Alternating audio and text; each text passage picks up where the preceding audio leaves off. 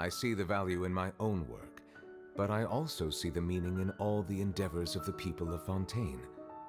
I believe I will continue to take pride in fulfilling my duties.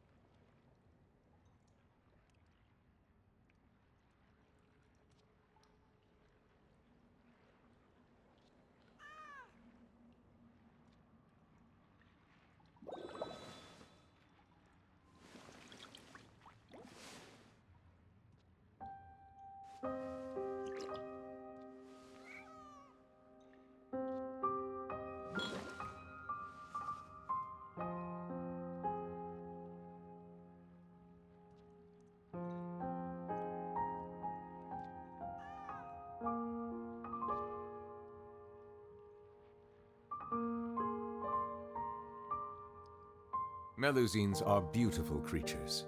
They are the pride of Fontaine. Be sure to befriend them and cause them no harm.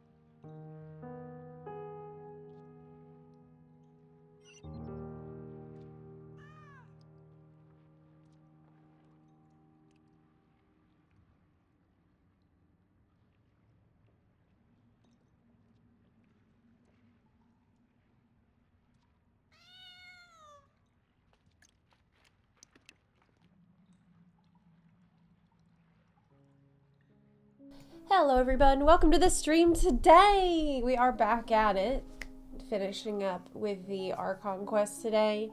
Yesterday we only did about half of the Act 5, and today we're gonna finish it because I'm sick.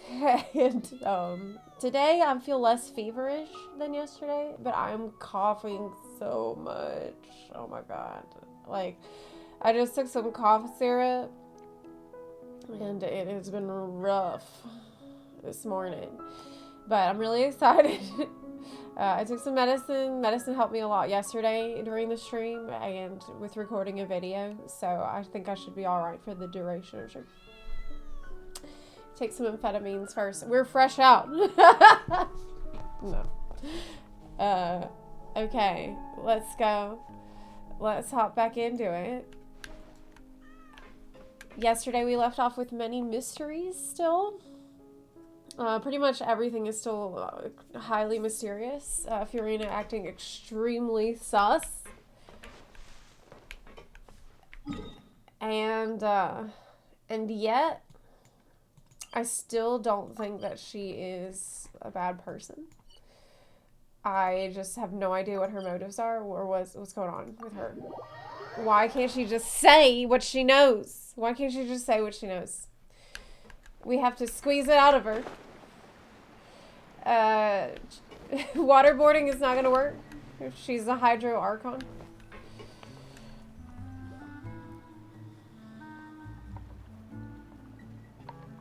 Okay. It's been a tough few days, hasn't it? So much has been happening. Those meetings, sir... Those pretzels sure are making me hungry and thirsty. Hyman didn't think the meetings would go on for so long, but everyone seemed pretty fired up, huh? Yeah. Hyman thought they'd be at least a little friendly. Meetings. Oh yeah, the friendly. Yeah. Hyman thinks about it, but everyone else just looked a little surprised. That's where we left off yesterday. Do you feel more confident after the meetings? Well, it's hard to say. Hyman doesn't have any experience with this sort of thing. But with you around, Hyman sure will do great. After all, you're the most reliable person in the world, aren't you? No. No, is something wrong? Did you just pour some tea? Hyman didn't notice you doing that at all. No, I didn't. Then what's that? Uh-oh. It's a ghost. Paimon's never seen that cup before. Don't be frightened. I'm just joining you two for tea. I merely refrained from saying anything till now. Oh my god, the tea's talking to us. Who's that voice? But there's no one here. It's the tea. Ah, have you forgotten me already? No, I moved on to Pepsi. Wait, you are familiar. You're the voice we heard from the sky in Sumeru. What? The voice from the sky, I fear that description is wrong. Though, not completely wrong. Who? Voice from the sky. At the very end of the Sumeru quest. What? Bro, I don't remember that. Voice that said you can't change fate. Why don't I remember that at all? Oh my god. Yeah, I completely forgot. I trust you. I trust. Voice in the house. You're feeling lost now, just as you were feeling previously. Oh, the teacup! Oh, I yeah! sensed that confusion and thus came to you. Oh, yeah! Guiding people is an irresistible hobby of mine, after all. I broke it. Okay, yeah, I remember. I remember. You're feeling lost. Who are you? What do you want? Consider me a passerby, just accepting a commission from my friend's disciple on a whim. Allow me to ask, will Fontaine's prophecy come true? Will King Deshret really come back from the dead? The prophecy. Yes, what has been prophesied will be fulfilled. You may view such things as the history of the future. Hey, that's what was on the slabs. Wait, because it's history of the future because it's a samsara? What? It's all in a loop. Everything is there always any way we can stop it? because everything happens in a loop. That's what Nahida said. I believe you have witnessed a failed attempt with your own eyes. Can everything in Tevat so easily be changed? This is fate. Ah, so you've caught on. Just as prophecies are usually only the future as seen from the perspectives of the gods, could things be happening in hidden corners where the god's gaze does not fall?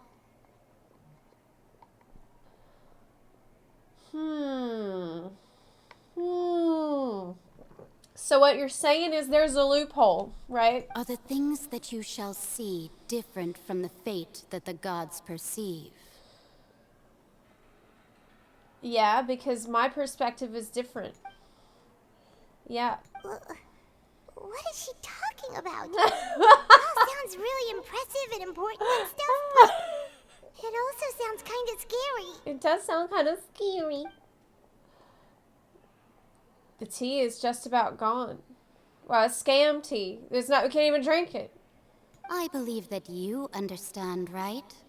Some things are insignificant, but others you must reach out to change.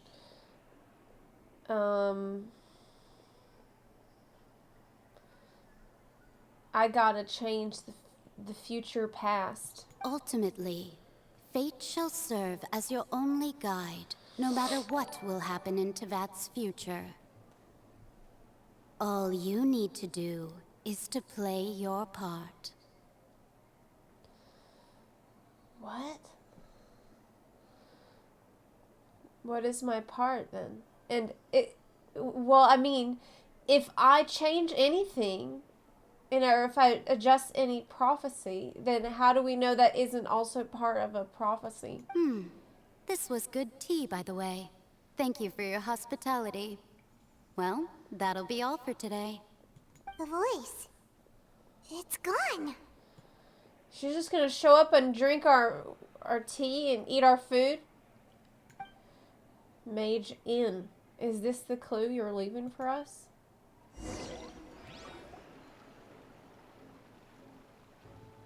When you wake up, someone seems to be outside. What? Paimon hears someone talking. What was that all about? Who is that person who's obsessed with fate, is always telling us about fate? Oh my god, you know who maybe it is? What if it's that god of time? You know? What was their name? Started with an I think. Anyway. Alright, coming!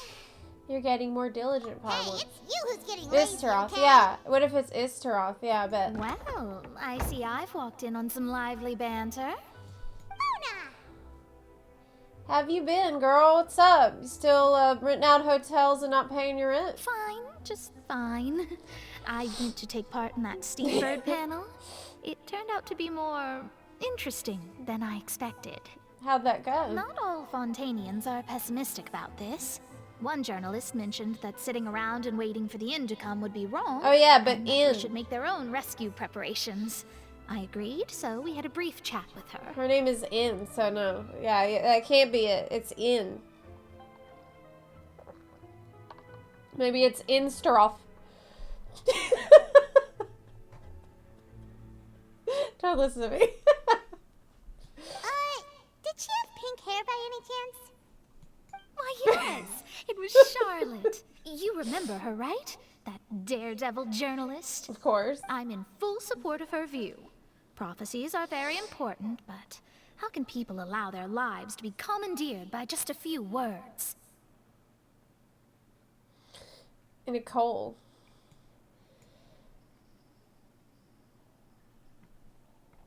Huh. Instagram. Yeah. Nicole. That's right! Paimon's glad to hear something sensible for once. Ah, yes. About what we had discussed before. I did try, but I'm afraid I couldn't reach the old hag. I'll try again tonight, but I wouldn't get your hopes up.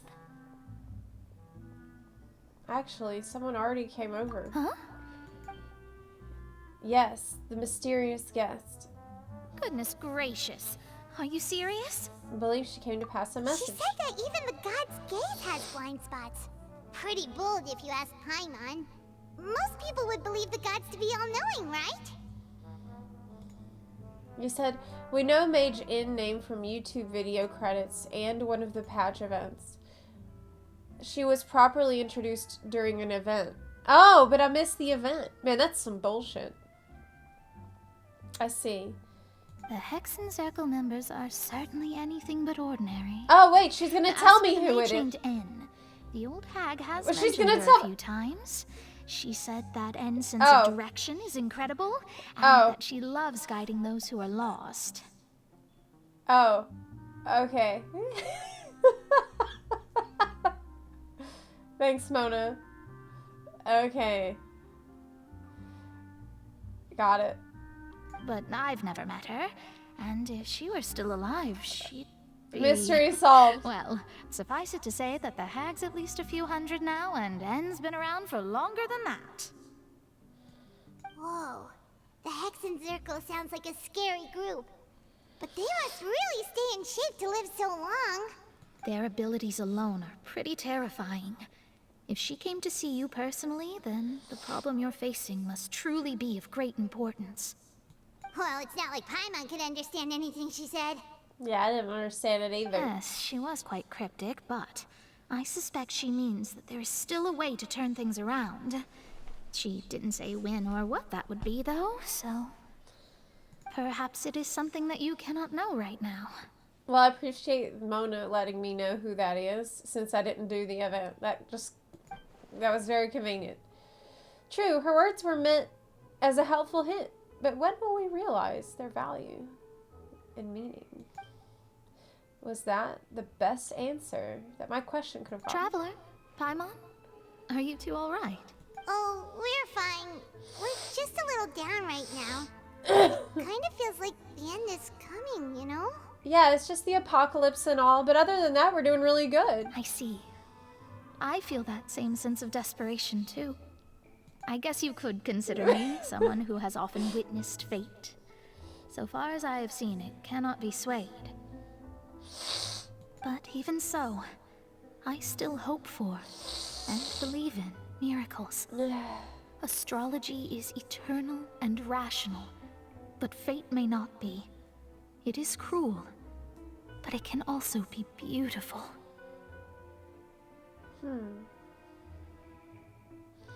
Perhaps that's what En was trying to tell you.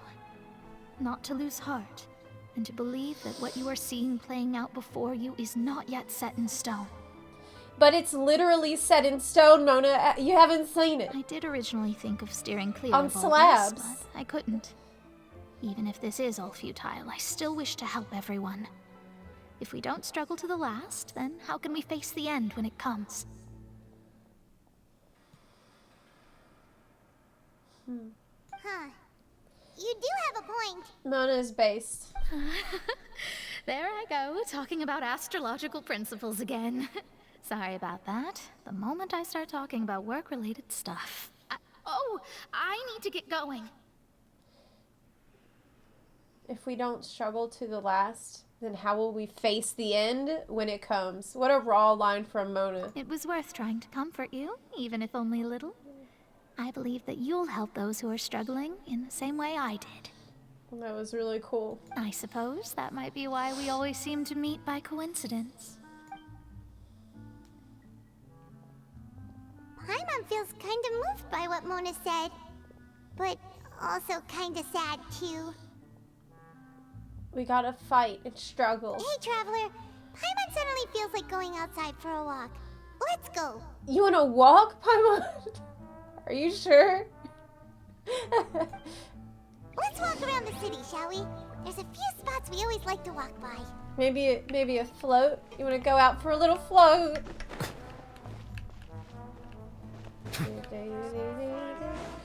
None of these people need to be down here. Everybody needs to get to high ground now. Everybody get to Sumeru. We need to start sending out the buses to get people away from this whole region. Because we don't know when another one of these events is going to happen, like happened in Posco. It could happen anytime. I'm really stressed about it because it was so awful what happened with Melus and Silver.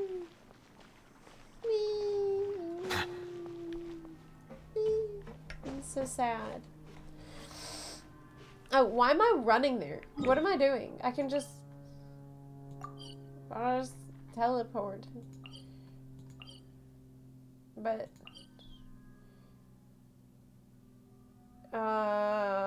it's underground, right? Isn't it right here? Because if it's blue,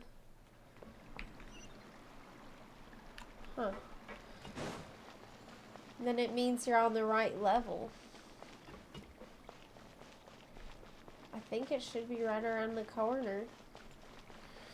Oh, it's above ground?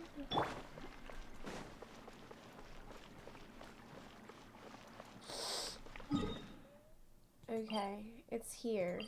Okay. Yeah.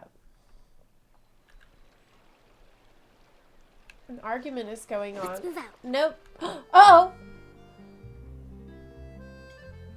Over here. Oh no, Lenny! No, Lenny, no! Shit! Lynette's not joining us today? I've had her follow Wait, Gemma and see if we is can this make any still inroads Archon with her. Quest or is this about They the should be at a weasel? cafe right now. No! Still, No! I don't think that Gemma's likely to open up to us. So, we need a contingency. Today, we'll be looking into a guy named Lorenzo, Caesar's former pupil and assistant. When Caesar passed away, all the stolen goods discovered in his home were confiscated and returned to their rightful owners. But Lorenzo was the only one privy to all his magic secrets, and he inherited his craft. It's just like whenever you go out to the store hoping that you don't run into anyone you know, and that is going to be the day you run into every person that you know. Before long, Lorenzo was the next big magician in town, his fame surpassing even that of his master, and it made him very wealthy. He's since left the magic scene, though, and these days, he's a wealthy businessman with his fingers in a lot of different pies. We don't need to get in all of his fingers and pies. I had to pull a lot of strings, but I managed to get him to agree to a couple of drinks with me. Be warned, though, I hear he's got a hair-triggered temper. We'd best be careful. Can you drink? Lenny. Oh. Yeah, I'll totally meet up with you later at the, Oh shit, you know what? Quest. Yeah, oops.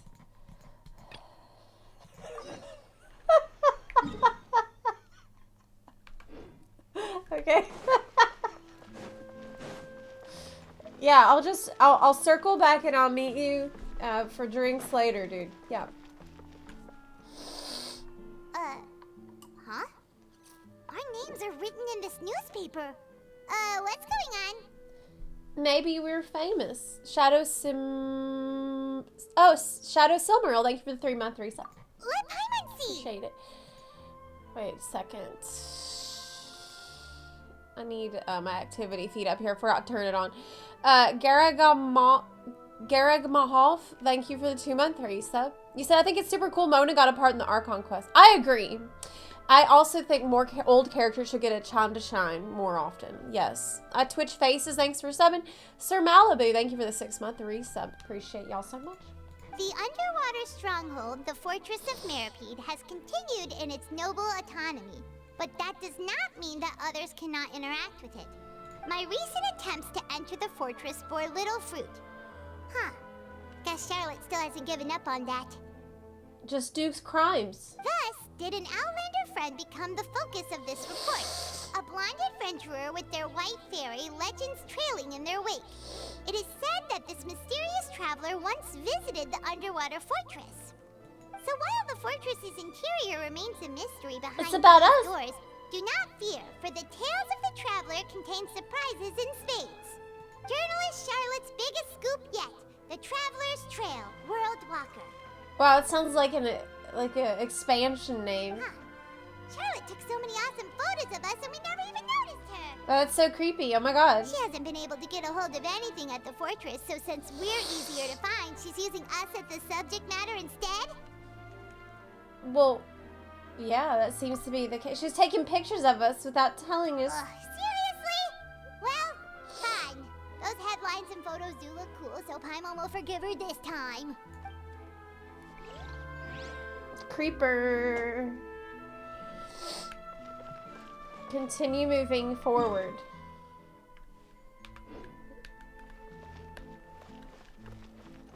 Okay. Am I going forward or backward though? Right now. Don't say weasel. It's not going to be weasel time. It's not weasel time. It is weasel time.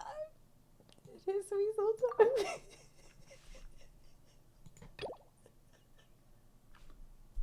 It is weasel time. No. No.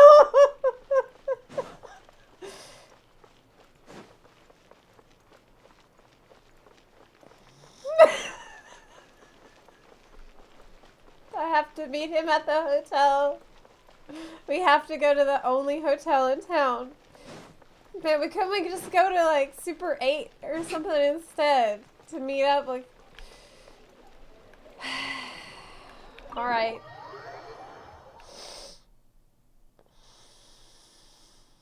Lanny's like, oh, you're gonna do my character quest. Like it or not, you're doing it. You said you would do it. And you're gonna do it. You neglected to mention that you were bringing 2 other people with you. My apologies. These 2 are my assistants. When they heard that I was meeting with the former magic maestro himself, they begged and pleaded with me to bring them along. I did not. I did not beg and plead. A couple of autographs would really make their day. Oh, forget the pleasantries, just sit.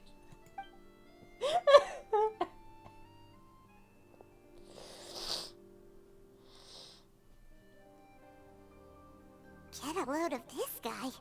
Forget the pleasantries, he says, but he looks pretty happy about Lenny stroking his ego. I only Don't agreed say that to so meet loud. since we're both magicians. Do me a favor and cut to the chase. I have more important things to do than drinking. Much obliged, sir.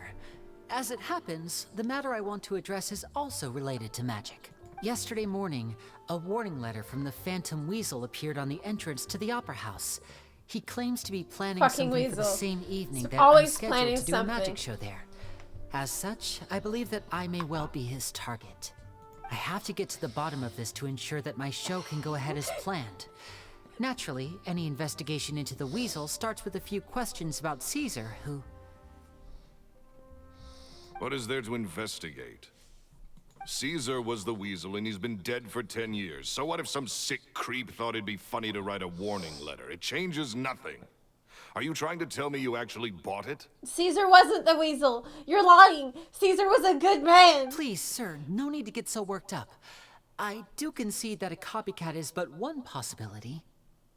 Possibility? It's a fact, Lenny.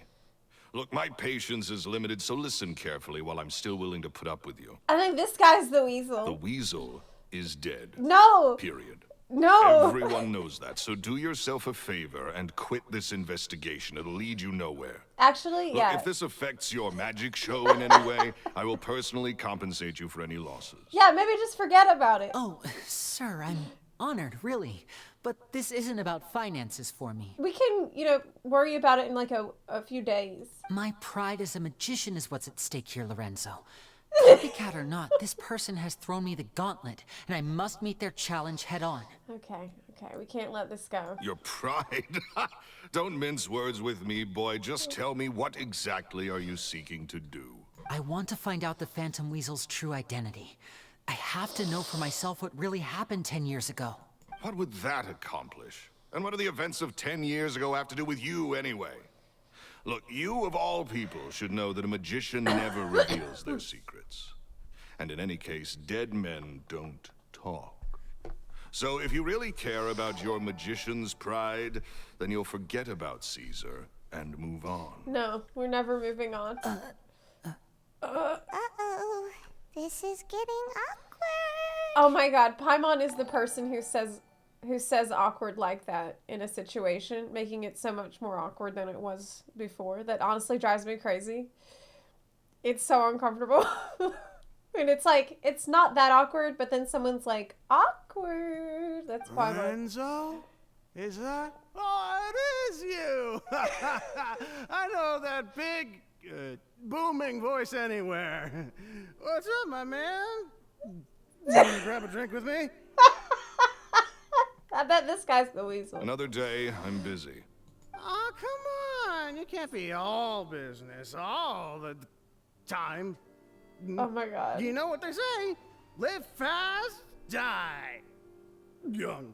You gotta learn how to kick back and relax once in a while.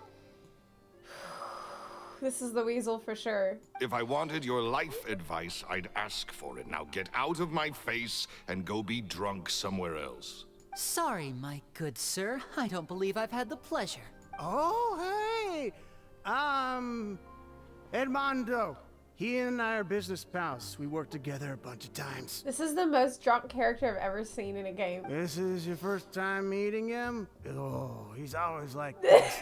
Foul-mouthed and hard-nosed. Never heard a kind word out of this guy the whole time I've known him. And he wonders why he can't get a girlfriend, despite being, what, pushing 40, 30, something? Oh my Anyway, god, oh my point god, is, oh my god, oh my god. a lot older than when he first got rejected by the girl he was into. And he's still into, from what I hear.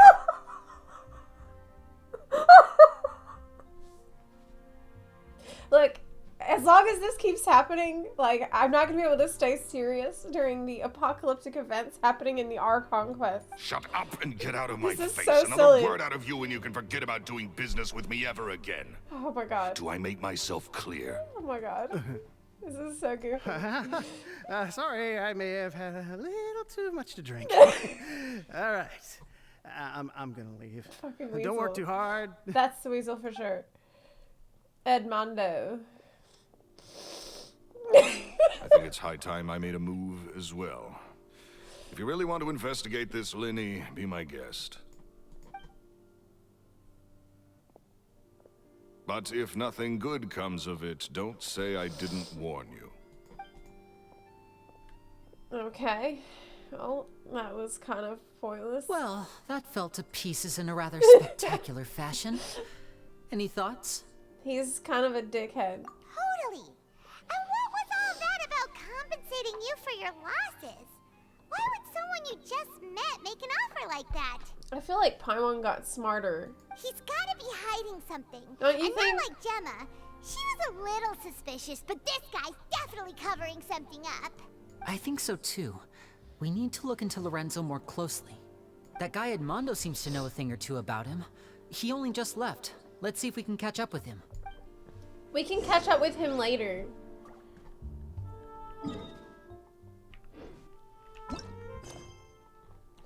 No, we can't.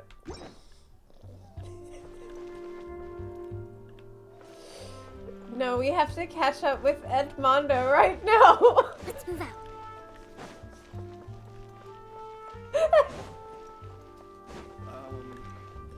Edmondo! Hey! Hey, where are you, Edmondo? I was just searching. Or did you go outside? Best friend?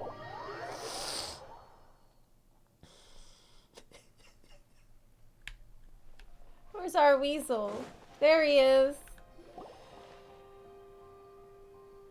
He's puking. You okay there? Who are you? Oh, it's you guys. Don't worry about me. I must have had one too many. I just need to ride it out. I say way too much back there, didn't I? Yeah, I nearly talked myself into complete financial ruin. Note to self, no more drunken chats when Lorenzo's around. He likes it. He was serious about threatening to cut you off? Ugh, Paimon knew he was a bad egg. Hey! Keep your voice down. Don't go prying into Lorenzo's personal affairs. Bad things happen to people who ask too many questions. Or make an enemy out of him. What kind of bad things? Don't even ask. I'm sorry. I'm gonna have to cut this conversation short. I'm not crossing that line again. And take it from me, trouble with Lorenzo is one thing you don't need in your life. You saw him flare up back there. I don't know what you said to him, but clearly it touched a nerve. That's not a good sign. You're too young for this. Don't get in over your head. I'm leaving. Look, this VA gave it his all. Like, I have so much respect. Like, really? He gave 500% on this performance. And there he goes. What do we do now, Lenny? What do we do now? Yeah, I mean, there's nothing else we really need to do. Shh. I think we're being watched. Someone was listening in to our whole conversation. Oh my god. We have a creeper. Don't say anything and don't look back. Any altercation in the city will attract the guards. We'd better take this elsewhere. We're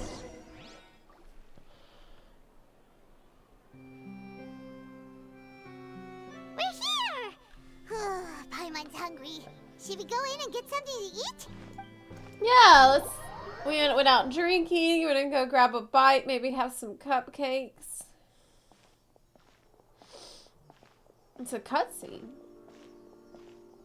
Whoa. Hey, quick! Look! Is it a weasel? That's the limited edition, only 16 slices a day cake! It's a cupcake! Yeah! It was so delicious the last time we tried it. Despite the tense situation we were in, let's give it another go. Paimon's sure it'll be great. We can't let anyone get it. We gotta eat it all first. One slice of cake, please. What? Someone showed up after all. We're too late. Oh, I bet it's the the one weasel. from the Palais Mermonia. Oh, are you here to buy cake too? It seems Monsieur Neuvillette was right. You really can eat. What did he say about me? Oh my god, did he really say that? Does he think I'm fat? Wait, did he really say something like that? Oh my god, no he didn't. That's right. Even he has his own preferences when it comes to food. As for No. me, I love the cake and coffee here. Oh my god. Oh my god, does he think I'm eating too much? Do you come here often? Usually every day. Every day? I'm just imagining this conversation with Neuvillette. Like, he's sitting in his office, he's talking to the Melusines. He's like, damn, you know, Paimon and Lumi, they eat so much. Like, they literally, I set them up for eating that cake, right? And I knew they'd fall for it and they'd eat the cake because they literally eat constantly. Like, I've never seen anybody eat so much. I just imagine this whole conversation It's going part on. of my daily schedule, apart from work. I shall have my cake and coffee. Then what if someone told you one day that this place would be closing soon and you wouldn't get to eat cake here anymore? What would you think? But why would it close? Well, Paimon doesn't know either, but maybe the waters will rise tomorrow. You know, like in the prophecy. Wait, are we back in the Archon quest right now? We're not. Oh no! I'm like, what a fucked up question, Paimon. That's so rude. I'm like, holy shit. She just said she likes to come here to get her cake and coffee, and you're like, well, what if it flooded in the apocalypse and you couldn't get cake and coffee here anymore? And I'm sitting there thinking, wow, Paimon, what the fuck? Oh wait, we're back in the Archon. Okay, we're back in the Archon quest. Oh, the prophecy. To be honest, I haven't Right? paid much attention to that. No, still, even if there'd be no more cake tomorrow, that wouldn't keep me from having some today. That's based. No, it's the same for eating in general. You might not be able to eat tomorrow, but if you can do so today, then you should carry on. That's what people call living, you know. Wow, she's so matter of fact. She's letting me know how to live my life. Huh. Are we... Like, I don't know for the weasel quest or no, we're not. Don't be sad. don't Excuse know. me, could I have 2 more slices of cake to go? These 2 slices are for you. Sijin said that this kind of expression you're making is what humans call being sad. Oh, you know Seatween? We got cake. I sure do. She was born before me, and she sometimes comes to the surface Edge. to teach us things Edge. about humans. Edge. Oh my god. Oh, I need to turn... I don't have my dashboard on. So I couldn't see the edge coming. Wait, is it still going right now? Because I just opened the dashboard so I can't see how long the edge. Type, can you let me know when the ad phase is done? Oh my god, we have Twitch drops active for Genshin Impact right now? Oh man, I should put that in the title. Drops. That was probably there yesterday too. I just noticed. You're done? Okay.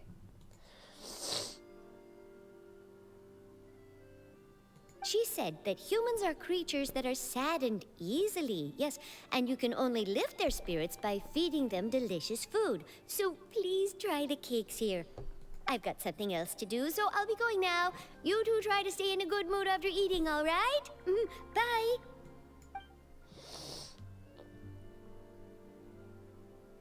I want a cupcake. And there she goes.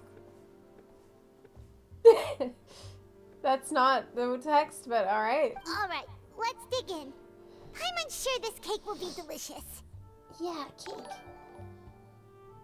Snarf down the cake. It's more delicious than last time.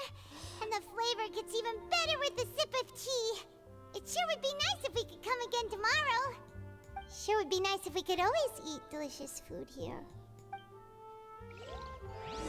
But it's apocalypse.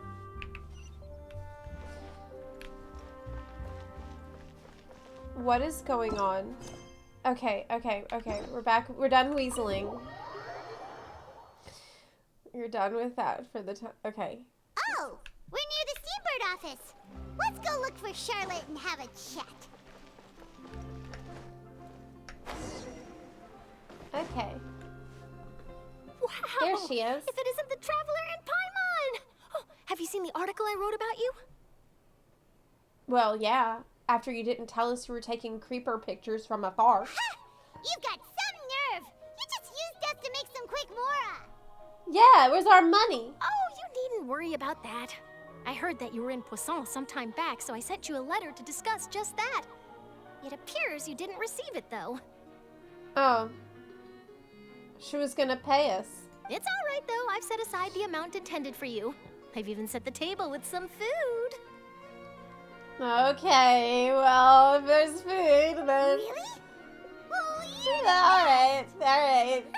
You're just a little too easy to win over, Paimon. If I were a journalist with ulterior motives, you'd be in trouble now, you know. Oh, Paimon knows you're not like that. Still, what brings you here all of a sudden? Were you looking for me? When Mona mentioned you, we thought of coming to see you at work. I see. It seems you've already bumped into Mona here in Fontaine. Mm-hmm. So she mentioned me? What did she say? She said that you're a real daredevil of a journalist. Was that Paimon doing a Mona impression? Nice. In which case, can this daredevil journalist dare to request an exclusive interview with the legendary Traveler and Paimon? No. Huh? So your article in the paper today doesn't count? Oh, of course it doesn't. That was more like live photography. What I'd like to do is dive deeper and ask you to talk about the things you've seen and experienced. You seriously want to interview me? Yeah. Are we even qualified enough? Why not? If I say you're worth an interview, then you're worth it. But not right now, of course. I'll need a few days to prepare. Oh. In that case, we'll just chat when you have the time then? Oh, so that's a yes? Ooh, splendid! I'll tell the editor-in-chief immediately. I'll have to apply for lighting, a venue, some props, and... Whew, so much to get done now. Talk to you later. Okay. Wait, Charlotte, Paimon's still got a question for you. And what's that? If, just for example, Fontaine were to be flooded tomorrow, what would you do today? Huh. That's the prophecy you're talking about, isn't it? I mean, I do hear about it often, but I've never once thought that the day could be tomorrow. Well, it is tomorrow, so you better get going to If you're seriously asking, then I might try and think of a way to leave Fontaine. Oh, but I'm still a journalist first and foremost. That means I have a duty to be reporting from the scene. And secondly, I wouldn't forsake my homeland that easily. From what I've seen, most people don't know what they'd do should the worst come to pass. In truth, it might be better just to behave like normal rather than worry over such an end. This is like a little unsettling because it reminds me of when when we knew the war was about to start in Ukraine and we couldn't leave at the time. Like there was just nothing we could really do at the time. And I remember like going to our favorite restaurants.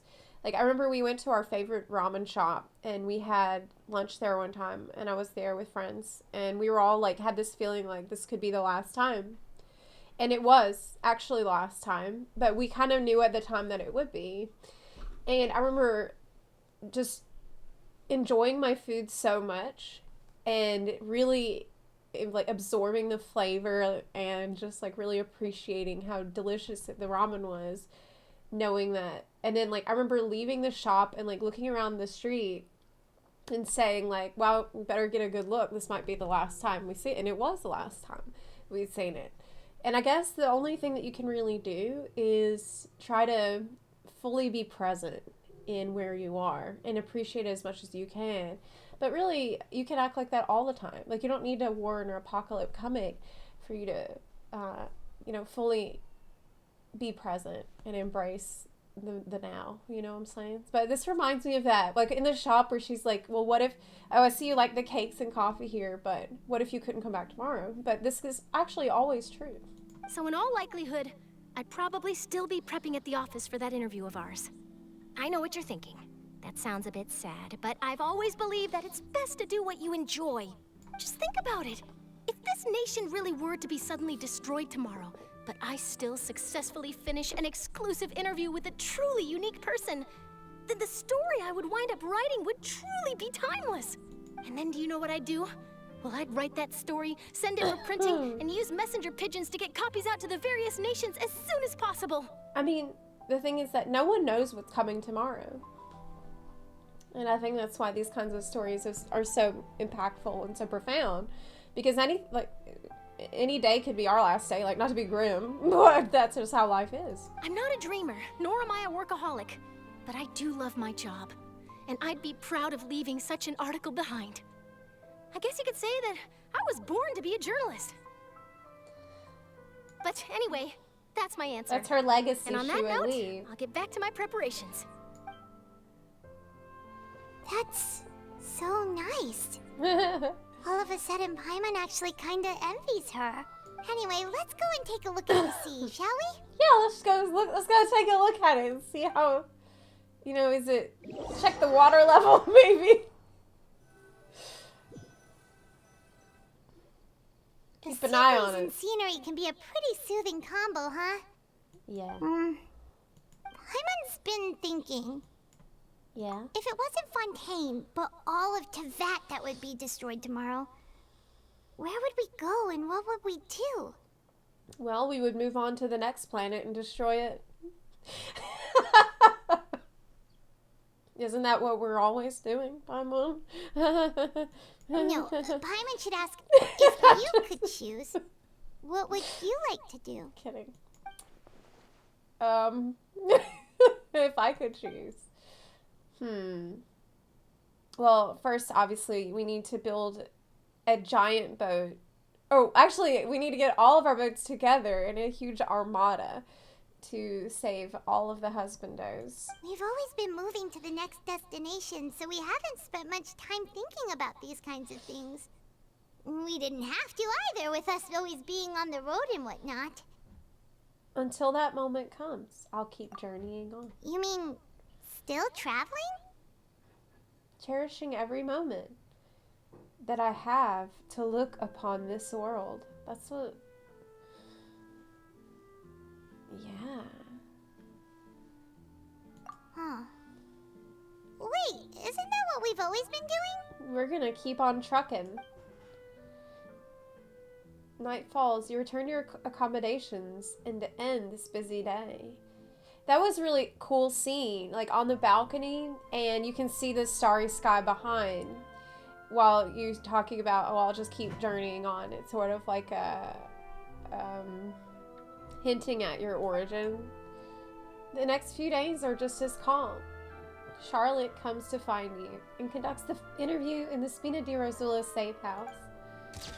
Navia, having finished her business in Poisson. Yay, Navia! Even drops by to take a photo. We got a selfie.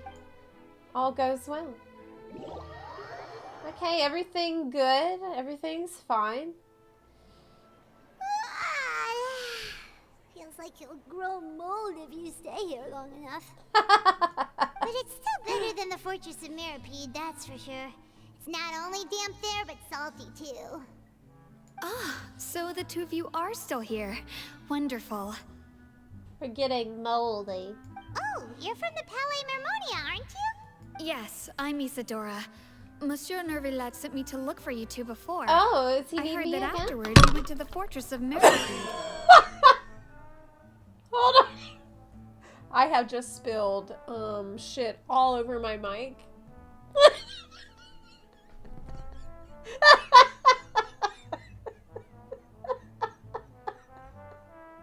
Shut up. Shut up.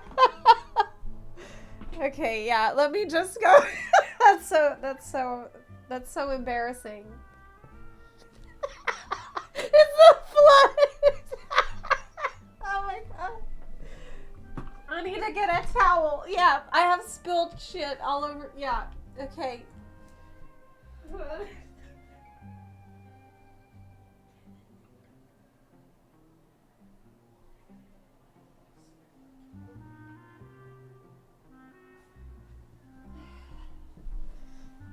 my god.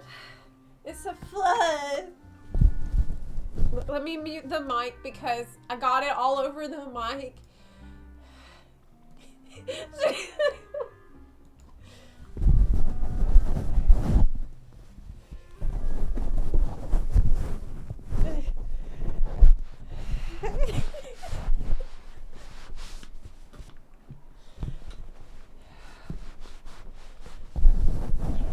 Oh shit! Oh shit, I didn't mute it! Oh my god, I'm sorry! Oh my god, I'm sorry, I'm sorry.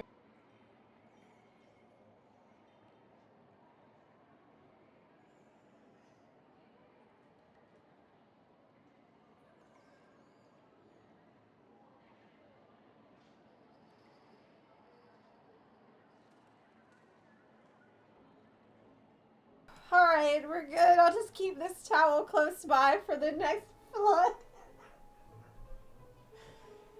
I'll put this right here. Oh, I should probably get a sippy cup.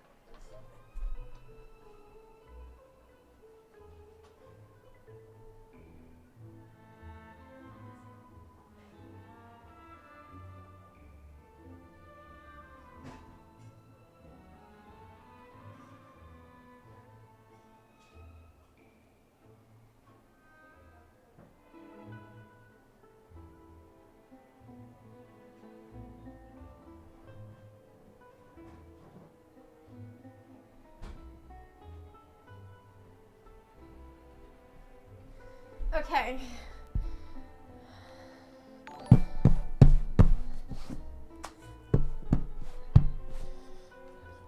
My sippy cup is dirty. Yeah. So I can't use it. Okay. Least scuffed Zepla stream. That's so true. Okay. That literally all it took was her saying, "Oh hey, I'm Isadora. Monsieur Nouvelette sent me to look for you before." And I'm like, "Oh really? Does he need to see me?" Not at all. I'm well aware that you're friends of his. Actually, I'm here to pass along a message from him. Oh my god, what is it? Yes, inside the Opera House. The Maréchaussée Phantom has declared the incident a small-scale riot. What? Is he okay? A riot? Well, that said, I Of don't course he's okay. personally It's think it was that serious. Lady Farina was watching a performance at the Opera House, and while she was resting during an intermission, some other audience members suddenly started harassing her. What? Was she sleeping during intermission? Loudly accusing her of doing nothing about the prophecy crisis. But that's true. And before she could respond, others started to join in. The crowd continued to grow, and protests against the Hydro Archon started to break out. Yeah, because she's not that... I mean, what does she expect? So people have started to put the blame on Farina.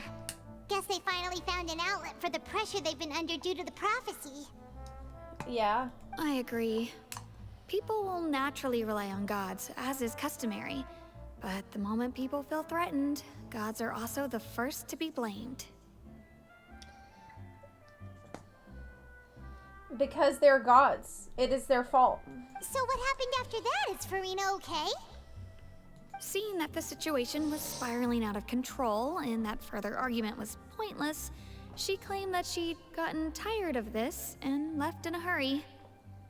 Uh-oh. The Maréchaussée Phantom had their hands full maintaining order and did not catch where Lady Farina had gone.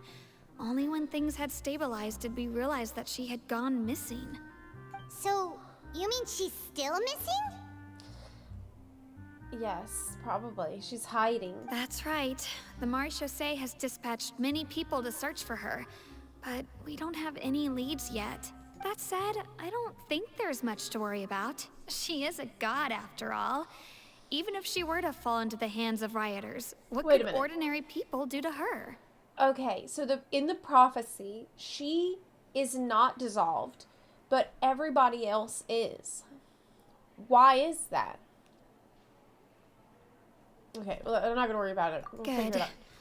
Monsieur Nervillet sent me to tell you about the situation, but he didn't say anything else. Well, she's the Archon, so it wouldn't work the same. Don't worry, this is more than enough to go on. Thanks for keeping us informed. But what if there's another reason? I mean, no, it should be an Archon, so it doesn't work the same. Ah, is that so? Well, But, all right but then. still, In that case, you two take care. I'll be heading back to the Palais now. why is it like everybody else has this original sin, but she seems like the most guilty party? Why is it all the innocent people that are getting dissolved, but she's the one that is acting the sounds like most we sus? should hurry over to Poisson then. Ah, I don't know what it means. If we know Farina, she won't try to fix things in this situation. Poisson. Instead, she'll look for a place to wait out the heat. I mean, yeah. If you wait long enough, the problem will go away.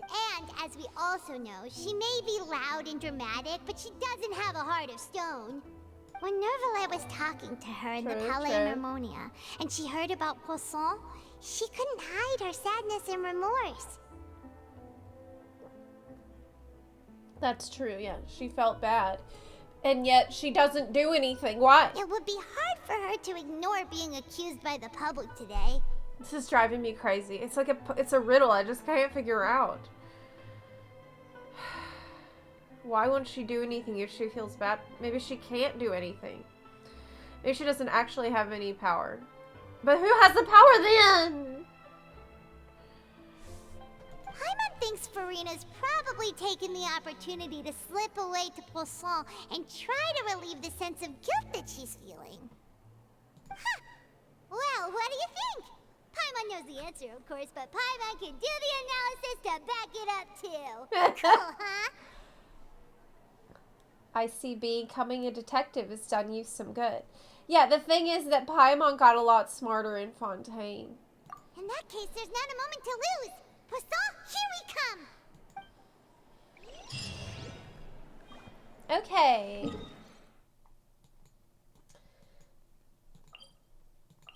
Poisson. I think that means fish. This place looks Could Farina really be here? It looks Let's try to find her as soon as possible. It looks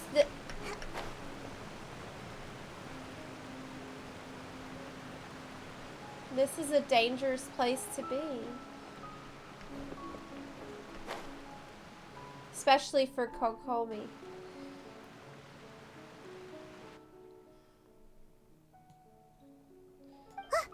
That's Farina, right over there. She really is here all on her own. Should I just give up? This is all meaningless. What was meant to happen did happen after all. Everyone's dead. Was she trying to stop it in some way, but it's not working? I'm sorry. I am so sorry. Give up, Farina. There's no point in holding out. What the fuck? Can't you just say what it is she's trying to do? I'm sorry. But what can I even do? Other than to repeat meaningless apologies over and over. This is driving me insane. Who's that? Don't worry, Farina. It's just us. So it is you, blonde traveler New voice. from another She land. changed her voice. Why, to- I almost This is thought so you were crazy. summoned from that mob of my ignorant subjects. Come to kneel and beg for my forgiveness. Look, I have so much appreciation for this VA. Holy shit. Like, she changes into this, like, super pompous sounding voice as soon as she realizes she's gotta, like, switch over. It's really unnerving, honestly. Farina, you were crying just now, weren't you? The tear stains on your face are obvious. What do you mean, tear stains? What range I remember. The show at the Opera House earlier this morning was so moving. I'm still trying to process it. Who did that uncivilized rabble think they were, disturbing my enjoyment of the arts?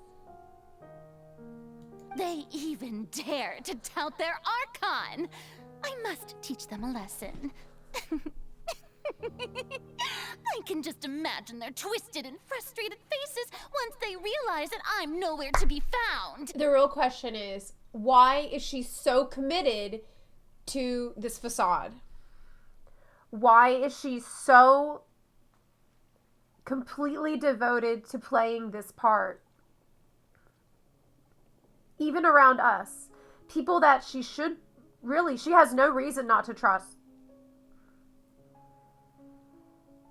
This is the thing I don't understand, because clearly it's very fucking important to her that she keeps this up to an extent that doesn't even normally make sense. Why? I'm trying so hard to figure this out, and I just don't have enough information, I feel like. Oh, and I'm sure Nouvellette and those people from the Maréchal Phantom are freaking out right next to them, too. Oh my god. You're actually devastated right now, aren't you? Of course not. Hey, there she is! The Hydro Archon's over there! Holy shit. Holy shit. Quick, after her! Oh, better not. I will fight you. Those people seem to be after you. We gotta fight him. We gotta fight him. They're just some rabid fans who want to cut the line because they haven't been able to meet me in person, aren't they? That's against the rules. I can't let them get their way. Farina just ran off. Probably a good idea. Quick, we have to catch up with her. I mean, if she's being chased by, like, people that want to attack her.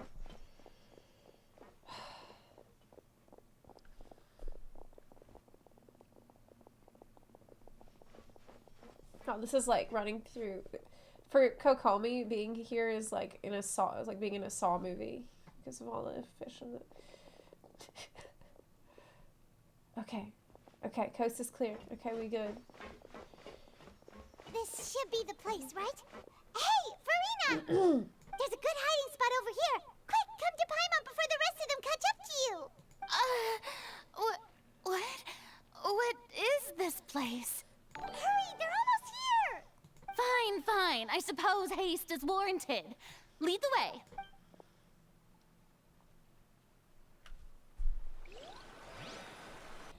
She's in real danger right now. If everybody, like, there's so many people in Fontaine that want to attack her.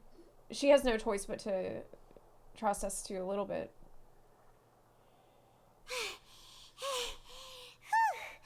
Paimon's exhausted. You're just floating around. How are you exhausted?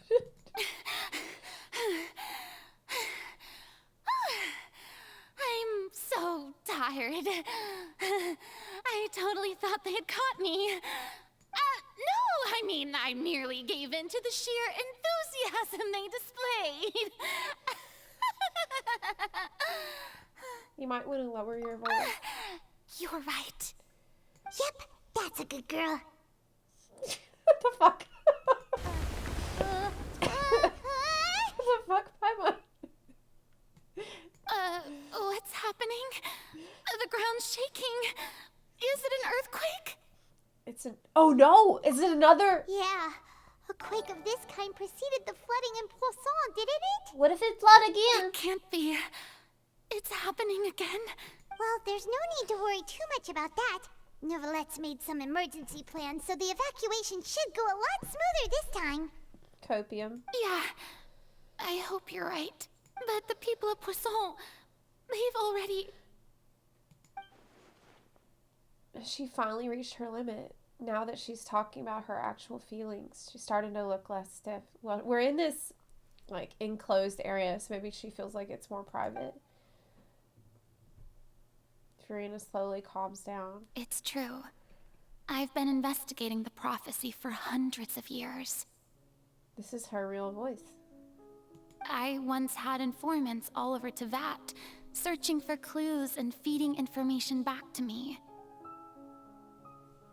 I've tried all kinds of ways too to hold back the sea. Anything to keep the coastline from advancing. But all my efforts proved to be futile in the end. Really, the truth has been clear to me for a very long time. We cannot make an enemy of the divine. No matter what we do, the will of the heavenly principles will have its way, and the prophecy shall be fulfilled.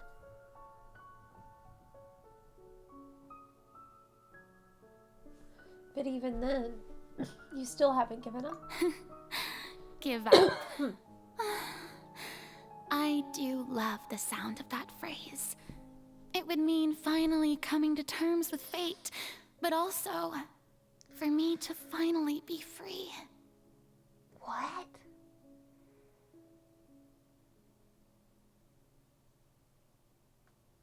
That's what I'm saying from before. She can't give up. It's almost like she is forced into this role. If she says that giving up means that she would be free, this is more than dedication to this part that she's playing. This seems like she's being coerced or something. I don't know. That also would mean all hope would disappear. Indeed. I've thought about giving up so many times. Oh my god, I don't know. Especially after we almost lost Poisson. Fate is really unreasonable, isn't it? It has no heart and obeys no rules. The prophecy has only just started to come true, and so many people have already lost their lives. It's because of the heavenly principles? But just now, it all became clear to me. I still don't have the right to come to terms with fate on behalf of everyone else. As long as the final moment hasn't come, it's still not too late. Don't worry. I will keep hope alive for everyone until the very end. No, I don't think that she's just being coerced. But it seems like there's some kind of intense pressure on her.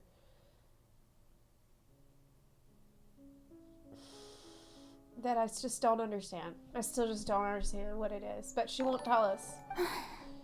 Because clearly she really wants to help everyone. She wants to save everyone. But this thing that she said where, like, if I gave up, then I would be free. This was really unsettling. Well, that's enough for now. Oh my god. I got the impulse to play the stricken maiden. But Back on her honestly, bullshit. considering my rank and station, that wasn't a good fit at all. Oh my god. Oh my god. This is so creepy. Like, genuinely. I'm so creeped out right now. Don't take any of what I just Oh my said god. seriously. Oh my god. How could I possibly let Fontaine fall to the whims of trivial prophecy? Nothing is okay. Nothing is okay. Come on! Paimon could have sworn you were actually being honest just now. You can't. She let the mask fall for a second. We're running out of time. We can't go back to square one like this. I have to get more information out of her. Furina, you might not have to shoulder this burden alone. Although I don't know what you might be keeping from everyone. Your people are more than willing to share your burden with you. Share my burden? That's impossible. It was fated right from the start that this would be my duty alone. But even if your burden doesn't need to be shared, you can still choose to confide in someone.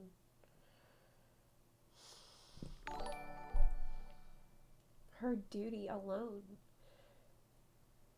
Because of the prophecy where she is the only one sitting on the throne, everybody, but why? But why?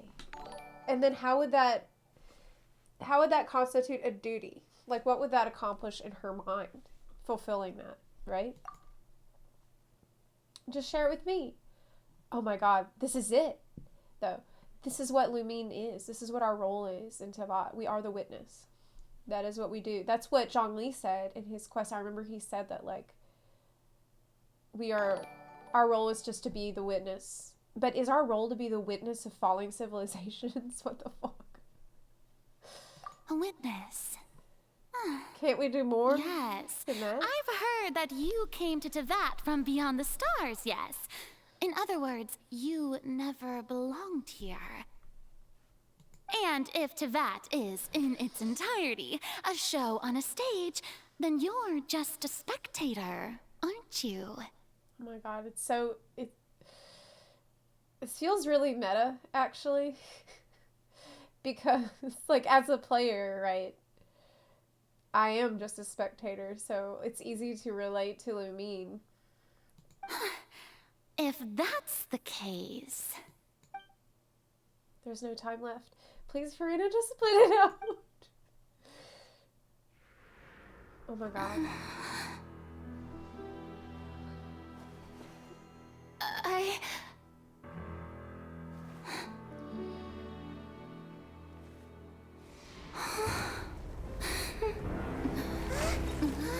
It's too late. It's like she wants to say, but she can't.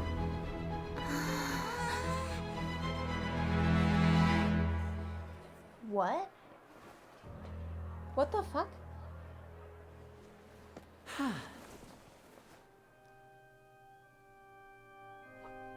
What? Ladies and gentlemen, That was the this plan? concludes my opening performance. No fucking way! No fucking way! That was the plan with... Wait, or is this more Weasel? No, it's not Weasel. It's not Weasel. Now, without further ado, we may proceed to the trial of our god. Holy shit! So, this is what it is. Yes, you deserve praise for the effort you took to raise the dramatic stakes. Do not forget, however, that I am Fosalor, the god of justice, the embodiment of justice itself. Does it not strike you as even the least bit absurd to bring the very concept of justice to trial? Wow. Wow. I did not expect. Oh my god. May I interpret these words as your refusal to stand trial? In that case, you will have the opportunity to defend your honor through a duel. You would draw your blade against a god? Just like Peepo shy. I don't know about that. I see. It seems like you have made up your mind.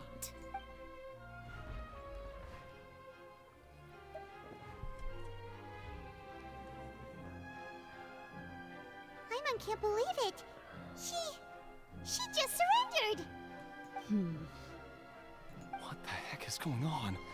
Did I just see an Archon surrender to a human? That means that she doesn't have power. Wow, how utterly humiliating. She doesn't have power. Lady Farina, what is the meaning of this? It would seem that there has been a misunderstanding. To be clear, the raising of both hands is not always an indication of surrender. Looking for excuses again, huh? I raised my hands just now to indicate my acceptance of the trial. No duel shall be necessary. I will admit that I've been running away for a long time. Oh my god. Oh my god. She knows that this is what has to happen, actually. I'm sorry, everyone. I was unable to protect the people of Poisson. It is my duty to stand trial for my crimes. You are not the only ones to Why be do I feel disappointed so bad in for me. her, even though it feels like it is her I, fault? too, am exceedingly disappointed in myself. Because that's really her. Like, she really is so disappointed. Why? But now, it is time for the Hydro Archon to show you her courage and resolve. It's like the part she's playing is Hydro Archon. This is it.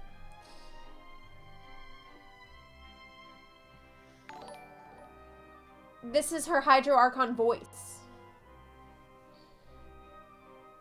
When she changed the voice, she was like, it's time for a Hydro Archon. So this is a different character in her mind. Which means And she doesn't seem to have real power. So where the fuck is the real Hydro Archon? I, Farina, will use no way this it's her. trial to show the world the true meaning of justice. This time, I will protect you. Wow, what? Applaud and rejoice. One of the most outrageous and fantastical arcs known to the opera epiclese is now unfolding before your eyes. Mark my words, this shall be one of the most exhilarating and brilliant shows ever to grace the stage of Fontaine. The trial of the Hydro Archon, Focalor, will now begin! Oh my god. Woohoo! I'm excited. Now we're making history. I'm also overexcited audience member. he's not a fan. Why does it feel like Farina just took over the whole thing? Like, come on! Didn't she just get forced to stand trial for her crimes? Because it's showmanship, Paimon. Ever heard of it? Also, even though she's still acting super dramatic, she is taking this seriously this time, right?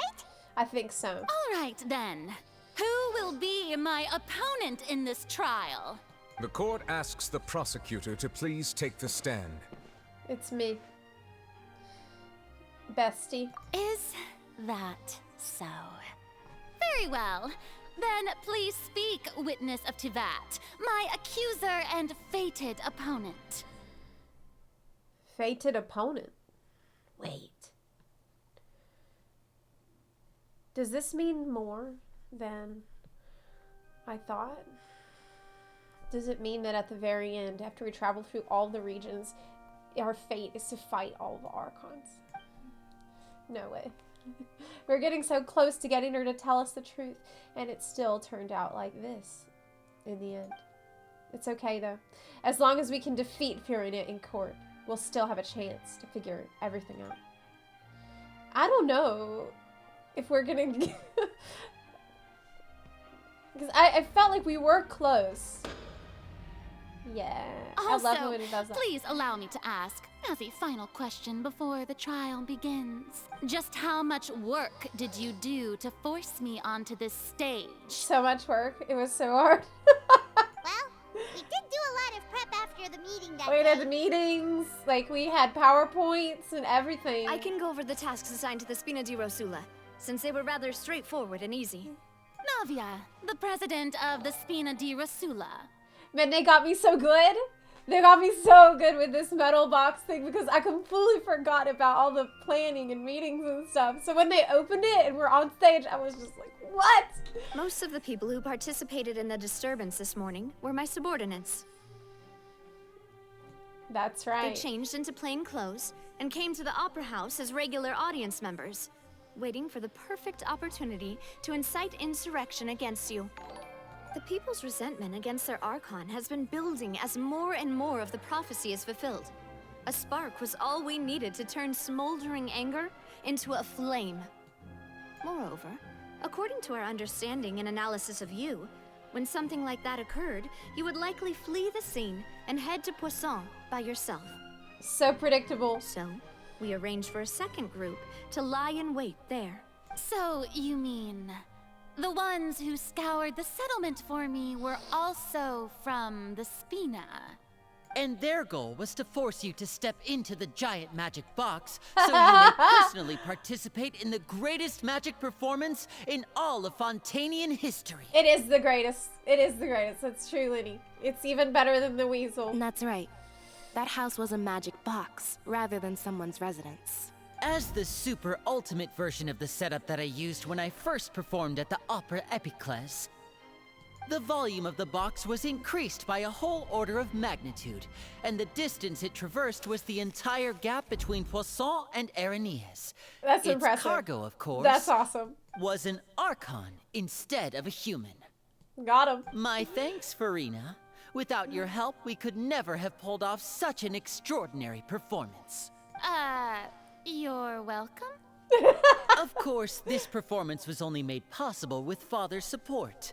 The House of the Hearth spent a massive amount of labor in Mora to pull this off. Oh my god. What is going on here? Is this like the whole contraption to move it out? Yeah. We had to select a location, construct the giant magic box, dig a tunnel, and open up a path through the water. It was a lot of work for all of us. Wow, it's really convenient that she went to Poisson then, because what if she went to McDonald's instead? Like, then what? It's like, that's what normally happens in D&D, right? Like, in D&D, you're trying to make a campaign for your players, and you do all of this shit, and then the player decides to go to McDonald's instead of the... So, in other words, Thankfully, the she went to earthquake Poisson. that we felt within the giant magic box was just a normal tremor from the transportation of the whole house?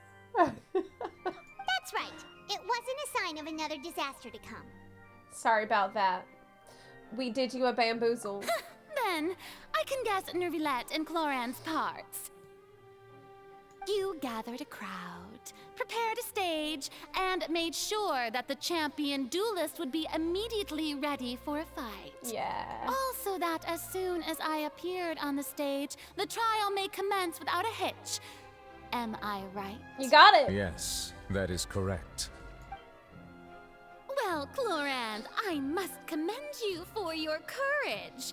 Only the most outstanding champion duelist in all of Fontaine would accept a duel with an Archon without flinching.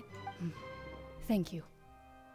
As for you, Traveler, I suppose your role was to keep me distracted with conversation once you found me in Poisson. This part kind of sucks. Like, I mean, it sucks that I had to do that, because I felt like she was starting to open up to me a little bit and starting to trust me a little bit. But really, the whole time, I'm doing a giant bamboozle, so I feel a little bit bad. You'd make sure that I didn't notice anything amiss before revealing yourself as my prosecutor once we'd arrived onto the stage. No. Oh? My mission was to give you one last chance. Oh, okay, it's explained. Okay, it wasn't just to... Okay, it wasn't just to distract her with conversation while we were... Okay, it was to give her a chance to see if she's gonna talk or not. But she failed. Okay, that's fair. That's fair then. We hoped that you'd share your secret with us before the magic box arrived onto the stage. That's fair. Is that so? Then I suppose I must Because have time missed is my running final out. chance. So it's okay. It's fine. It matters not. What's done is done. The stage is already set, so there's no reason still to feel bad disappoint for the her. audience. Let's see this trial through to the very end. The only thing we can do now is to judge the Hydro Archon. Still, I can't help but be a little bothered by that conversation earlier. Yes, that's what I'm saying. What did Fiorina want to say to me right before we arrived on the stage? She was right about to fucking say it. Madam Prosecutor, please allow me to pass this along. This is a document that Miss Charlotte applied for and Esmond received permission to share with you was during here. the trial. According to her, it should speed up the proceedings. Oh? Charlotte's helping. Charlotte wanted to give us something?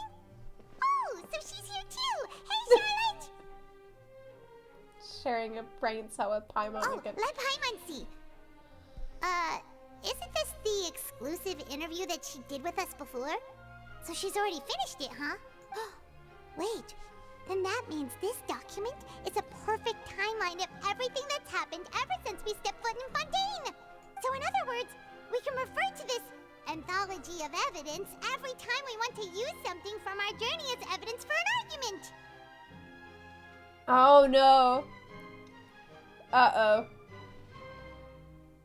Uh-oh. You know, does this mean Detective Paimon? Let's quickly confirm the information in it. Just think of it as a refresher, alright? I hope so. You defeated the Hydro Archon in the very first duel you took part in at the Opera House. That's one for the history books, all right. Okay, there was the Opera House. I became Linny's attorney. There was a murder case that happened. They were cleared of the accusations, but we found out they were members of House of the Hearth. I remember didn't that. think that you'd wind up getting to the bottom of the case I'd been following all this time. I guess you could also see this Bashir. as a happy coincidence. was a really sick bastard who kidnapped and dissolved young girls for his experiments. It was horrifying. But he really got a great ending. He had a justice at the end. Really good justice. This is the first time Monsieur Nervillet had a Oh, difference yeah. of opinion with the oratories. Even the Hydro Archon can't figure it out. Child getting absolutely nuked into oblivion by my new husbando. I mean, look, I still love Tartaglia, okay? I love him. Look at him. He's so cute, right? But anyway. The Tui Harbinger. She's an extraordinary person. Her instinct must mean something. Meeting with the knave. Right. That was the most uncomfortable conversation that we've had in the game so far. Like, eating cupcakes and just sweating bullets. Okay, so she said it's possible not only is Fiorina not really the Archon, but that she is actually afflicted with some sort of curse. Which would go back to what was talked about in the conversation that we had in the metal box, where she said, you know, if I could give up, then I could be free. That was the thing that really stuck out to me that I thought was concerning. So maybe that is true. The fortress of Meripede was almost destroyed in a single day. That I didn't witness that scene personally will always be a source of professional regret, I think. Right. Man, that was so sick. Oh my god, this scene where the sea is literally, like, the apocalypse is beginning. The sea is flooding into the fortress. And this fucking guy, like, he just goes down there, stops it with, like, one hand, not even breaking a sweat, and just stops the apocalypse with no issues. Okay. According to Monsieur Nervillet, both Child and that whale should have been in the primordial sea at that time. The whale. Yes. That's where he is right now with a whale. That's right. Okay, which is a big question mark. I don't really know. Is this whale good? I nearly lost my awesome friend Navia. To be honest, that still gives me shivers. Another situation where Neuvillette came in clutch.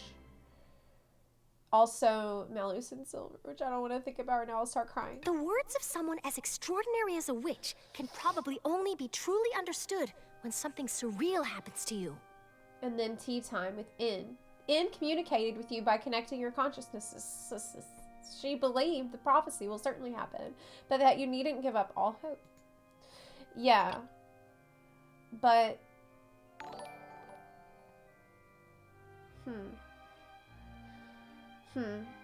But I would like to continue returning to Fontaine.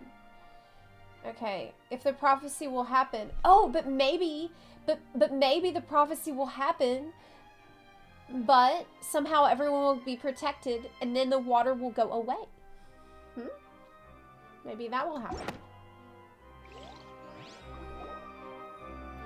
The prosecution and the defense are both in And position. everyone will live happily The ever trial after. shall now begin.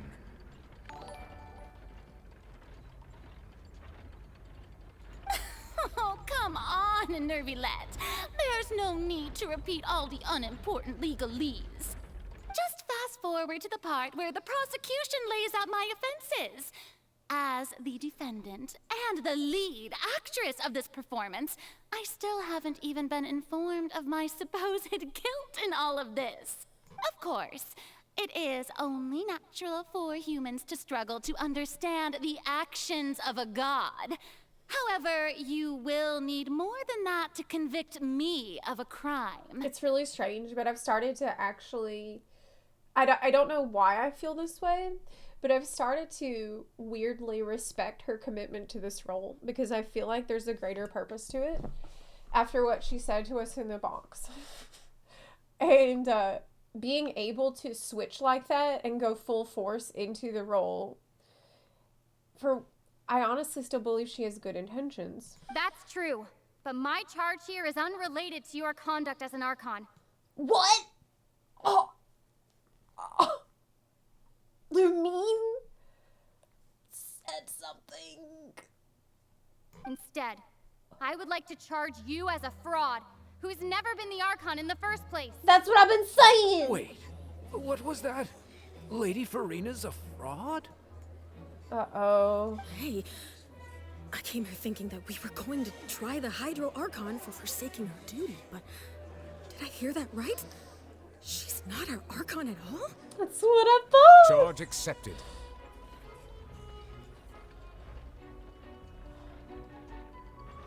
That means he's in charge. Yeah. Lady Farina, do you plead guilty to the charge? This isn't. Lady Farina. I bet she will. I plead not guilty. Oh, no. How can That's I fine. be guilty? There is no way that I, Focalor, otherwise known as Farina de Fontaine, a member of the Seven and the Regina of all waters, kindreds, peoples, and laws of Fontaine, could be anything other than your true Archon. This is the role she has to play. Yeah. Even though Lady Farina can be rather eccentric, isn't it going too far to doubt her very identity? Yeah, I've never questioned her identity either. Oh my god. Sure, Lady Oh my Farina God. can be super irresponsible, but what grounds does that prosecutor have to make such a huge claim? I have cause to believe that common sense will prevail in this case. Many of the members of the audience have known me as the Hydro Archon ever since they were born. There would be no fooling their memory. See? Even the Oratrice has decided to show me its favor. Are you sure you want to commit to a charge that will never be upheld? I mean, Nahida said, oh, the Hydro Archon, she's really eccentric. I remember that. If you wish to drop the case, I can promise you as the god of justice that you will not have to face trial for making a false accusation.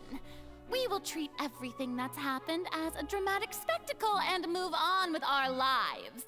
What do you say to that?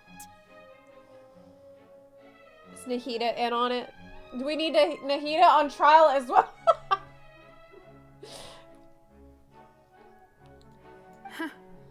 An argument with near impossible odds, huh? We have to not only refute Farina's claims, but also overturn the long-held beliefs of the people. The people only see you as their Archon because of that is their long-held belief. Well, I tried to give you the chance to surrender.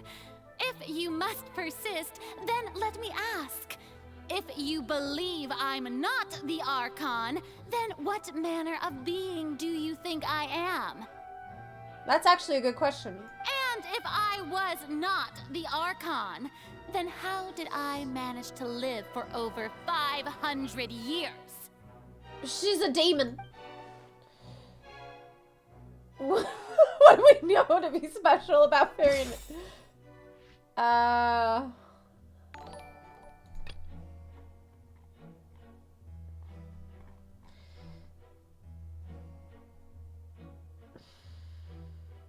From the meeting with the knave, Farina said not really the Archon, but how is any of these... Why can Farina live for so long despite being she's human?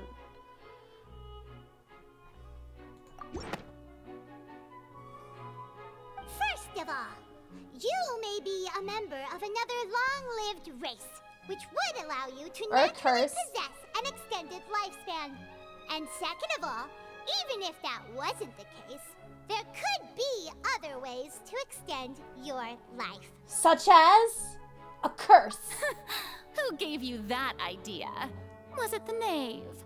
You'd sink so low as to use a harbinger's words against me. It doesn't matter who gave us the information. What matters is the veracity of the claim. A curse? I once thought it possible that the aura of an Archon might naturally resemble a type of curse. He thought her aura resembled a curse from the beginning. But he thought, oh, that's just how Archons are. But in light of this claim, perhaps what I sensed was not your divinity, but a curse after all. He's so beautiful. Why would they do this? It's so distracting, actually. You sensed it too, huh, Neverlet? How do you listen to what he's saying? So Farina, instead of an Archon, could you just be a cursed human? Lady Farina is actually a human?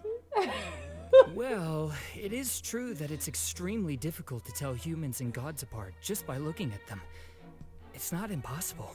But her hair is glowing, so she's not a regular human. Haven't you seen she's glowing a little bit?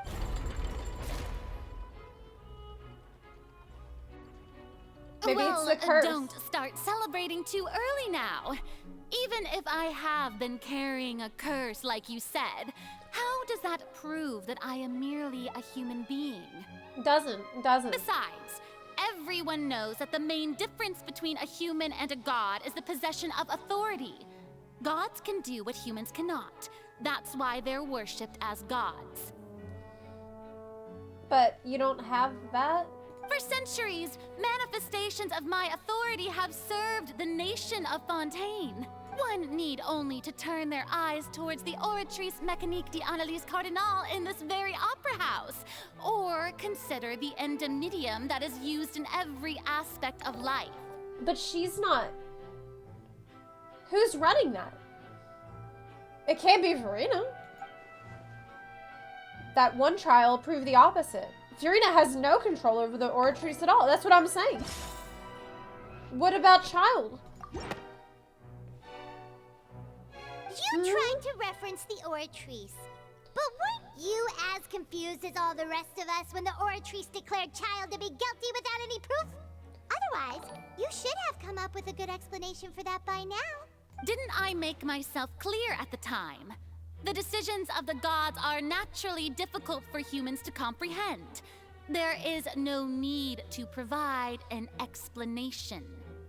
She's doing a pretty good job defending herself right now. Lady Farina, I believe a reminder of your Even though current she's circumstances is in bullshitting. order. While the court is in session, the principles of justice and the law must come before all else. While you are an Archon, you He's are also done. first and foremost the defendant in this trial. He's done with her bullshit, man. You will prove yourself unable to defend against the prosecution's charges if you continue to withhold vital information against the rules of the court. I never thought you'd use that kind of rhetoric against me. That was no trick of rhetoric, Lady Farina. I've merely reiterated the rules of the court. Rules that all should respect and follow. Yes. So, you neither knew why Child was declared guilty, nor did you understand the structure and operations of the Oratrice. Instead of having been created by you, the manifestations of authority you mentioned have been made by the real Hydro Archon, haven't they? Oh my god. The real Hydro Archon is somewhere running the Oratrice? But then why would the... Wait. What if it's the whale after all? What if the real Hydro Archon is the whale? The real Hydro Archon. Well, now No, you're that doesn't really make any losing sense. me. That doesn't make any sense. It is true that I did not know why the Oratrice gave out a guilty verdict that day. But the Oratrice handed out that verdict unilaterally, and it has been operating independently ever since it was first created. You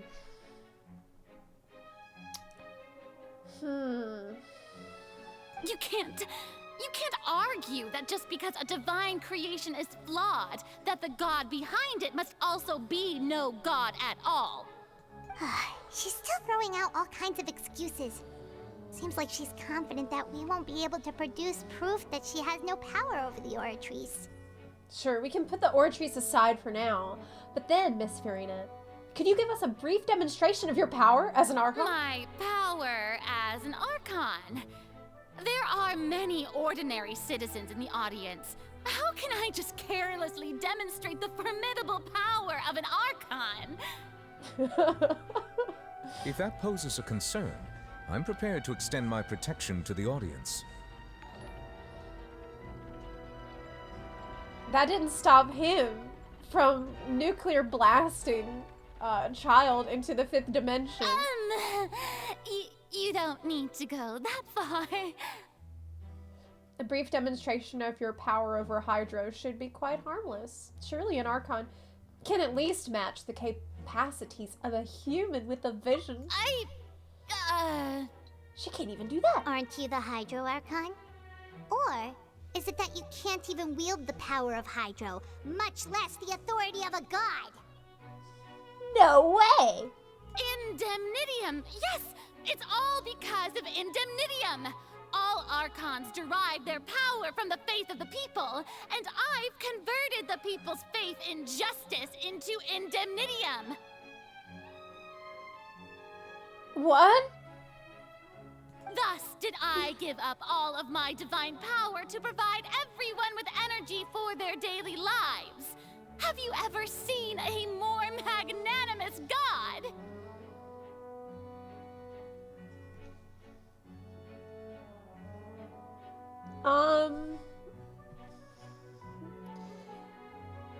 I don't know enough about Indemnitium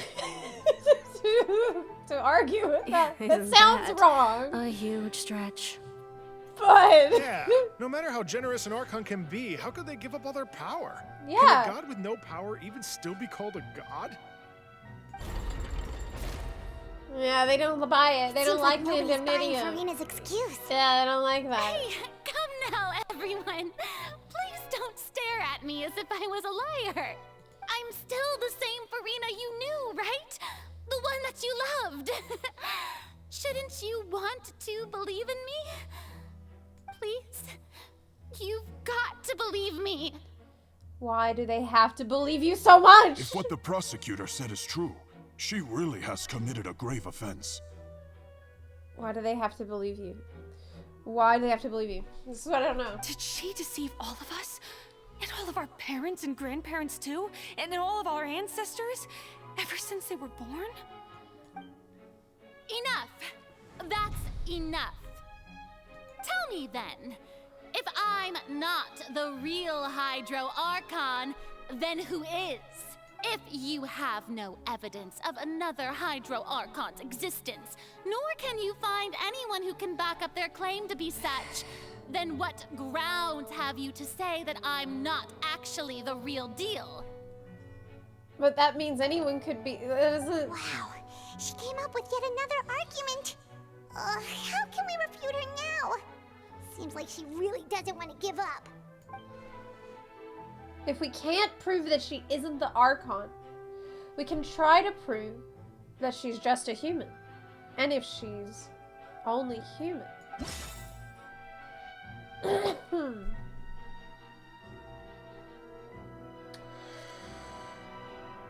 Thinking. Well, maybe like with this situation, right? With the Primordial Sea, she couldn't do anything about it. Only New Valette could do something about it. So that seems like it could be. I think...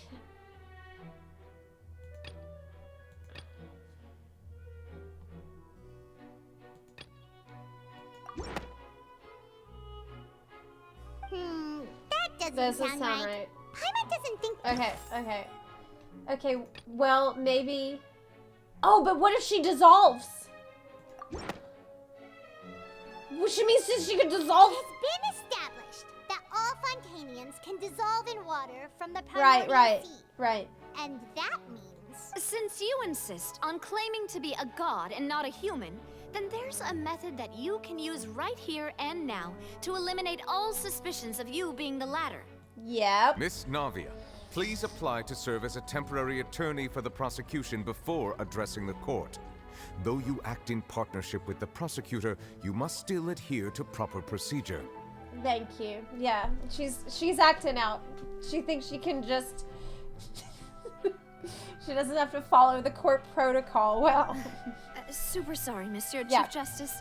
Yeah. I swear this really will be the last time that I'll speak out of turn. Okay, well, it better be. Okay. We gotta keep order in the court, Navia. Now, Damn. I've brought some seawater from Poisson.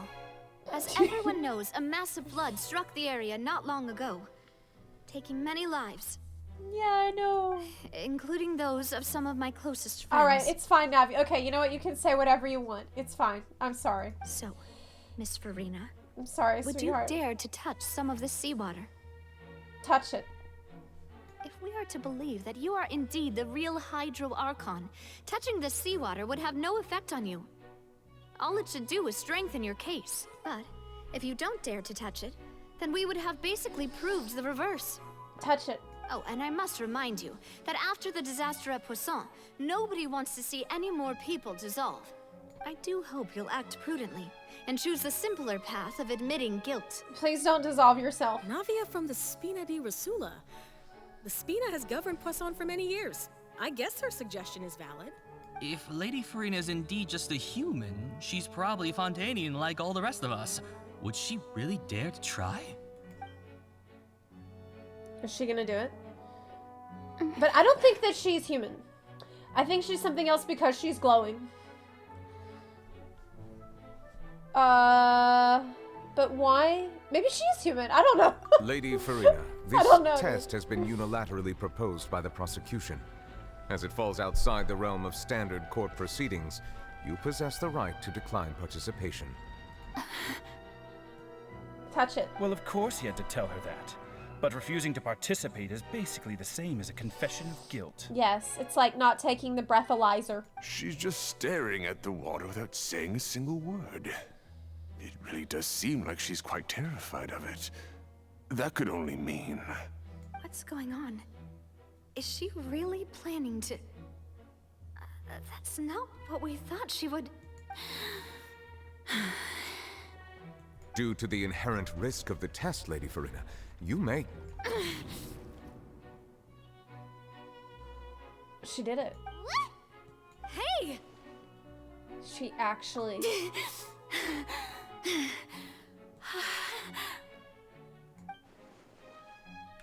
I'm fine!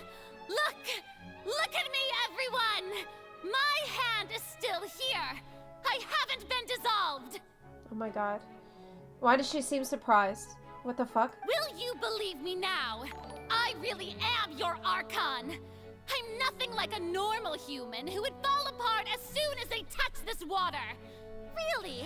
Was this not the most obvious thing in the world? Miss Siegewien?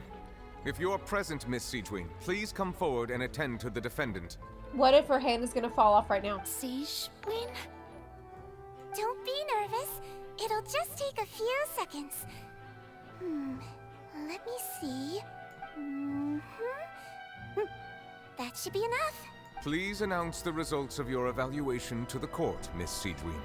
As everyone doubtlessly saw, Miss Farina was displaying symptoms of hyperventilation and flushed skin.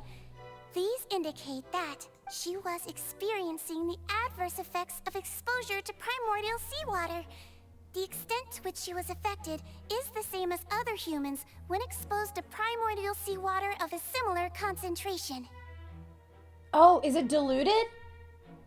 Thank you, Miss Siegewien. Lady Farina, you may return to the Wait, defendant's stand. Similar concentration doesn't mean they diluted it so that if she put her hand in it, she wouldn't lose her hand, but that you'd be able to tell if it had an effect on her, which I totally did. Oh, wait. What did she just say? I didn't get dissolved. Shouldn't that be enough to prove my innocence? Well, considering your tendency to run from your problems, we did originally prepare a direct sample of the seawater around Poisson. However, after extensive discussion, we exchanged it for a sample that is not concentrated enough to dissolve an actual human. After all, on the off chance that something entirely unexpected might occur... She just couldn't bear to see anybody else get dissolved. We don't want anyone else to lose their life to the sea. Yeah, so out of regard for Farina's life, you secured a low-concentration sample and asked the head nurse to serve as an expert witness. That makes sense, that makes sense. It's a great thing that the direct sample wasn't actually used. Farina could have... But it proves that she's not the Hydro Archon. I can't believe... you... But what's really going on here? Farina can't have not known the consequences of touching that water as a human.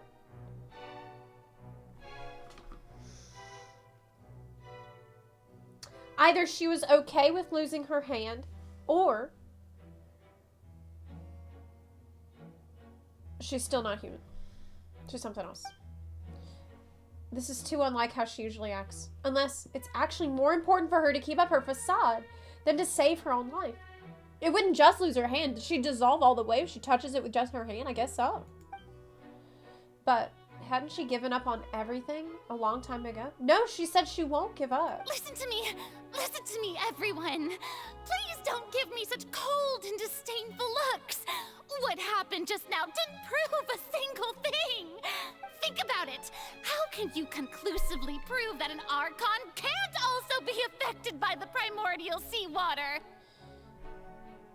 We gotta bring Nahida in here. Also, if I was really just a human, why would I dare to just put my hand in that kind of water?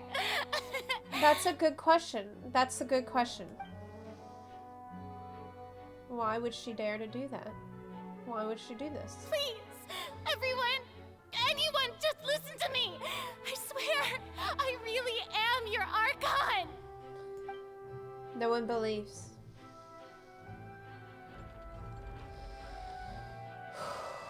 This is it. Nothing's working. I don't think anything she says at this point will sway anyone. The odds are just too stacked against her now. With all the things that have been said, Paimon doesn't think there's any way left for Farina to win. I believe the time for arguments and presentation of evidence has come to an end. If there are no objections, we will move on to the final judgment.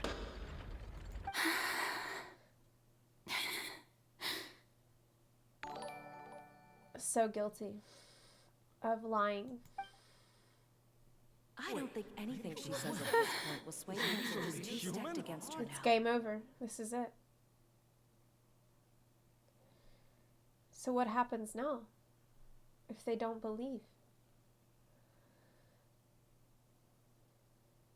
In my capacity as Chief Justice, I shall now render judgment on Farina's misrepresentation of herself as the Archon of Fontaine.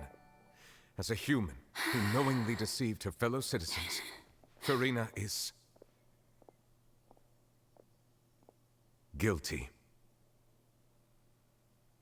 Whoa. Whoa. Oh my God. The silence is deafening. We shall now turn to the Wait, that's the Oratrice prophecy! Mécanique d'Analyse Cardinale to render the final verdict on the charges. Uh-oh. I have a really ominous feeling. Hey, is that going to be a 5-star? It reminded me of Star Rail. Put in the ticket.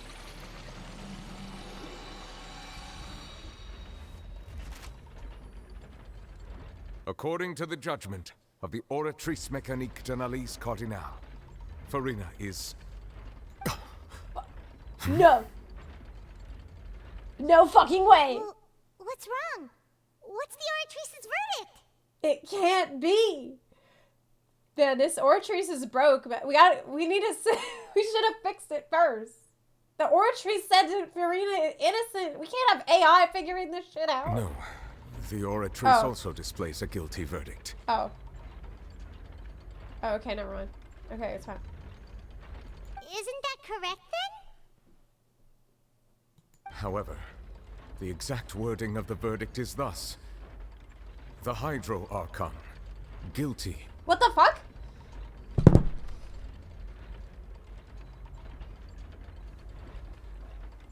But that's impossible! That's the thing she's guilty of! What the fuck? To be punished via the death sentence. Oh my God, we gotta break this thing, man. It doesn't work. It clearly doesn't work. The death sentence? That's actually one of the available sentences? I've always thought that it was just a myth. The one and only time the death sentence has been handed out at the court, and it's been given to the very person we've worshipped as the god of justice? What an unexpected twist. Farina's been sentenced to death by the Oratrice? Death! We just wanted to use the trial to show her the seriousness of things so she'd tell us the truth. How did things escalate this quickly? Holy shit, look at these. Paimon's like freaking the fuck out. And Lumine is like, good. Play stupid games, win stupid prizes. What is this? This outcome is indeed quite strange. According to Fontaine's current definitions of justice, as well as its recommendations for criminal sentences. Oh my god. This is so messed up. Is this sentence really appropriate for the crimes that have been committed? Yeah, even Fauché wasn't sentenced to Yeah. death by the Oratrice. You know, the real evil mastermind behind the serial disappearances That case. guy who was kidnapping girls and dissolving them didn't get sentenced to death, so this is some bullshit. What's more strange is instead of Furina, the Oratrice rendered judgment on the Hydro Archon. So that means this thing is confused. Indeed. Not only is Furina's sentence not even overly for her. excessive, the very point of our trial today was also to prove that Furina has never been the Hydro Archon in the first place. Doesn't make sense. But now, the Oratrice seems to have deliberately invoked the title of the Hydro Archon. What does this mean? Oh my god.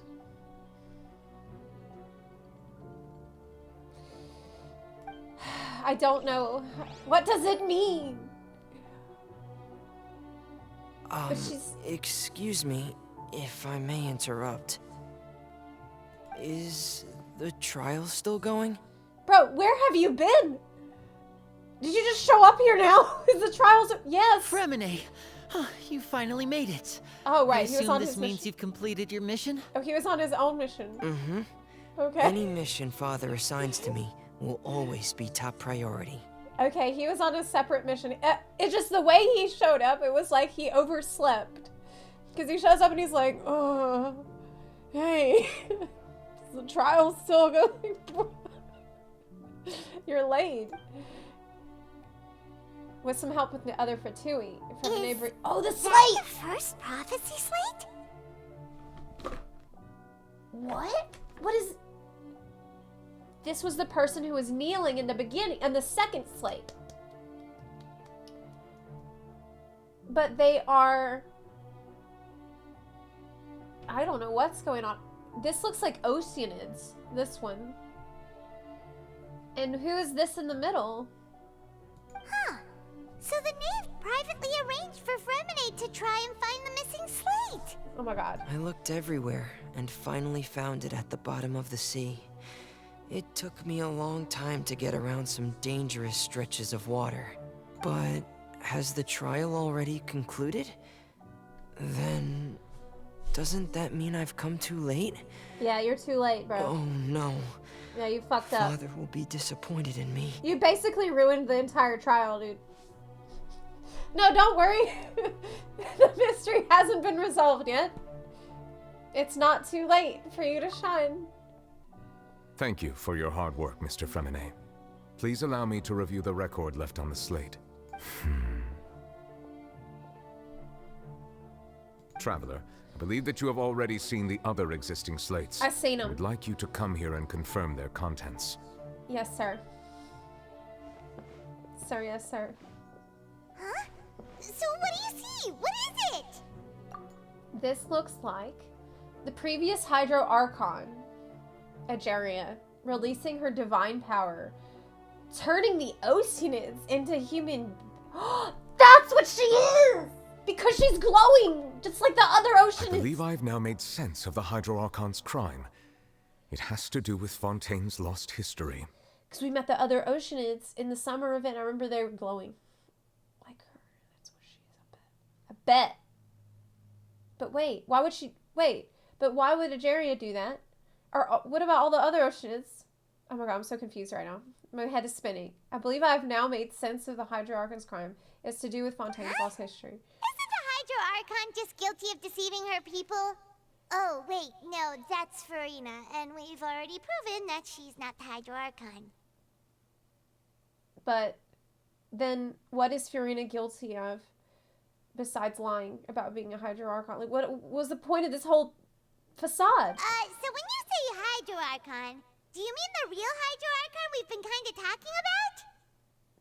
Yeah, I think. In truth, everything that you've encountered in Fontaine up until this point can be traced back to the contents of these stone slates.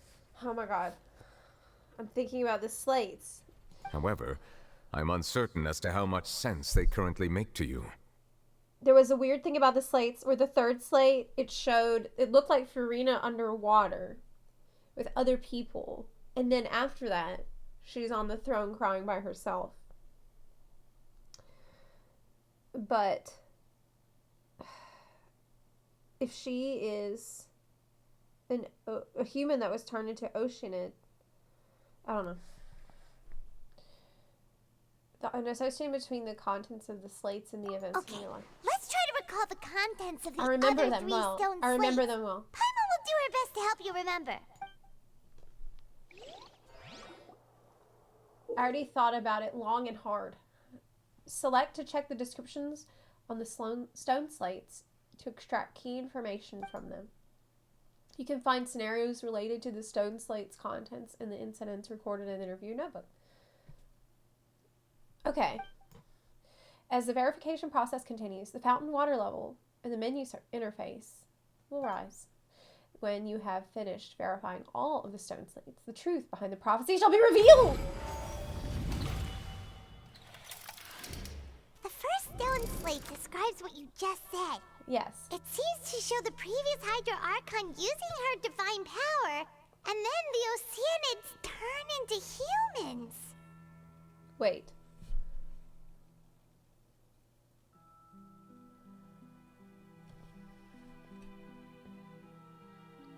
But when people die, when they get dissolved, they turn back into Oceanids.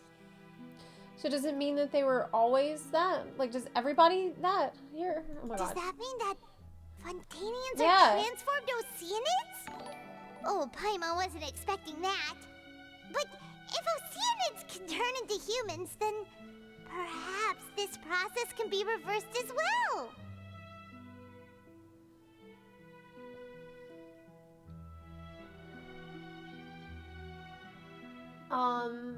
By dissolving. The second stone slate shows Celestia floating in the sky, and the Hydro Archon and her people worshipping it together. But the heavens still brought judgment down upon them.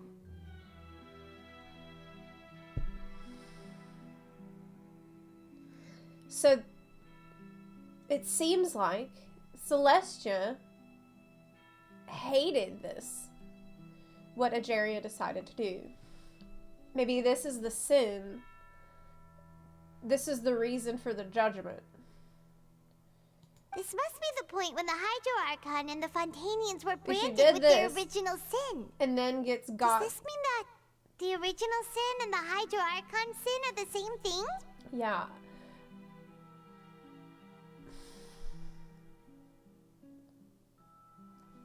What was so bad about turning the humans into Oceanids, though? The third slate shows the What's the Hydro problem with Archon that? sinking into Who the cares? sea surrounded by many people. I mean, turning the Oceanids into humans, like, what's the problem? Why would that be such a bad thing? Yes, the Hydro Archon sinking into the sea, surrounded by many people.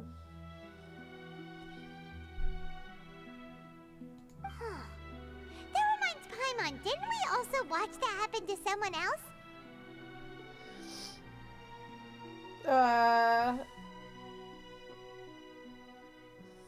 Who was sinking into the sea, surrounded by many people? Navia? I guess? Well, the fourth slate is the prophecy the Fontanians have been talking about. People dissolving into the sea, the Hydro Archon crying on her throne, and so on. This, I don't understand what they mean by that. Fourth slate? Right. We didn't believe that such a crazy disaster could happen at first, did we? But after that incident, it was just a question of when and not if. Okay. the stone slates in the ruin showing the prophecy describing a history of the future. The first piece that was originally missing has been found.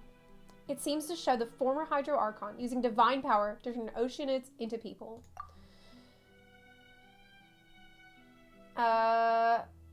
Okay, so the evidence that verifies this is one of these. And the evidence that supports this is that whenever Fontanians are dissolved into water, they turn back into oceanids. We know from the case of the serial disappearances of young women that Fontanians can be dissolved in primordial seawater. And the first stone slate tells us that long ago, the Hydro Archon used her power to turn oceanids into humans. This might be the reason that Fontanians can dissolve. Yeah, because they don't just dissolve. They turn back into oceanids. Okay, next. The history of the future. It shows Celestia floating in the sky and the Hydro Archon and her people worshipping it together. But that's not enough. The heavens still brought judgment down upon them. Man, they really pissed off Celestia.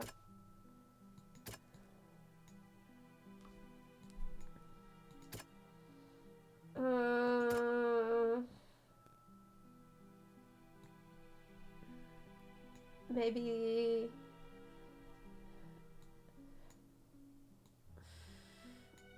the fact that the Hydro Archon guilty? Perhaps what is about to take place has all happened before. The true sin of the Hydro Archon that Nervilette mentioned, and the original sin cast down on the people of Fontaine by Celestia, as recorded on the stone slates. But why Celestia so mad? The third slate, the Hydro Archon sinking into the sea, surrounded by many people. Well, it's like what happened with Navia, right? It's not as simple as falling into the sea. When Navia fell into the sea, her consciousness was subjected to judgment. The stone slates show the people gathered around the Hydro Archon in the sea. Could that be alluding to the same thing?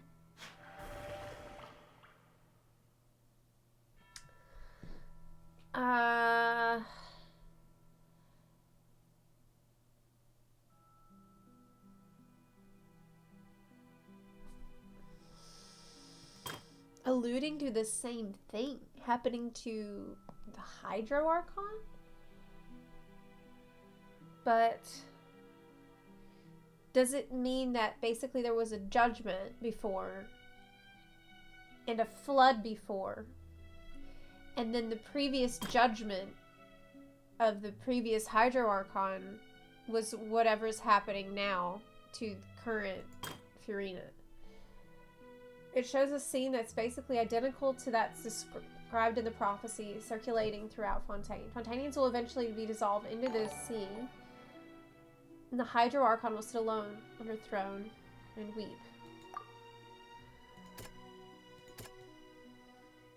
Yeah, because only Neuvillette could stop that. The prophecy from the stone slates found its way into society, but not many people believed it at first. The fortress of Meropide was nearly flooded with primordial seawater, which we know can cause Fontanians to dissolve. It seems increasingly likely that the prophecy may come true. If we hadn't dealt with it in time, things could have gone very badly. Okay. They'll dissolve into the primordial sea, but won't cease to exist. Their essence will flow in the seawater, converge, and take the form of an oceanid. Right, right. The Hydro Archon was sentenced to death in court, shocking everyone present. Perhaps this means that her sin was actually Fontaine's original sin. The original sin being changing the humans into oceanids? Why is that so bad? I don't know. Because she didn't do that. Fell into the water inside those ruins. Furina is not a variant. She was surrounded by the people of Poisson in a court within her consciousness, and was was forced to take part in a trial meant to make her stay. Right. The eruption of the primordial sea at the fortress of Meropide was the surest sign that the prophecy was about to come to pass no matter what. The prophecy's contents can all be verified by recent events. If we combine what we know together, loads of truths should come to light. They should. But I don't know how to put it together. I'm too dumb. I don't know what it all means. There's... Like, why... Huh? Oh, Paimon gets it now. So that's how you can make sense of it. Wait, Paimon, you get it? But then it feels like we're going to have to share some truly shocking revelations. Where's the real Hydro Archon? Where's the real Hydro Archon? Let's hear them. The first slate reveals the Fontanians are not real humans. That is clear. Incredible. Linny, did you hear that? We're not real humans. No. All Fontanians were originally created by the late previous Hydro Archon, with Oceanids as their basis. The evidence for that can be found in how only Fontanians could dissolve in primordial seawater, and how all the girls Vacher dissolved were also turned into Oceanids. Oh, and according to Navia, when she was about to get dissolved, she also saw everyone gathered around for a trial, all of them in the shape of Oceanids. That's pretty cool. Indeed. The second slate reveals that the crime of the Hydro Archon was her creation of Fontanians from Oceanids. What's the problem? Yeah, and it follows from the content of the first slate that she probably angered Celestia by creating humans without prior permission. Without permission? Oh, what the fuck? That's why Celestia mad. She didn't get permission first to do that. To create.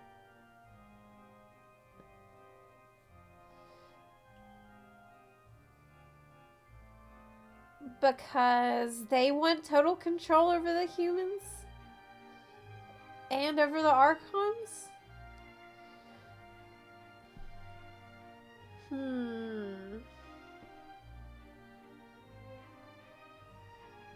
That could also explain why the Oratrice judged the Hydro Archon to be guilty.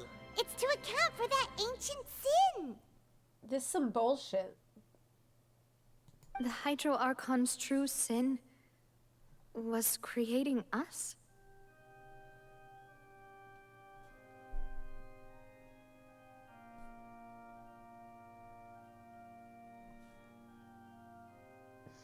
Oh my god. And yet, after many hundreds of years, the Hydro Archon's creations have turned around to try to judge the Archon within the Opera Epiclese. The twists of history are often the most unexpected of all. But this isn't the Archon. As for the third slate, I'm still convinced that it should come after the fourth slate. I'm not sure. Yeah, isn't the image here just like when Navia fell into the sea?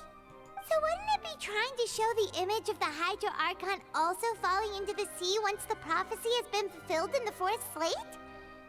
The fourth slate depicts the fulfillment of the prophecies it's already widely known. The people will all be dissolved into the waters, and only the Hydro Archon will remain weeping on her throne.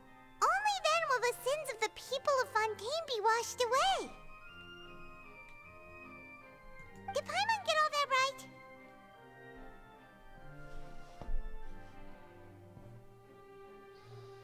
So their sin is existing. You've made some keen deductions.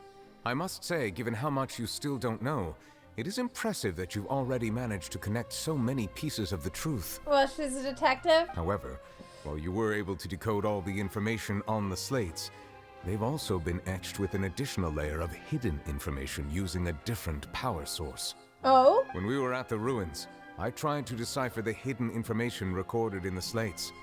But since we only had 3 slates at the time, I was unable to come to a full conclusion. Now that the slate collection is complete, I shall make another attempt to decipher the narrative recorded within. If everything goes well, we should finally be informed of the unadulterated truth. Oh, really? Okay. There's an ad coming up. I'm gonna run it right now. There's an ad coming. I'm gonna run it and take a little break. I'll be right back.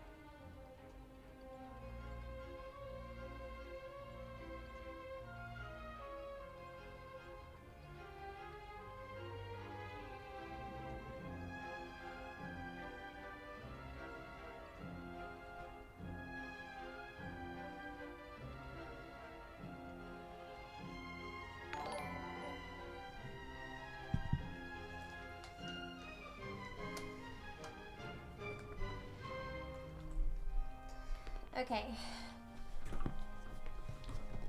All right. Back. That's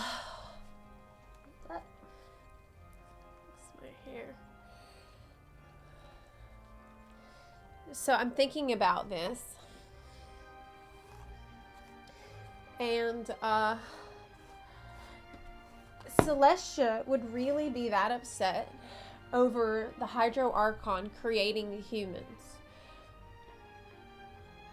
without permission. And would that be because they're afraid of rebellion? They need like total control over all the humans and total control over what the Archons are doing with their powers, or otherwise you just get destroyed. This is real fucked up. Like they want to consolidate power. And I guess her crime was like sharing it. But the Fontanians are just regular humans. You know, they're not stronger. It just doesn't matter.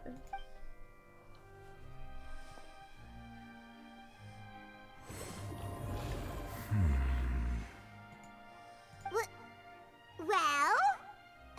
Did you get it? I believe I should share this truth not only with you, but with all the people of Fontaine as well. I will try to briefly summarize it for you. Your hypotheses regarding the origin of Fontanians and the sin of the Hydro Archon were both correct. In the Fontaine of old, the previous Hydro Archon sensed the yearning of her Oceanid familiars for life on land. Right, right.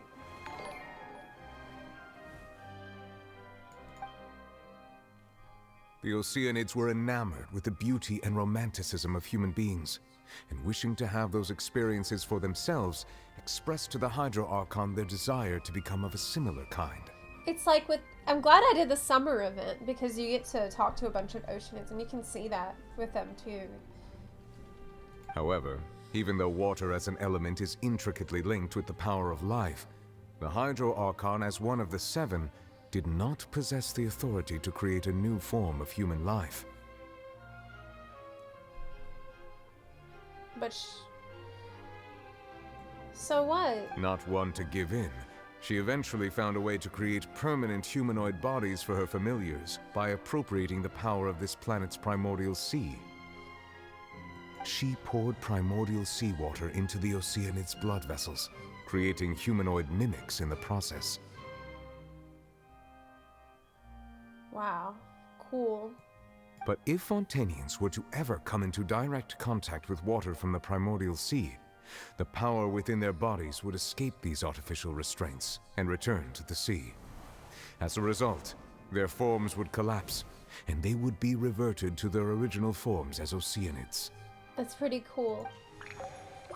Of course, the Hydro Archon never received permission from the heavenly principles to create a new human race.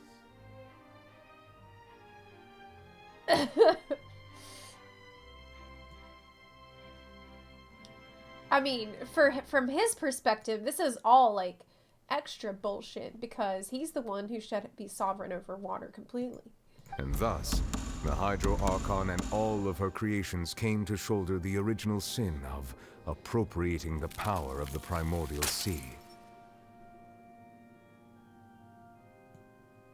That is the true history of how the people of Fontaine first came into being. Wow. So we were all Oceanids before we turned into human beings? Yes. That's way too much information for me. I think I'm just going to pretend that I never heard a single thing. Out of control, audience member. This guy's out of control right now. Wait, but if that's the truth, we can't let the Hydro Archon be sentenced to death. After all, her only sin was creating us. Dozy. This really might be too much information for your regular Fontanian, but it does answer a lot of our questions. Alas, your hypothesis regarding the third and fourth stone slates was inaccurate. The slates' respective positions are, in fact, correct. That's what I thought. They are in the right order. A key point of the visual on the third slate is how all the individuals depicted in the water are humans rather than Oceanids. They have not been dissolved, which implies that the water depicted in this slate is not water from the primordial sea. True. The nation of Fontaine is the nation of Hydro, as well as the nation of trials and justice. Instead of being the literal element, the water in the scene symbolizes judgment and justice. What? So this represents the trial that's happening now? You may also recall Navia's experience. When she fell into the sea, her consciousness was surrounded by that of many others who intended to hold a trial to determine her fate. Therefore, the meaning of the third slate is that the people of Fontaine shall try the Hydro Archon at the court of justice. But that's right now. That means the next one is a fuck. Yes, it refers to our present situation. Uh-oh. I think I'm following now. So, what you're saying is, even though we decided to put on this trial to avoid fulfilling the prophecy... You're doing it. You are doing it. In truth, everything we've done has happened exactly as the prophecy foretold. So now, it seems, we're the ones making sure it comes true. Yeah, that's how prophecy works, girl. What should we do? I don't know.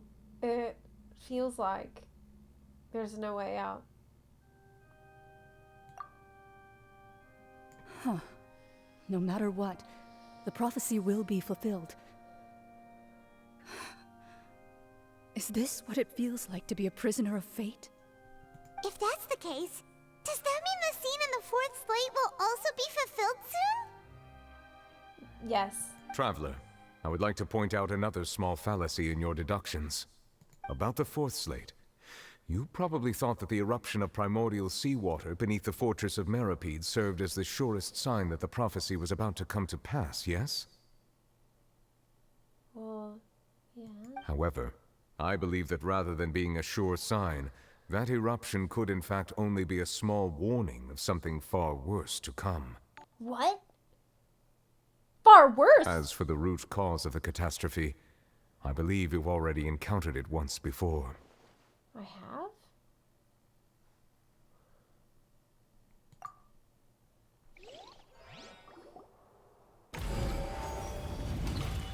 What? This eruption was just a small warning of the things to come. We must find the root cause of the disaster.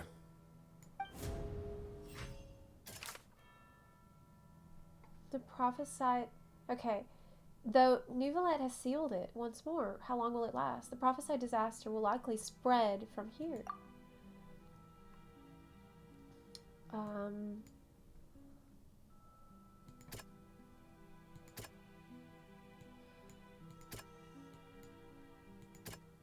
Oh, this... We have hope. That doesn't sound quite right. There's no hopium. There's no... no. I have no idea what to... Oh, it says, the evidence that verifies the intrusion of the primordial sea into the fortress is...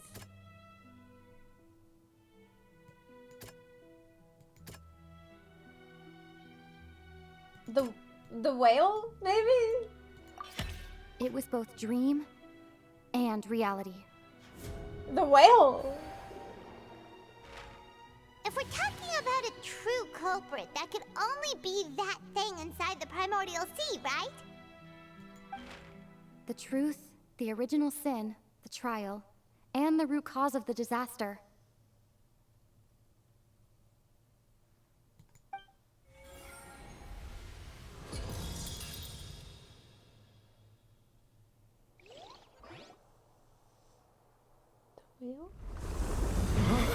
Uh-oh, here we go. Here we go. We are fucked. What? Oh my god, it's you right now!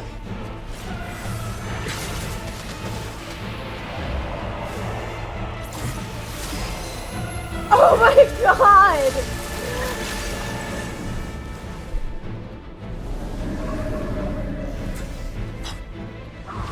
He should be able to stop it! Even Neuvillette... Oh yes, they got it! This child.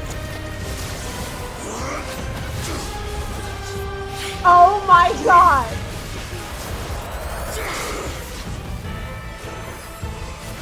This is too much. I'm gonna pass out.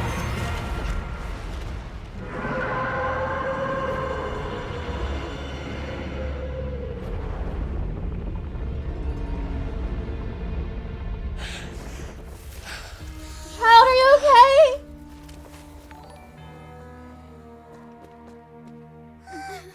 Oh my god. Oh my god. No! We gotta help him. We gotta go in. He helped us. That was way too close. How did that thing just burst into the opera house? Wait, was that the huge whale you saw in your dream? That's also the one child saw when he was So young. we've met it at last. I understand very well why it has chosen to make an appearance here. That whale does not belong to Tevat. It is a monster that has traversed the stars, weeping all the while.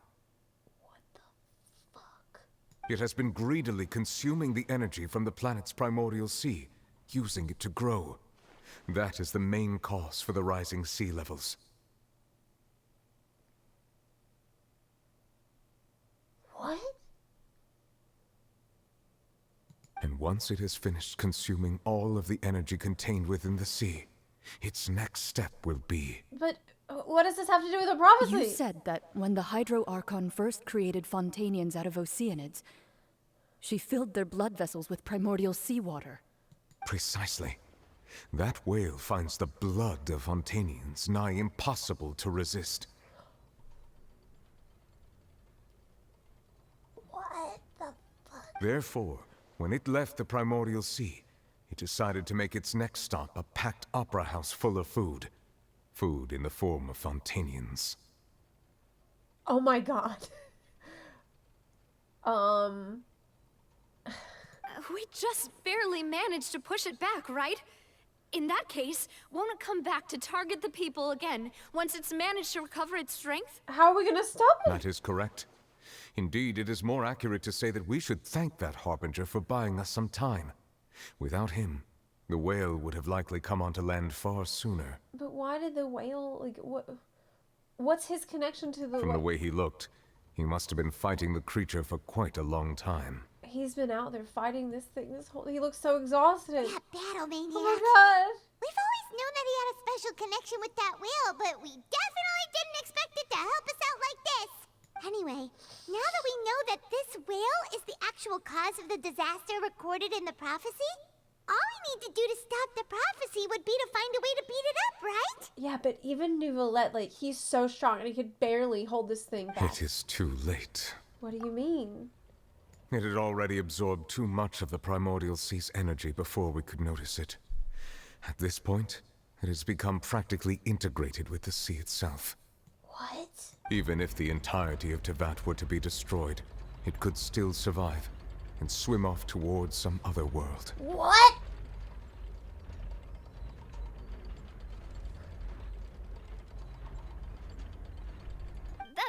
That's not something I will accept.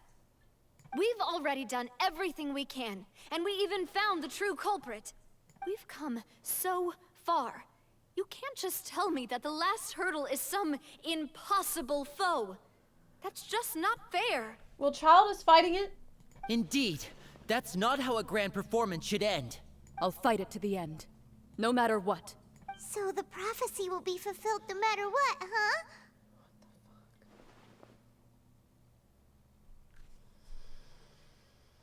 The prophecy.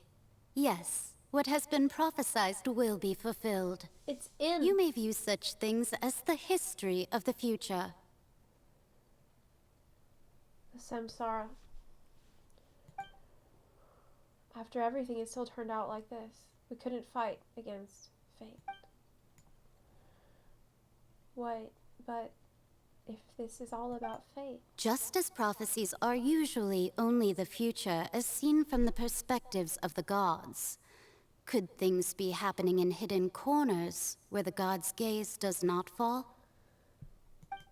Ultimately, fate shall serve as your only guide, no matter what will happen in Tevat's future. All you need to do is to play your part.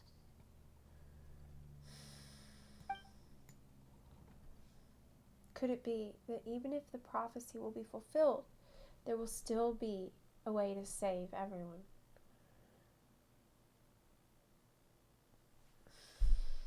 Yeah, move them to Sumeru. Did I miss something? No, because the whale is drawn to the Fontanian's blood, so it would destroy Sumeru too. Wait, I forgot about Furina. What was it that she wanted to say to me at that last moment in the giant magic box? What the fuck did she want to say? That's the other thing. What is her real secret? We still don't know. We still don't know.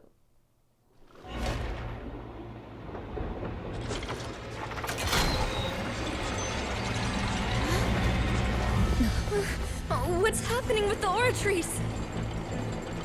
I believe it is preparing to carry out the death sentence.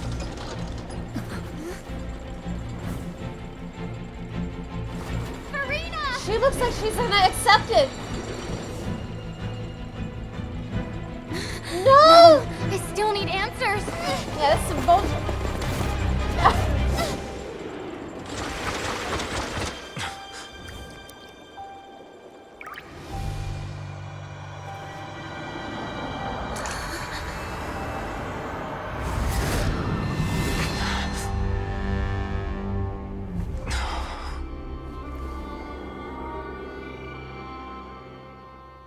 What? Who was...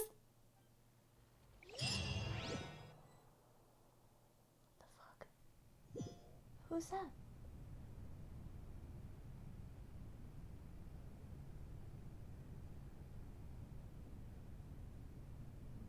Oh my god.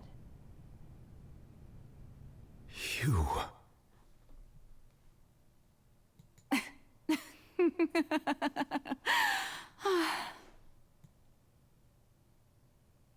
Sorry. That shocked expression on your face is just too amusing. I couldn't help myself. Farina? You are not Farina. Who are you? Ah, the sweet sound of bewilderment. Marvelous. A sure sign that my attempt to deceive everyone was a resounding success. But to answer your question, I am Focalor. You know, the god. Is it really? Focalor. Why did you deceive us? Oh, that wasn't my goal, of course. Goodness, no. But I had to fool everyone else too, if I was to stand any chance of deceiving the heavenly principles. What? Deceiving the heavenly principles?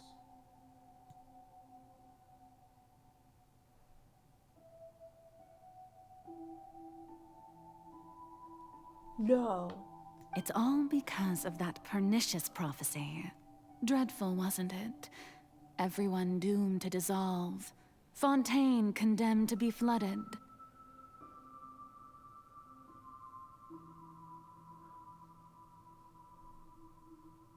One was not amused. In fact, one was positively bemused when that problem was thrust upon me by my dearest predecessor.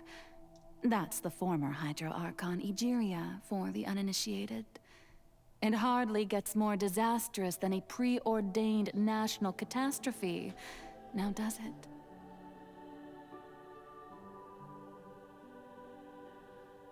She knew full well that the prophecy would surely come to pass. And as one of the seven, she also knew full well that one defies the heavenly principles at one's peril.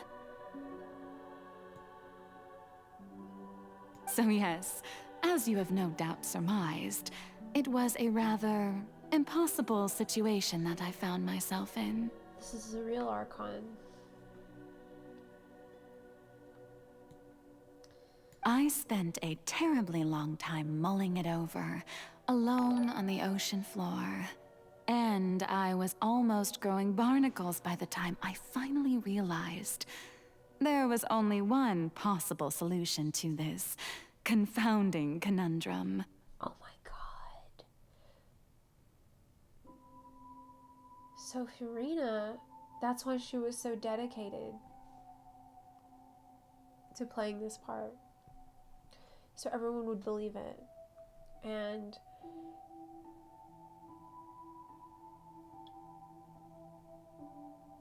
maybe this could avert the disaster?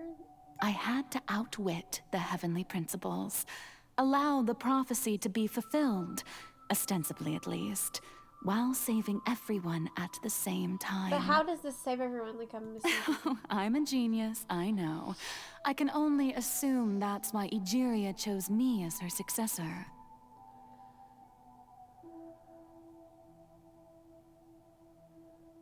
Although, looking back now, it was hardly the inheritance one dreams of. Between the task of saving the nation, the quotidian duties of the Hydro Archon, and not to mention the original sin of creating a new race of humans, I dare say she left me quite a colossal mess to clean up.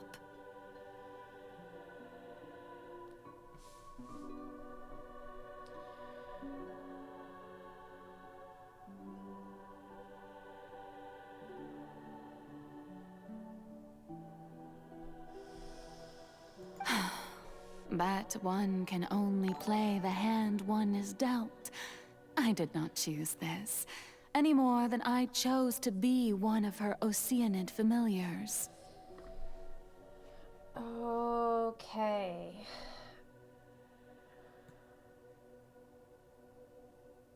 Okay, here we go. So you were also once one of the Oceanids, transformed into a human by Egeria's hand.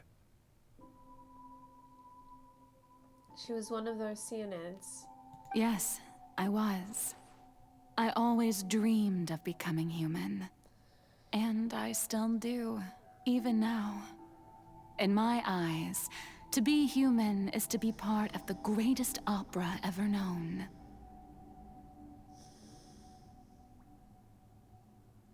After becoming a god, I separated my divinity from my body and spirit, leaving behind only a self that was as naive and bewildered as my past self on her first day as a human being. Wow. Oh my god. The me you see before you now is that divinity. And the human counterpart I left behind, I named Farina.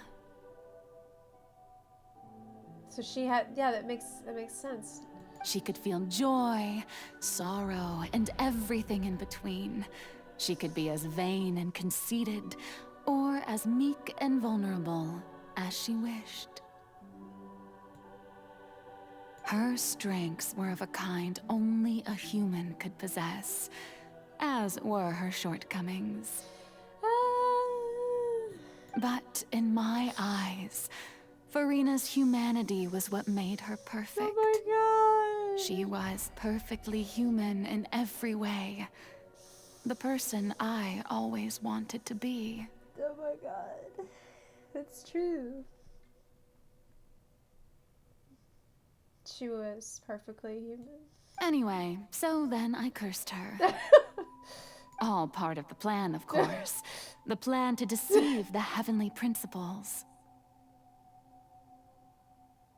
This is horrible, but... God, this is rough. Do you still remember the final scene of the prophecy? The Hydra Archon alone, weeping on her throne.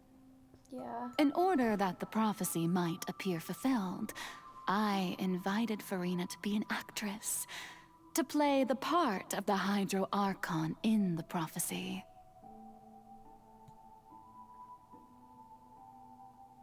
Wow. Holy shit.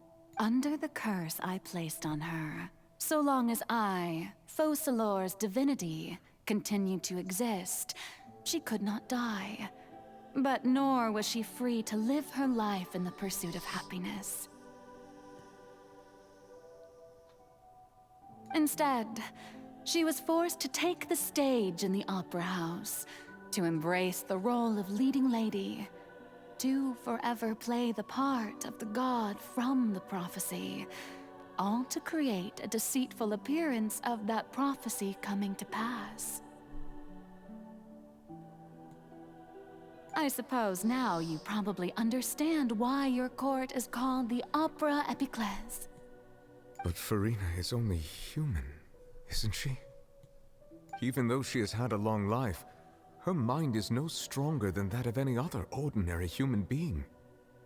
It's a horrible curse. I cannot begin to fathom what she has had to endure. It must have been torture for her.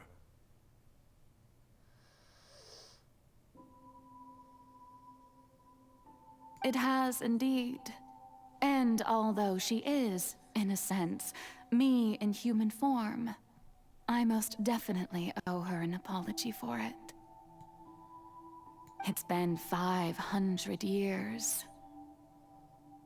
What the fuck? And all along, she's been playing her part in the most unimaginably long, unbearably lonely, and agonizingly painful opera of all time.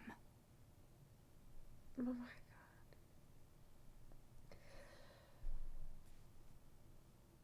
That's what she meant when she said, if I could give up, then I would be free. But she can't. She couldn't. That is.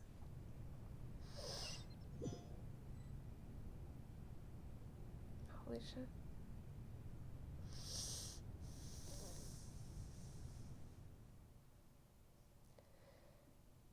I came into contact with Farina's tears. If I remember correctly, tears often contain a being's strongest emotions. Was sufficiently strong, hydrosensitivity. I can form an emotional connection, just like I did with the Oceanid, the Fountain of Lucine. Could this be Furina's inner world? Furina? What is she doing on stage? Wait a moment. That probably isn't Furina. It's likely a reflection of her inner self. If I can directly speak to that self, I might be able to easily get what I wanted to know. I came here for answers. Either way, this opportunity is not to be missed. Let me try talking to her. Oh, we got a lot of answers already.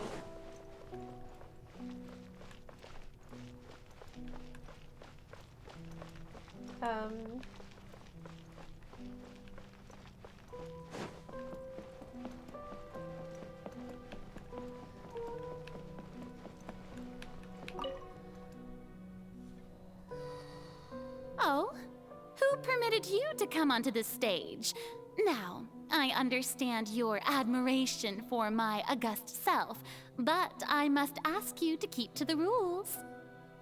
Come on, it's me. All right. It is not my intent to reprimand you. Don't look at me. There is no need to state your name. Just be off with you. Do not distract me from my performance. But I don't see an audience here. Oh, do not jest.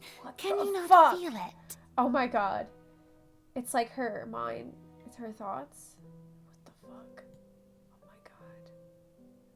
I am Focalor. The eyes of countless Fontanians are upon me.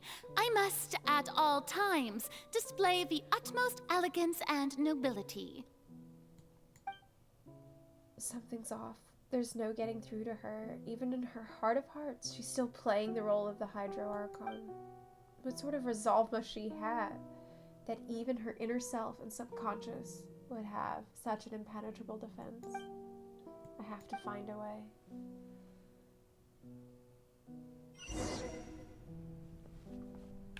Turn off the spotlights. Dear audience, the performance is experiencing a technical difficulty, but worry not. The guards shall resolve it soon enough. The fun is over. Shit! The fun is over. What was the... Mom. Oh no! Uh-oh. Be sanctified. Where is it? Oh no! Covenant of the Deep! Hold the line! Yay, Miko! Come back! Come back, girl! Right now. Emerge.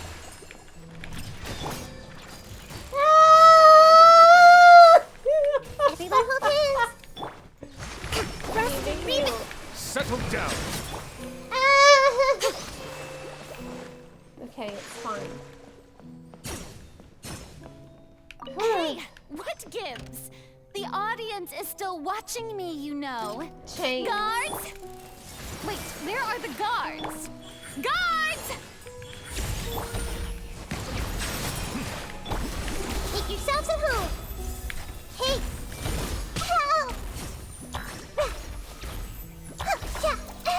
But, like, is it even possible to... Let the mighty be humble. Oh.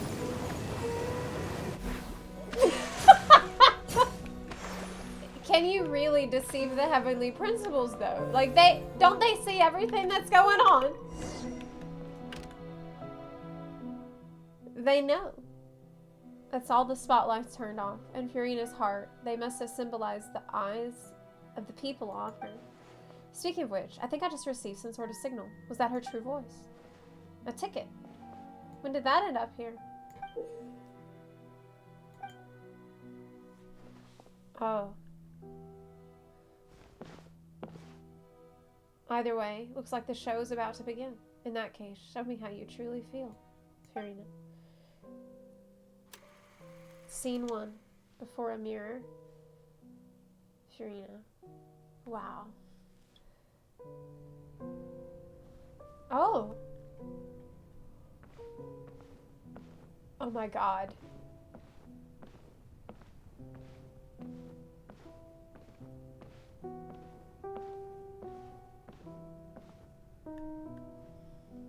Farina.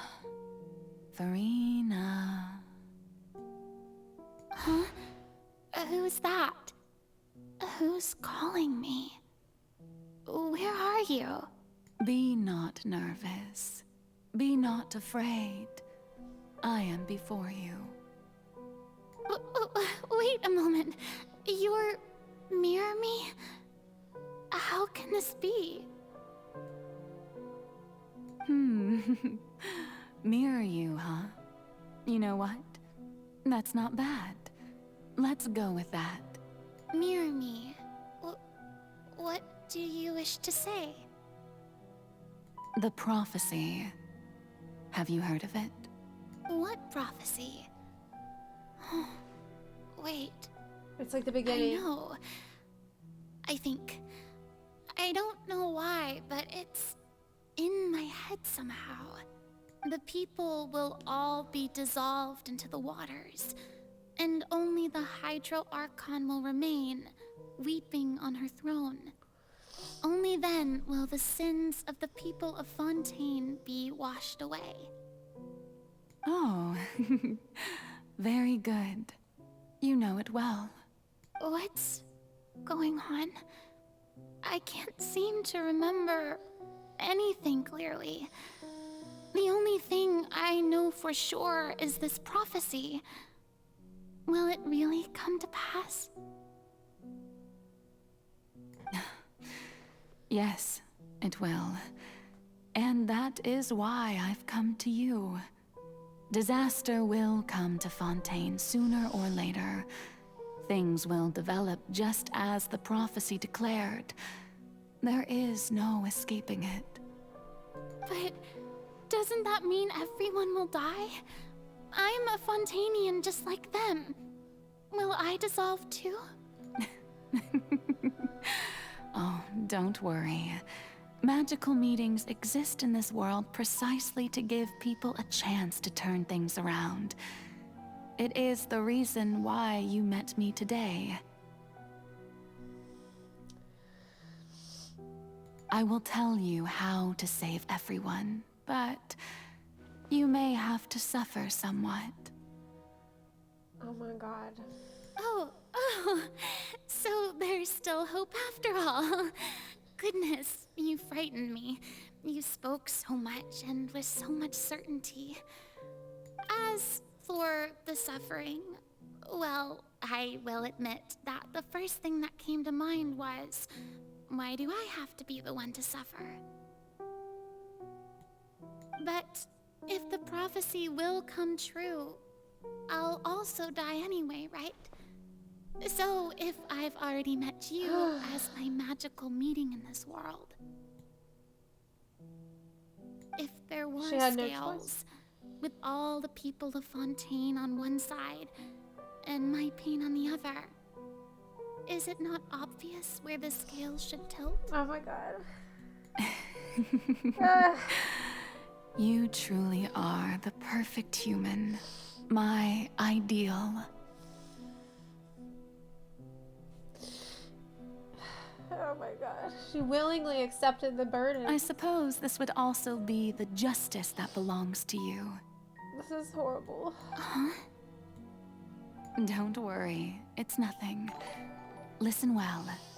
Fontaine has just lost its Hydro Archon. I need you to play a role. That of the new Archon. Play as a god? This is just so fucked up because she's like a new human. Like newly made human. And is just... That's right. You must begin a never-ending masquerade. You must never let anyone suspect your identity. Oh my god, this is so rough. If you can keep it up, then I shall have my way of defying this prophecy. But should your identity be revealed, then all hope will be lost. But how will I do this? A human assuming the role of a god without being exposed. Don't worry. What you must do is not to turn yourself into a real god. You simply need to play the role of a god as humans imagine them to be. Being a human yourself, I'm sure you already know what such an entity would be like. Remember, your true challenge will not be pursuing divinity, but contending against humanity. I'm still not sure I understand, but... Oh my god. I'll try. I'll try to do this. So, how long am I going to have to play this role? To accomplish this mission, you will have to stay on the stage for many, many years. You will endure and not grow old until your task ends. But I promise you, all will eventually end in a magnificent and dramatic trial, and everyone will be saved. A trial? Huh. How exciting. I'll be looking forward to it. She's just so pure, accepting this. Oh my god. Oh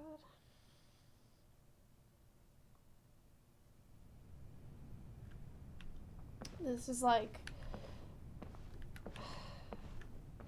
It's unimaginable that she has had to endure this. Like, it's been pure torture for hundreds of years.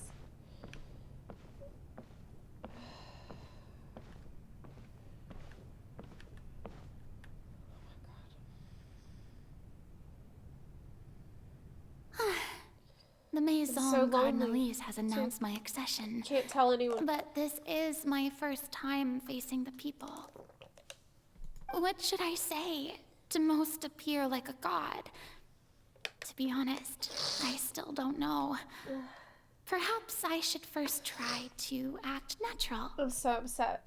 Summon courage. Ladies and gentlemen, good evening, and welcome to the Opera Epiclese. I'm sure you've all heard about how I have taken on the role of Hydro Archon. Indeed, I am Verena de Fontaine, your new Archon. Pure earnest. In truth, I know little about becoming a nation's new god, but it will be my honor to guide you all. As the god Focalor, the god of justice, I shall do all within my power to lead you into an age of fairness and justice. Close politely. Once again, thank you all for coming. If you should have any questions or suggestions, please send them to the Maison Cardinalise. The future of Fontaine will require us to work together, after all. This should do it. I thought I might stammer, but thankfully, I was able to convey my thoughts just fine. Okay, and next. That's the new Hydro Archon. Is this some kind of joke by the Maison? I would have thought that a being that surpasses humanity would be a bit more assertive. Hey, did you hear that? She even told us to send her suggestions there at the end. Oh my god. Shouldn't gods be all-powerful? It's like Twitter. She's being so modest. What's the difference between her and an ordinary person, then? It's Twitter. She checks Twitter afterwards. If you ask me, perhaps the succession didn't actually happen. She might just be a Maison-backed puppet. Holy shit. So many haters. Wait, what's going on? Why is everyone suspecting me of being a fake? Oh, this is bad. If I get exposed here, there'll be no saving the people from the prophecy. Oh my god, this is so stressful. Right. Mirror This me is so fucking stressful. I just need to play the role of a god as humans imagine them to be. Calm down, Verena. Think. What do the people want? How would they imagine a god to speak and act? Assertive, with a strong sense of presence, one who can dispel all doubt. That is the character I'm fated to play. She realizes she has to be kind of an asshole. This sucks.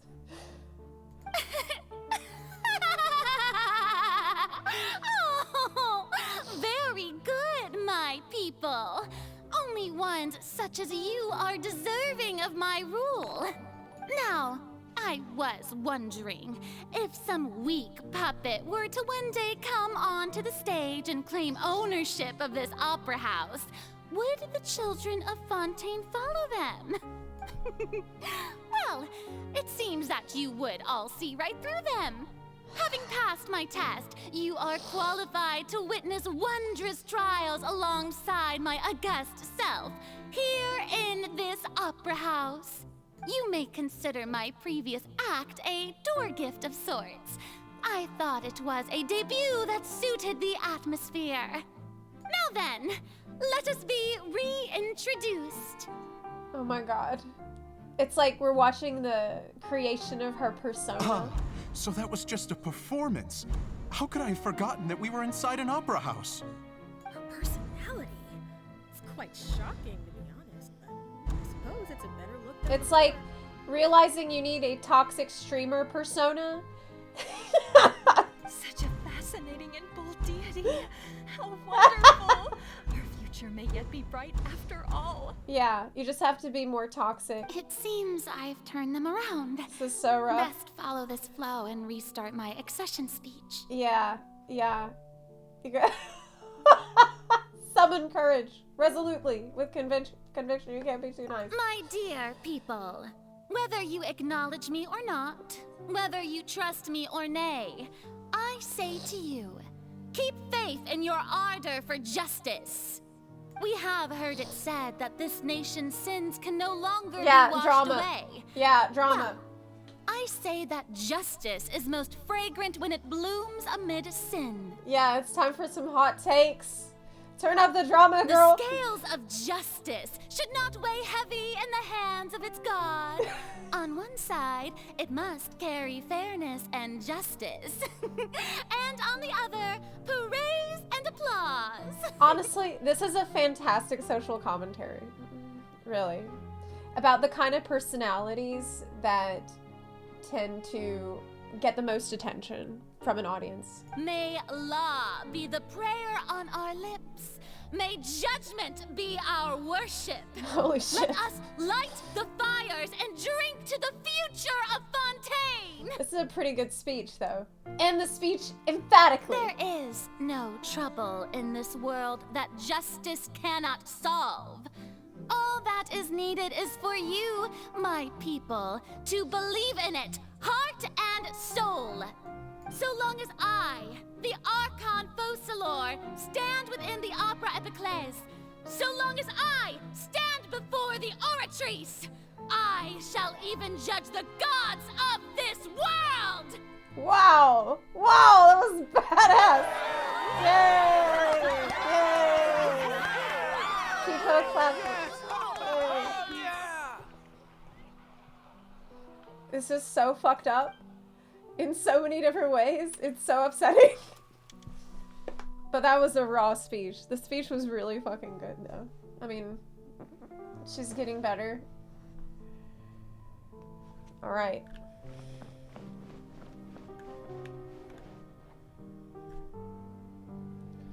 Lady Farina, here are today's case reports, as well as a summary of the follow-up for your perusal. Come now, was I not just at the Opera House in person? Leave these kinds of things to me, Roulette. Yeah, he loves this kind of shit. Besides, True. None of these trials were the one that I'm looking forward to the most. The one that ends her suffering? If I may be so impertinent, what kind of trial are you truly looking forward to? A magnificent, dramatic, and wondrous trial. A trial to end all things. How could you hope to understand? That's true, I fear I lack the ability to grasp your divine thought, She Lady can't Archon. She can't explain to anybody. No right? And do not take what I said before too seriously. No one can understand her. Go now. Do your duties. The trial I await. It will come one day.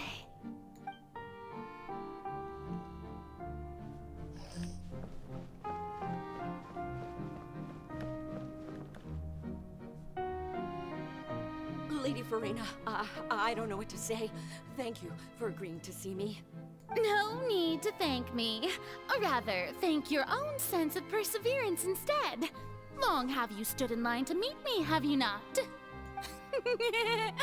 Oh, I'm afraid that's just an inevitable consequence of my divine charm. Oh my god. All right. Deuteria, is it? How is your son's illness? She's like a monster that the audience created, because she had to change the way that she behaved in a way that would be most successful for the audience. You remembered me, and you knew of my family too. He is doing much better now. In fact, he is far more of an ardent believer than I. He was the one who forced me to seek an audience with you, and to bring your words back to him. But really, it's fuck Celestia, okay? This is, like, none of this should have had to happen. Oh, good. Very good. If this should happen again in the future, please do not hesitate to come and tell me. Going down to citizens' homes every so often, while not usual practice, should serve as a fine change of pace. You're such a gentle and wise god. Thank you once again, on behalf of my son. Oh man. It's just, I feel like I don't remember anything more heartbreaking than this. Besides what happened to Nahida, like this is the same level of tragedy. God. I'm just... Lady Farina, here are the latest hydrological reports. As for the specific parameters you asked to take note of, I'm afraid things still don't look good. I see. It's as I thought then. As your god, I did already expect this, but I wanted to see how far your human wisdom would allow you to analyze it. So she's realizing that, like, the sea levels are rising. And even though she's been carrying out this act for centuries, it started to feel like it was all for nothing. Whenever this thing happened in Poisson, and she's like, well, what's the point of all this then? If people are still gonna die, right? And, oh my god. All manner of signs indicate that the prophecy will still come to pass. This is so... Forget it. That's not something you need to worry about right now. It will still come to pass. Well, as I understand it, the Fontaine Research Institute is also trying to find a way to counter the rising water levels. Really? Have they found anything? I'm afraid that they haven't found any effective solution thus far. Oh, is that so? Well, no wonder. This issue has reached the realm of the gods after all. Still, their spirit is praiseworthy.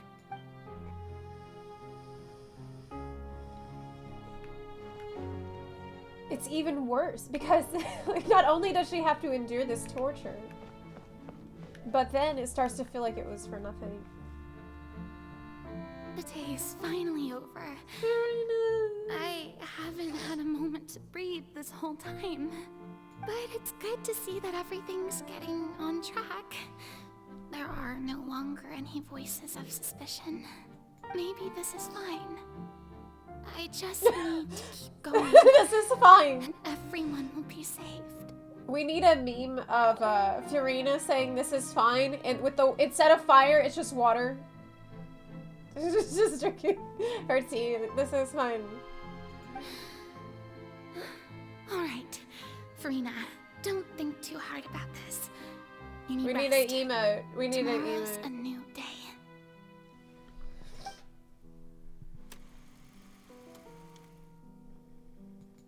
This is not fine. Lady Farina, here are the new trial reports for the latest cases, as well as a summary of the follow-up. There'll be no need for that. I've seen them already. There's no need to go back over scenes I've witnessed in person before. Lady Farina, I've waited so long for this chance to see you in this manner. Indeed, my dear, loyal citizen. This joyous moment is an honor for us both. Lady Farina, we're detecting significant hydrological anomalies near Poisson. Understood. Keep monitoring. Keep me informed should anything come up at the Institute.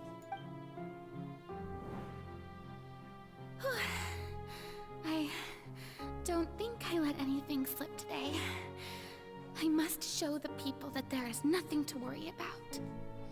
I just don't know when these days will end. I feel utterly exhausted. Best to rest early today, too. Like, the strength of will that she has is honestly fucking incredible. Truly.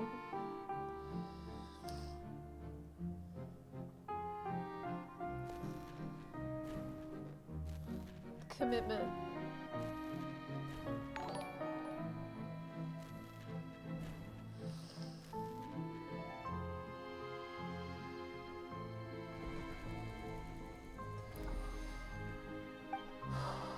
Scene 182375.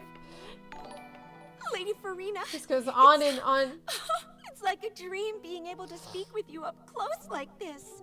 I've heard that the first member of our family who was honored to receive an audience with you was Madame Dioteria, almost 20 generations ago. Holy shit. And what a fine family yours is indeed.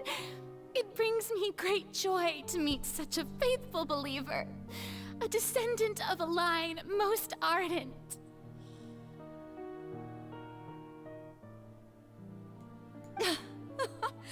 Surely you exaggerate, Lady Farina.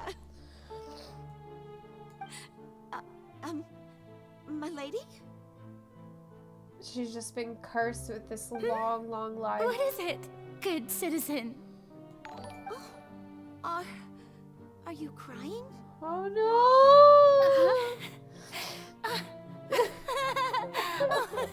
Really now? I didn't even notice. Oh my god.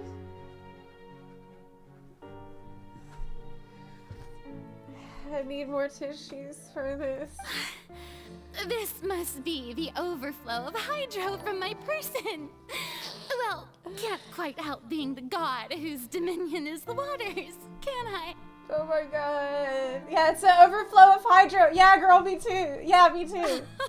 No wonder. No wonder. I have an overflow of hydro. Power then.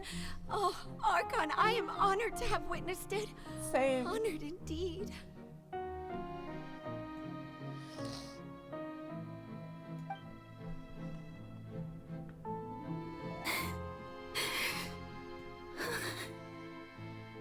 So interminable.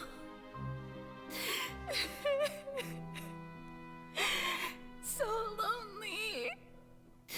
Just how much longer? Hundreds of years must have passed by now. Perhaps the show must go on for hundreds more. I never imagined that it would hurt so much. It's just unimaginable. Have I reached my limit? No. Perhaps I reached it long ago. Today I didn't even notice my own tears. I want to tell someone, anyone, about this. But would that not destroy all I've done so far?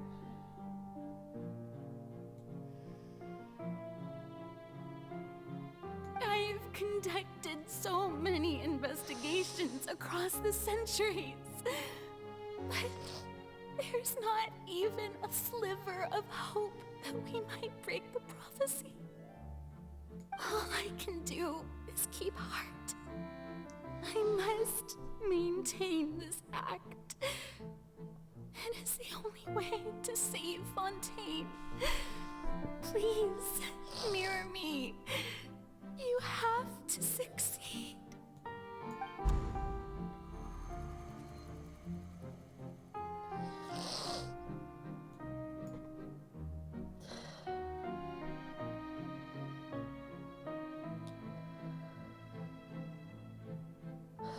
Farina, you don't have to shoulder this burden alone. Although I don't know what you might be keeping from everyone. Oh, your people are in the more box. than willing to share your burden with you. But she can't. That's the whole thing. The whole thing. It's not. It has to be an act. It's my voice. This is great. I didn't think that this scene would replay in her inner world. Surely I'll find out what she wanted to tell me this time. Share my burden. That's impossible. It was fated right from the start that this would be my duty alone. But even if your burden doesn't need to be shared, you can still choose to confide in someone. Just share it with me. I'm what you'd call a witness. A witness? Yes. I've heard that you came to Tevat from beyond the stars, yes. In other words, you never belonged here. So it is safe to tell And if Tevat is, in its entirety, a show on a stage, then you're just a spectator, aren't you? If that's the case... She's right. I could confide in her, couldn't I? But if things don't play out as expected, the people of Fontaine will be the ones to pay the price. No, Farina. You shouldn't be selfish. But what if it's really alright? Farina, you've worked so hard for so long. Surely it would be okay to put yourself first for once. Just this once. Is it such an outrageous thing to do anyway? To find someone in whom you can confide your frustrations and sorrows? Surely it could not hurt. If you let this opportunity slip through your fingers, it might never come by again. Think about it long and hard.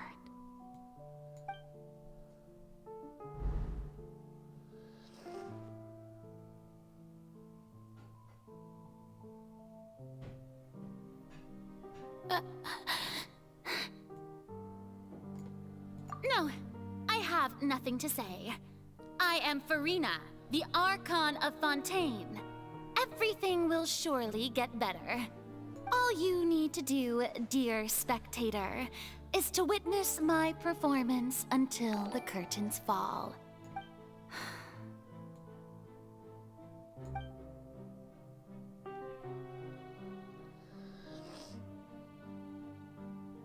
Fine.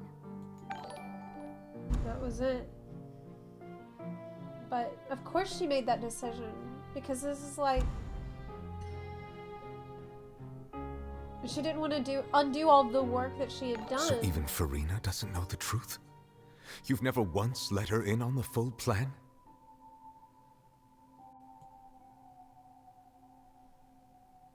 That's fucked up too. Yes, it had to be done. To deceive the heavenly principles, you must first deceive yourself. She did very well. If she had let her resolve falter even once in these 5 centuries, Fontaine would have been doomed to the most tragic fate. It seems that trusting humanity was the right decision after all. I believe that I understand how your deception works, but that is only half the truth, is it not? Yeah. How would you build on this foundation to save the people of Fontaine? That is the most important thing. Ah, good, good. Of course, the Iudex of Fontaine has That's what I've been pinpointed the wondering. crux of the issue. I'm sure you've long sensed that the Oratrice is no simple machine, yes? I've always suspected that it had its own consciousness. And Lenny did mention that he heard a human voice within the core chamber. It now seems that that person was you, hidden within the machine all along. Am I right? What? And then I became one with the Oratrice, taking Fontaine's gnosis with me. Yes, it would seem so, wouldn't it?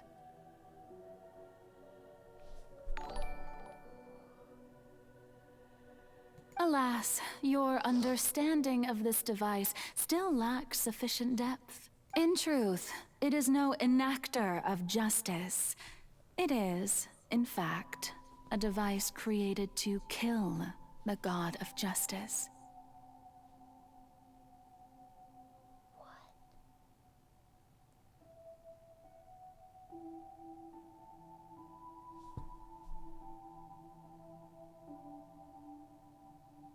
What the fuck? I beg your pardon? Oh, you have it. And to be more precise, not only will the Oratrice take down the god of justice, it will also take down the divine throne upon which she has been placed.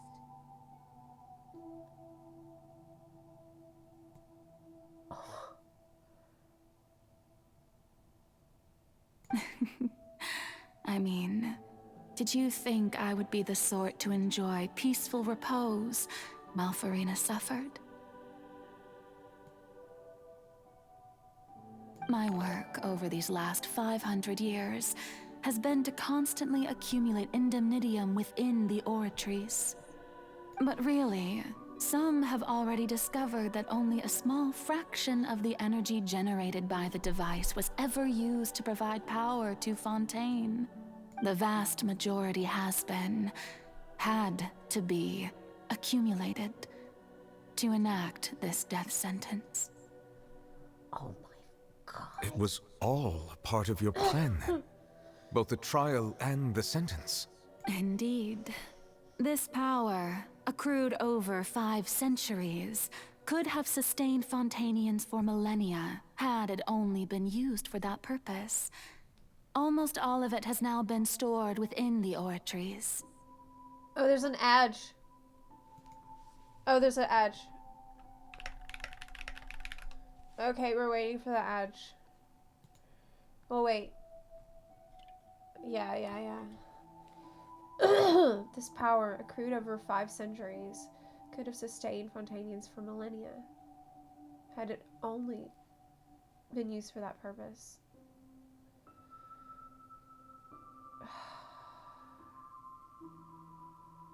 Yeah, I'll wait a second. I'll get up while y'all are watching this.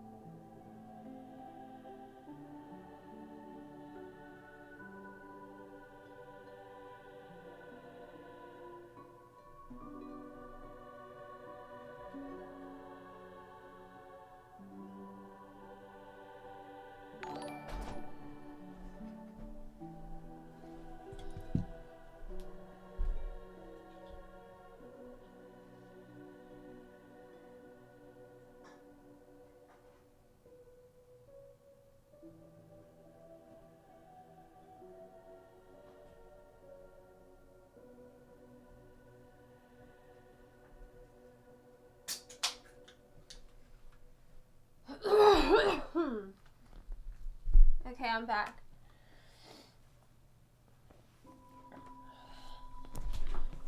Okay, so we had ads and I took a small break, and I am so messed up from what has happened here with Furina. Furina has been forced to endure this torture for 500 years, completely unable to do what she wanted to do. And with no end in sight, and with nobody to confide in, and she took this burden willingly to save the people of Fontaine. But we just found out, so throughout all this time, the Focalor has been hiding in the oratories, I believe, and collecting the indemnitium there to make this giant sword. But only power of this magnitude could hope to destroy the Hydro Archon's divine throne, shaking the rules established by Celestia and breaking through the institution that is the Seven. Wow.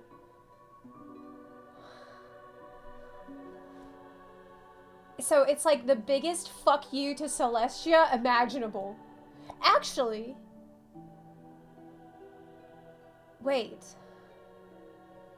If you destroy the wait. What happened if you destroy the Hydro Archon's divine throne? Then doesn't that mean that the power, the authority, should return? So the Oratrice's call for death was for neither Furina nor Focalor, Wait. but for the Hydro Wait a Archon. minute. Because he didn't want to do that. Because he mentioned it. He was like, well, for me to have my authority back, you know, we'd have to kill an Archon, but we don't want to do that. I remember him saying that before. He didn't want to do that, of course. What the fuck? The destruction of that divine throne. If I do not misunderstand your intent, you must be... Returning what's rightfully yours to you, of course. That's what I thought! Oh my god! In other words, this was That's what I all done thought! to return the authority of the Hydro Archon to the Hydro Dragon of this planet. He's already super powerful, but at what cost? But at what cost? But... No! Does it have to be like that? No, what? Getting sad again, are we? Yeah. The authority of the ancient dragons shall soon be yours once more, O Hydro Dragon Sovereign. And this is the face you make. Because he's just such a kind-hearted person. Like, he never wanted to take the power that way. All you've done throughout the years is just so you can sacrifice yourself at the very end. I've never quite seen it that way, you know. Even now, I'm quite pleased at how well my deception worked.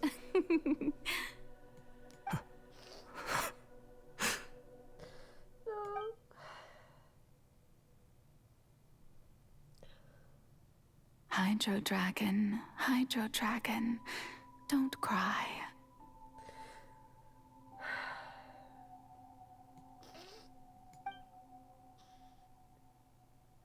I must say, had it been within my rights, I would have loved to judge the heavenly principles themselves.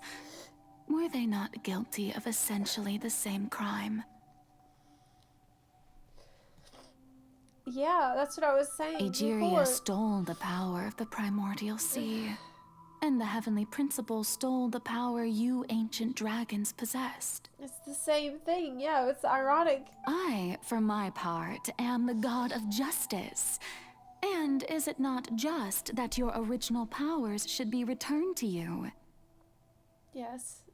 I mean, yes. Speaking of justice, but I have always believed that justice lies in the process of pursuing human existence itself.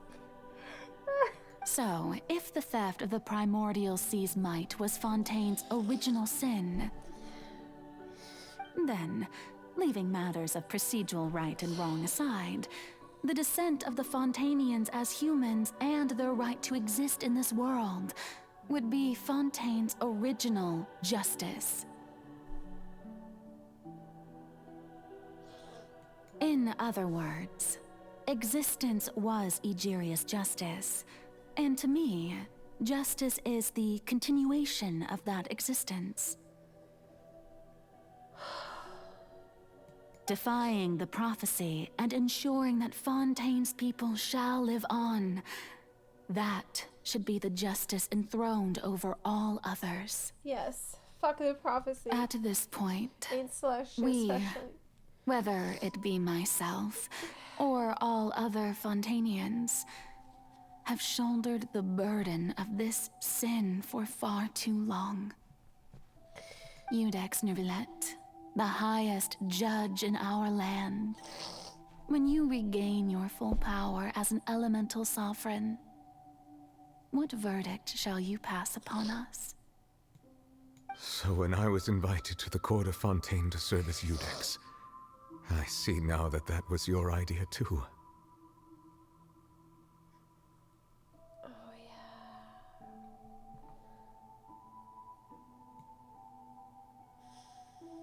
At last, the plan. I now understand the true purpose behind this position. In the beginning, I was uninterested in human existence. But these 5 centuries of living alongside them have gradually brought about mutual understanding between us. And I have even attempted to feel as they feel. Oh my god. You are a devious one, Focalors.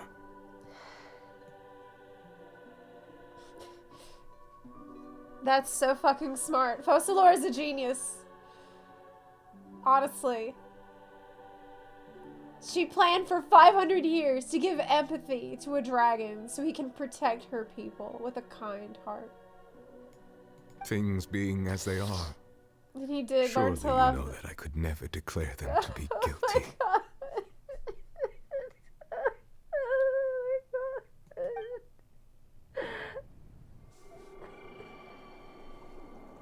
It's too much. The hour of my execution is almost here. What the fuck? For the sinner, the curtain call has come. I know I may not sound it, but faced with death, I find myself a little afraid. Perhaps this is one thing both gods and humans have in common.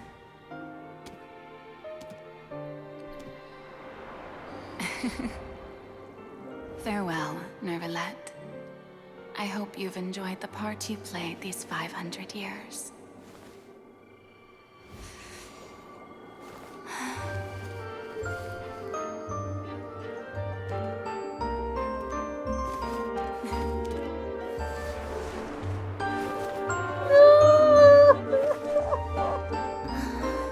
Oh my god.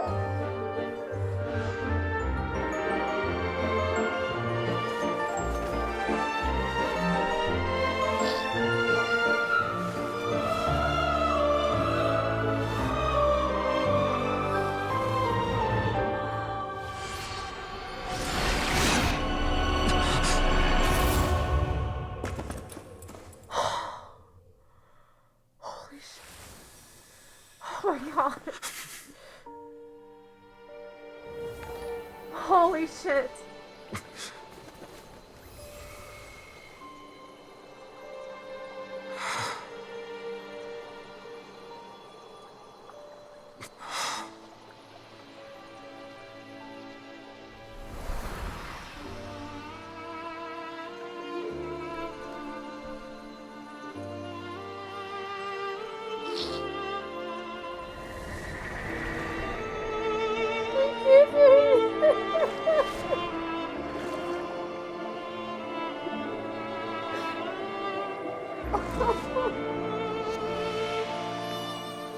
Oh my god.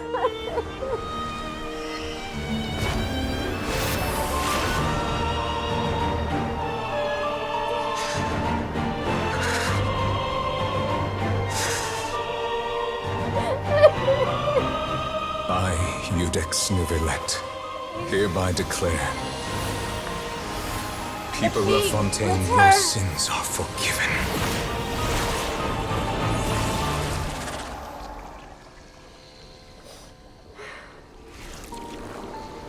Holy shit, fuck Celestia! Fuck you! Hell yeah! Dragons are back! Oh my god.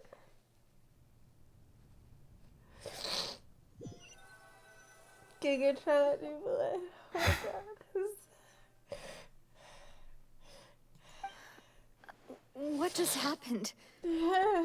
Has the death sentence been carried out? Yes, girl. Was that bright light some sort of misdirection? I have a feeling that something huge just happened. I can't believe it. I can't believe it. But It was so since we're all beautiful. still alive and haven't been dissolved, I assume whatever happened was good for us. What the fuck did they get, Men in Black flashed? It's time to end this. We must mete out punishment to that beast. Didn't you say just a moment ago that it can't be defeated? I have gained the strength sufficient to deal with it. Through certain means. I now have the ability to separate the power of the primordial sea from that creature. Do not piss this guy off now. We should seize the opportunity to Holy pursue our shit. quarry. You obtained power. Traveler, now that the oratories can no longer function, I require an executor to help me mete out justice. That's me, Executor Zepla. The root of the calamities befalling Fontaine. The beast that enacts the prophecy. Its name is the all-devouring narwhal. Come with me, traveler. The hour of execution has come.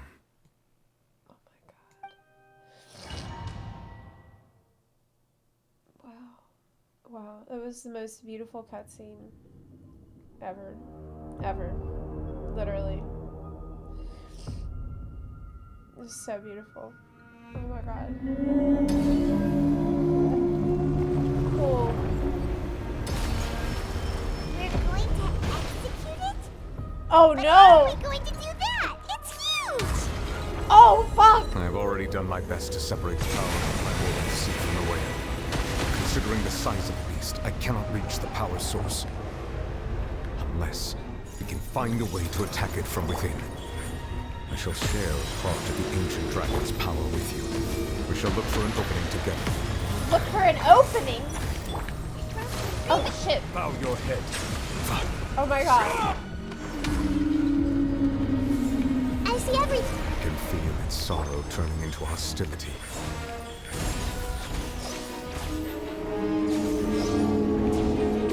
I feel like I'm not doing a lot of damage. Like the water. Oh my god, I don't know how to play. Temple of Wisdom. It said to find an opening. Maybe I need to go in the... Okay, destroy the eye of the maelstrom. The Okay. all-devouring narwhal cannot resist its instinct to devour. Continue to trigger its hostility.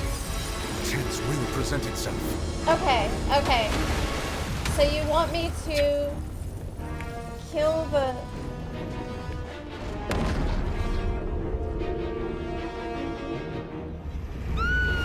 Ah! Ah! Henry! Why is there a hole-looking thingy over there? It looks really scary.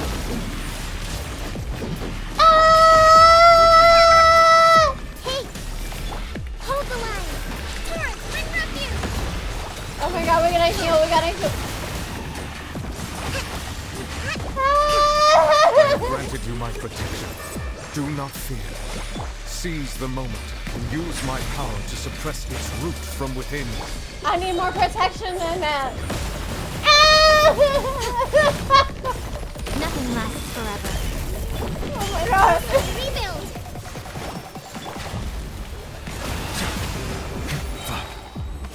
Be sanctified.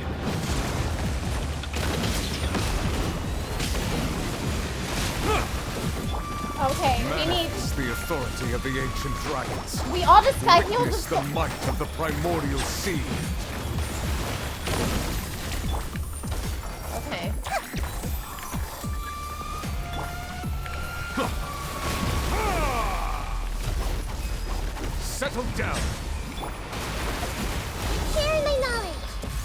just healed the whole team. Yeah, he did. Right now. He did. Oh my god, did you see this face? Did you see this face? What the fuck was that? What, that was so scary.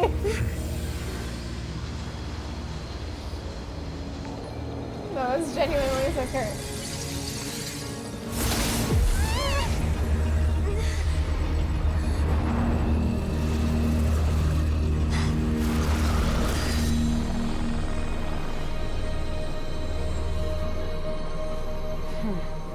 It's a black hole.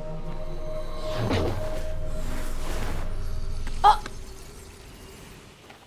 What? Child? Thanks for helping with the cleanup. It should have been my job, but oh well. It was just supposed to be a short private training session for me. I didn't think that my disciple and my master's pet would start brawling in the meantime.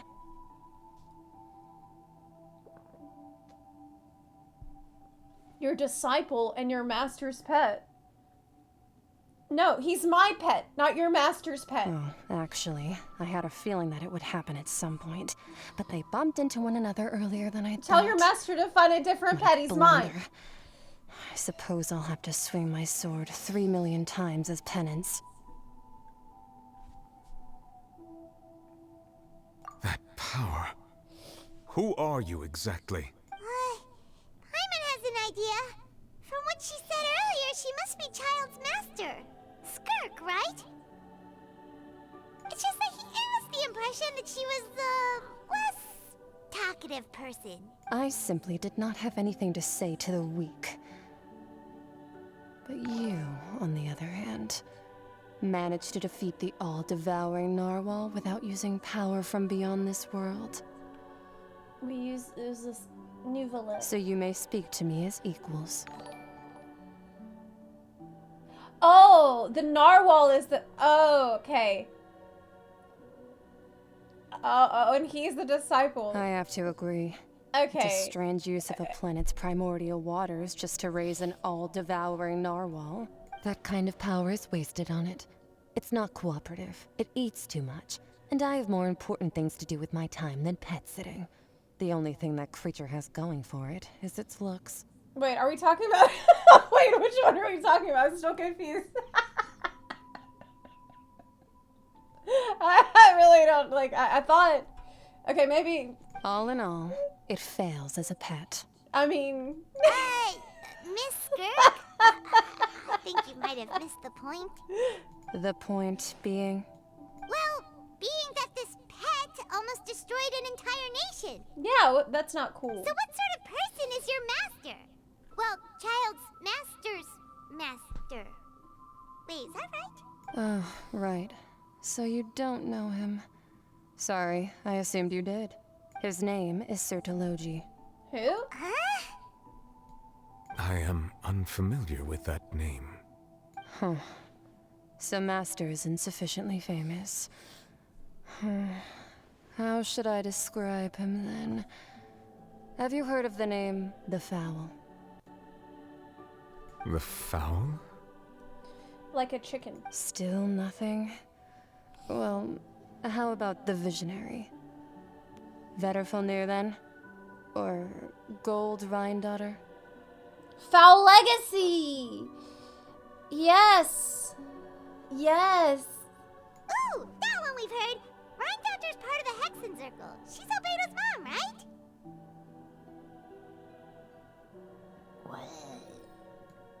Oh, so you do know that name. Should I know about I Rhine-daughter? also heard all of those names and titles from my master. I don't actually know them either.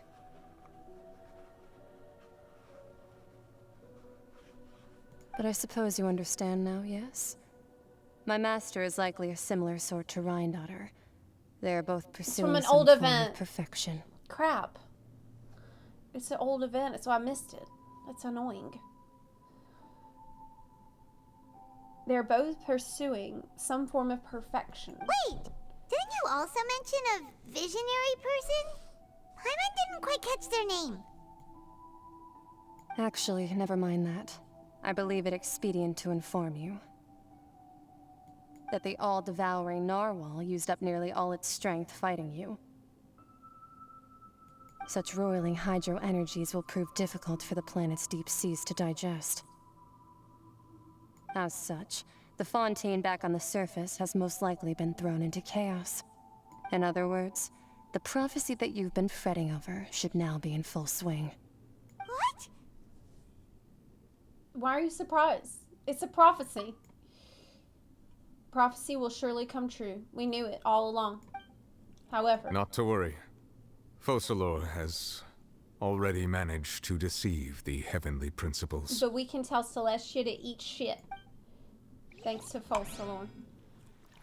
In the end, the people will all be dissolved into the waters, and only Farina will remain, weeping on her throne. We should... Wait.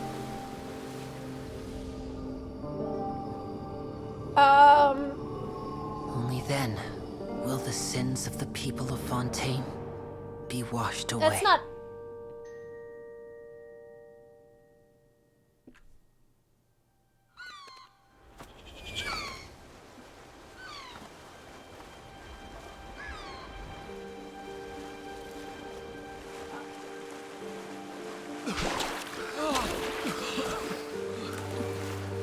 Oh, but he already cleansed their sin. He has the authority to do that. So they can be rescued. It's okay.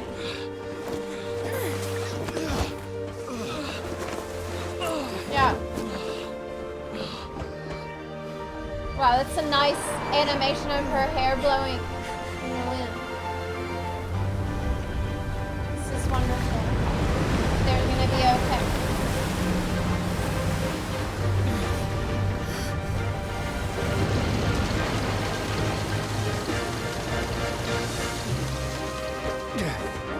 All hands initiate emergency rescue! Hey, what? Yeah, that's right! I forgot he had the big fucking... Oh, yeah! Hurry!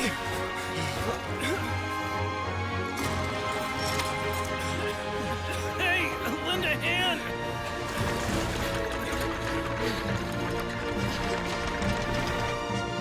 That's right. They're gonna be okay.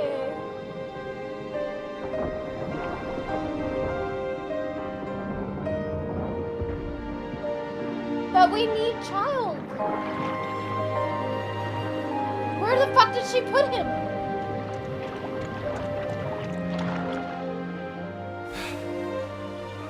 Look! The water's receding!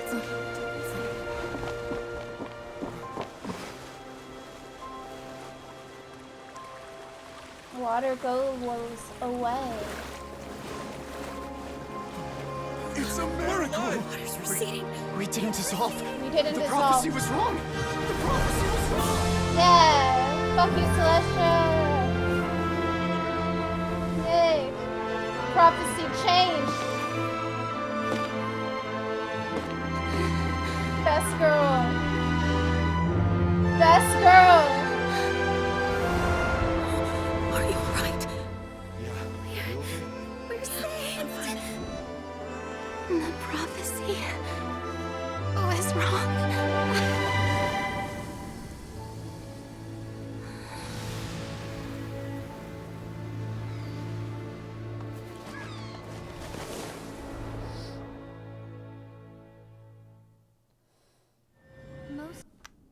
She's free. She's finally free. The Solo renewed. The Spina di Rosula tax post-disaster rebuilding. I recently visited Poisson to meet with Miss Navia, spokesperson of the Spina di Rosula, and we spoke about Poisson's present and future. Okay, but someone really needs to clue her in on what happened here. So she knows that, like, she played her part and it worked. it was good. That, like, it wasn't... I don't want her to be like, oh, the prophecy was wrong, so was that necessary? Old You know? soil can still give birth to new bloom, Miss Navia stated. Does she know that? Hope is like seeing a small cookie when you're starving late at night. You just need a little of it.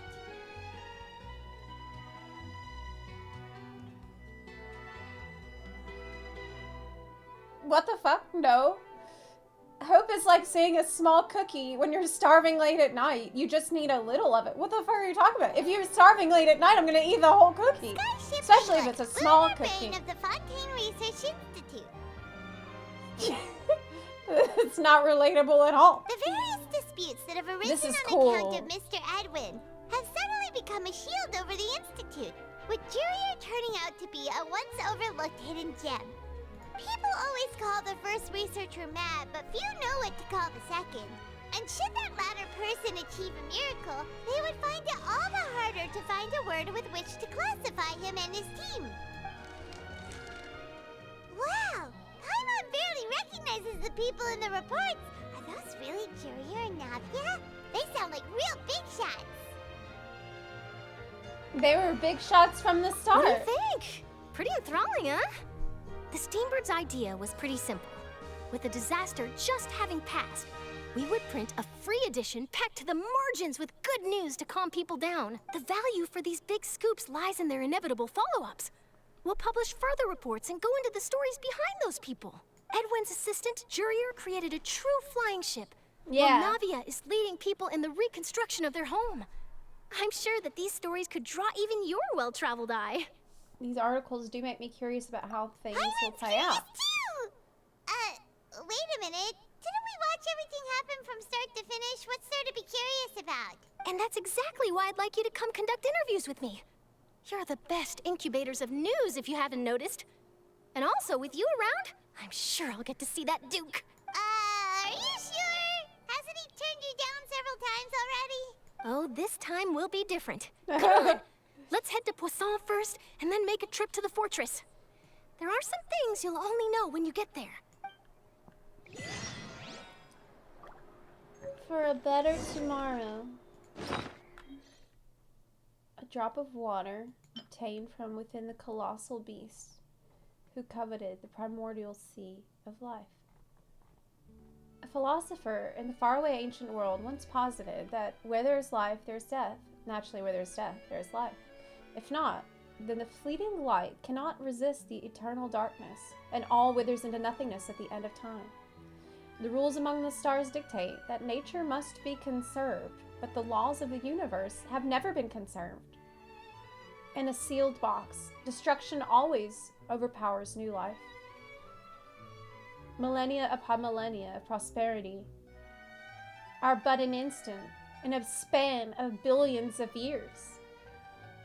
The greatest of achievements, the proudest accomplishments, in time, all will tarnish, decay, dissipate, and ultimately fade into oblivion. Thus there are things floating in among the stars, once adorned with countless prestigious titles from innumerable civilizations, shedding tears for their ordained demise. Their tears stream down out of desperation, out of hope, because all desperation and hope alike will be utterly extinguished along with the innumerable stars. Their tears stream down out of sorrow, out of joy, because both will eventually scatter into the cold, dark, endless void. Every tiny yet beautiful silhouette and every moment worth remembering will fade with time, even stars.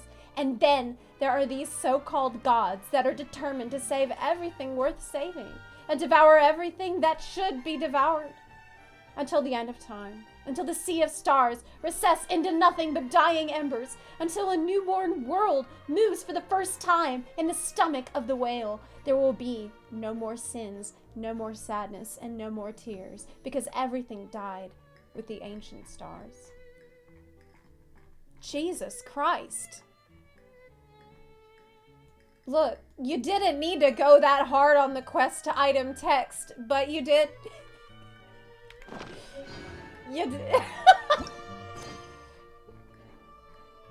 You did not need to do that at all, but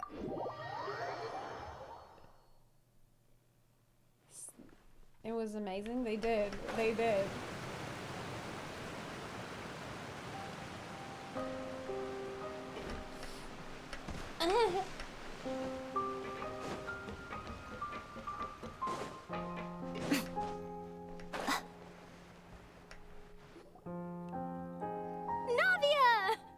Navia! Hey, girl. Oh, it's you. What brings you all here? Hey, we're just having a look around. I'm here to update myself on how things are going here. Oh, the Fatui are here too. Let me introduce you. This is Mr. Garunt Snezhevich. He represented the Knave in sending us a large amount of supplies, and is helping with our work. So now Spina di Rosula is in good with the Fatui. Our residents are hard at work as well. Thanks to everyone, work is progressing nicely. We've lost a lot of people, but we're moving forward. That will have to be enough. Hello, Miss Charlotte. I'm a big fan of yours. I especially like that article you wrote last year about Fontaine's stray cats. Oh my god, they sent the nicest Fatui ever. But if you don't mind... Are you kidding me? Could you not emphasize our role too much in your report? It's not charity we're doing here. We just happen to share the same interests as the Spina. I get where you're coming from. I'll keep it as simple as possible. Or would you be willing to feature as friendly neighbors? That would be fine. Thanks. Oh, you're back too. How are things? We finished laying down the construction materials. It'll be another hour before the workers are able to go over there. Huh? You're here too, Clarant? Well, her reputation's greatly risen after that whole duel business with Miss Farina. So she's here in Poisson to wait out the heat. All right. She really came here to help me out.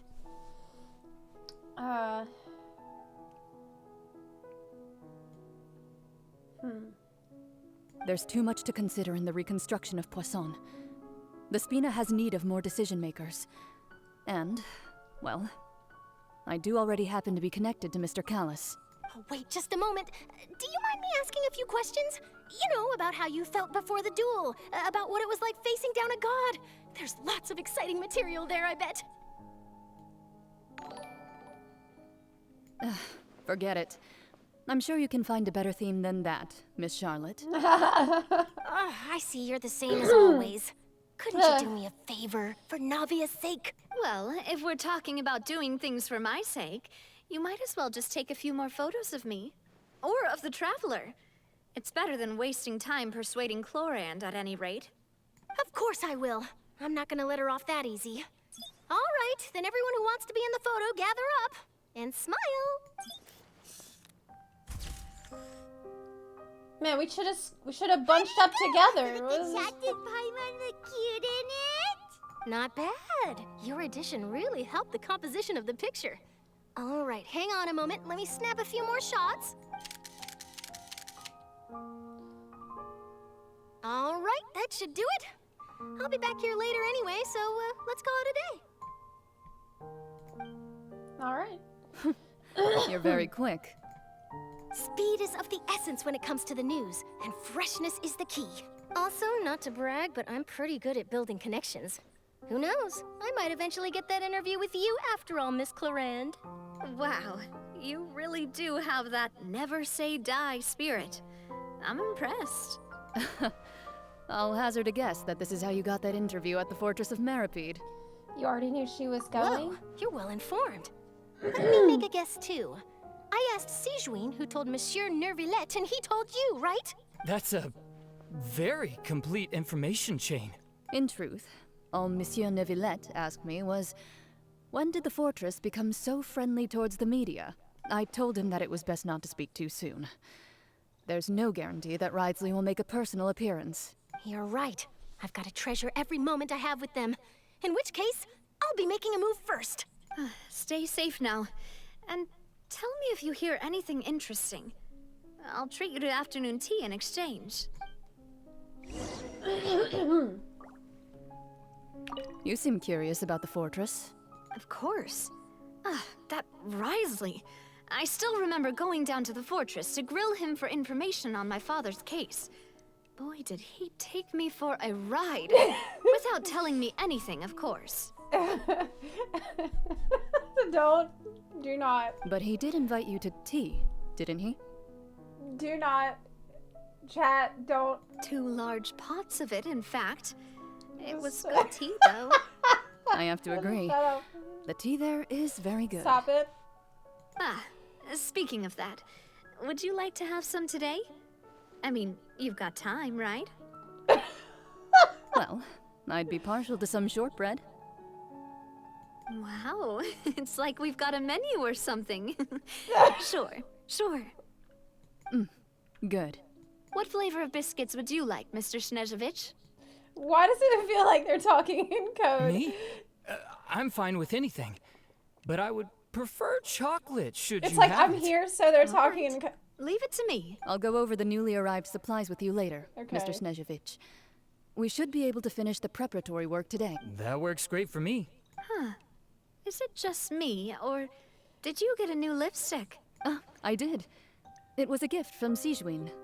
Want to give it a try? I think the color would suit you too. Kind of a weird conversation. Okay. It felt like a conversation I shouldn't be listening to.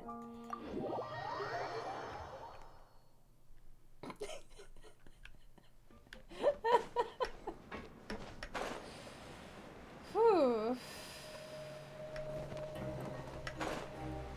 Okay.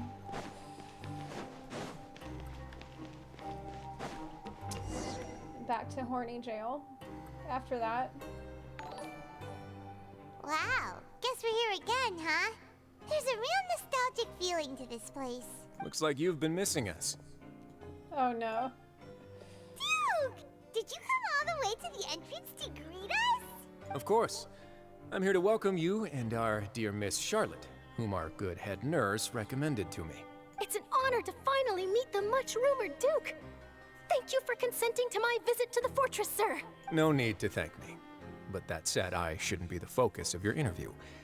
I trust you recall our agreement? Of course, of course. All right then, this way.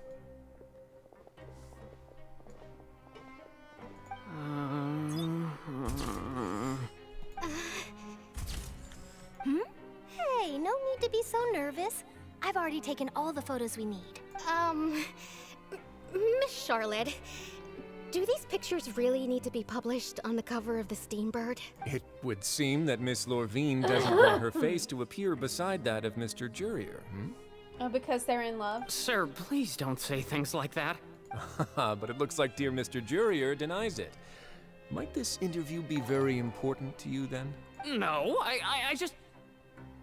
This is my first time being interviewed, and I'm very thankful to the Steambird for... Now, I might not look it, but I actually did meet Mr. Edwin once. And I'll be honest, I enjoyed chatting with you more. You've definitely got more of that genius vibe going on. The boat that brought about a miracle, the ark that saved the people. Why, you recreated a myth back there, like an emissary of legend. She's gonna butter him up so he will Still, talk. if I might ask, where's that flying ship now? Huh! Looks like Charlotte's trying to get herself another exclusive scoop. I have to apologize, but that ship is presently in the bowels of our factory. I'm afraid it won't be easy for you to get a shot of it. Put it back in there. Really? Well, then in that case, could I have an interview with you to make up for that loss? She knows how to squeeze opportunity. You already know my answer, I'm afraid. Best you interview our head nurse instead. Or perhaps you'd like to take another photo of this couple of researchers? Dude, people are just constantly saying no to her interviews. Did you really have to use the word couple? Well then, 2 solo photos will do. Is my hair messed up? Please, someone help me have a look. Things sure are getting pretty lively here. We've seen this kind of thing before. Oh, seems like everyone's here. Would any of you like to try this new drink I came up with? No! Ah, Sijuin. Hey, Miss Charlotte. Why don't you, take some pretty photos of our head nurse? Sure. Come on, Miss Sijuin. Over this way. Let's find a brighter spot. Huh? Sure. Do I have to smile? So, how have things been at the fortress? She doesn't like to smile in photos. Same old, as you can see. Fontaine's undergone some changes, but this place is still more or less the same. Other than that flying ship, it got a tad too much attention, I think. That's why I decided to let the interview go through. We should direct more public opinions toward the behind-the-scenes heroes. Am I right, Mr. Jurrier? Miss Lurvine? You're too kind, sir. I believe that you too should have your day in the sun. Not that you would want that, which is a pity. I'll just leave the spotlight to you two. You walk with Ridley for a while and share news from above ground. I see. Lots of things happened that day, huh? Anyway, regarding that Harbinger, I'm not sure you remember, but his 3 young followers are still waiting for his return. Yes, the child simp squad. He sure did win them over, huh? I'll tell them that there's good news and bad news. The good being that their boss seems fine, and the bad being that they must face extended sentences for abetting his escape. Oh, actually, what about you?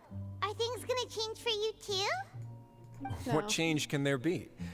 The fortress will keep chugging along, and so will my duties. But how are they gonna decide, like, who's bad?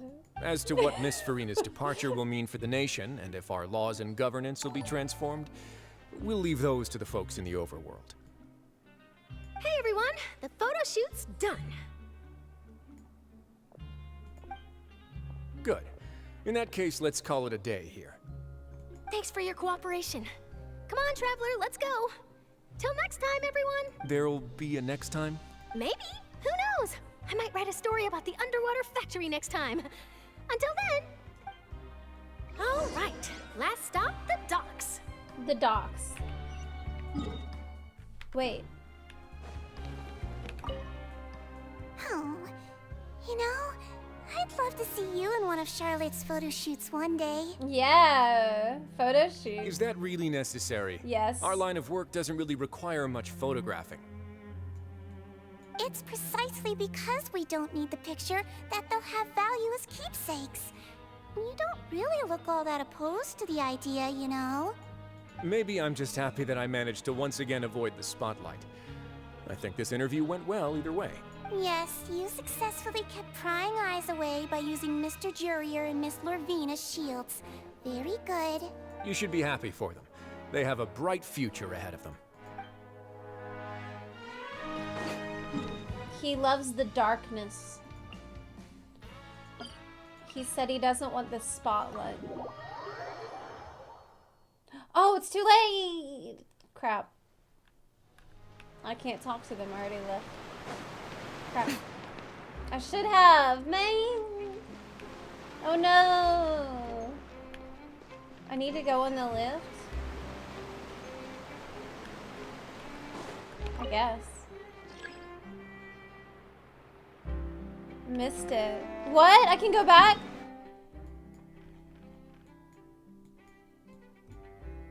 I'm never gonna find it. It's hard to get there. Oh my god. Okay, jump.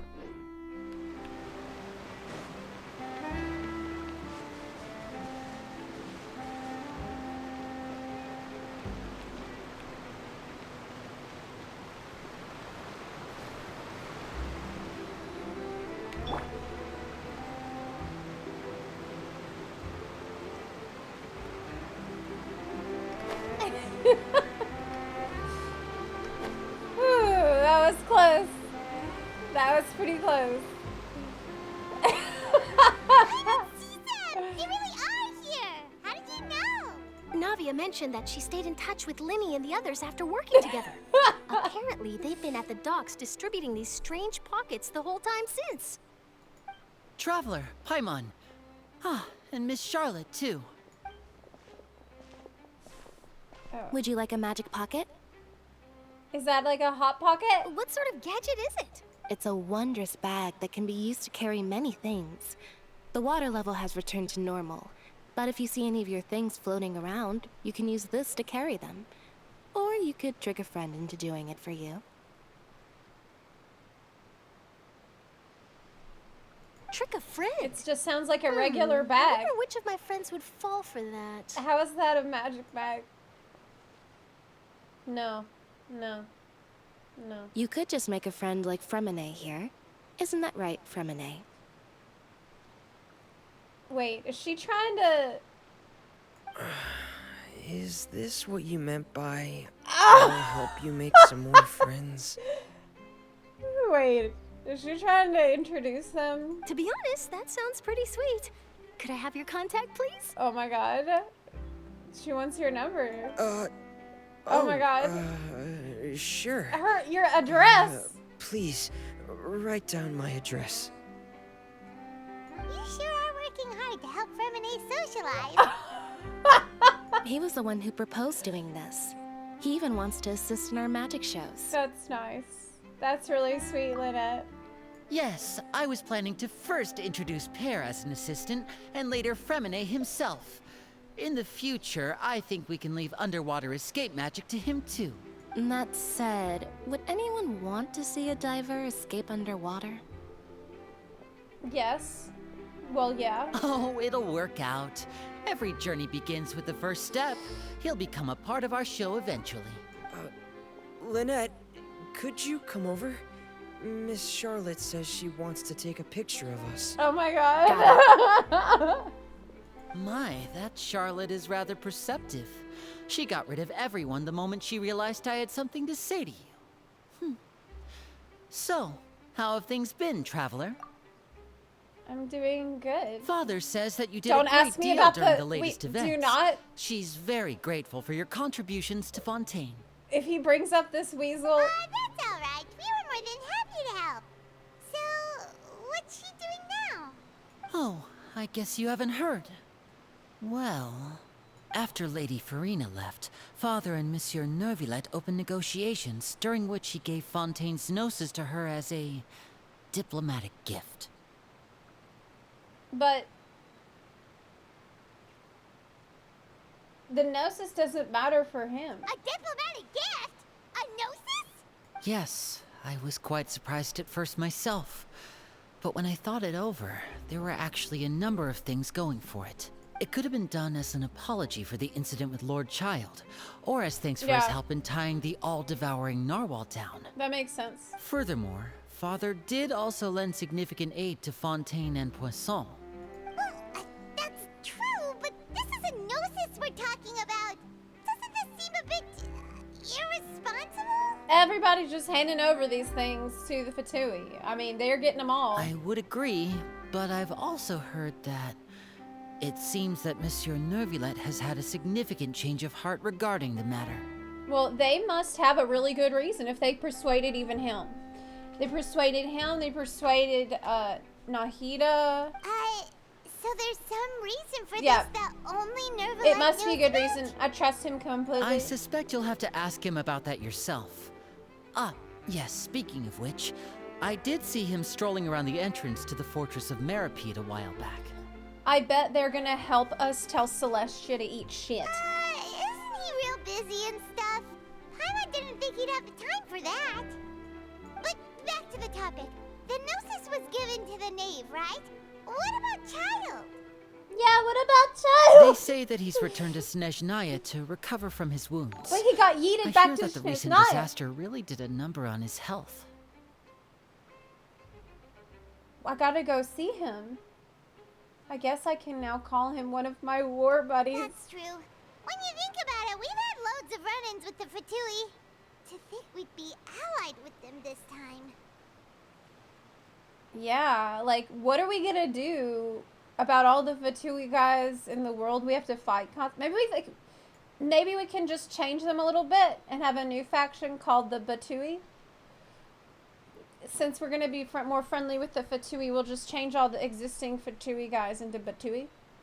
So shocked by such a simple switching of sides? Uh-oh.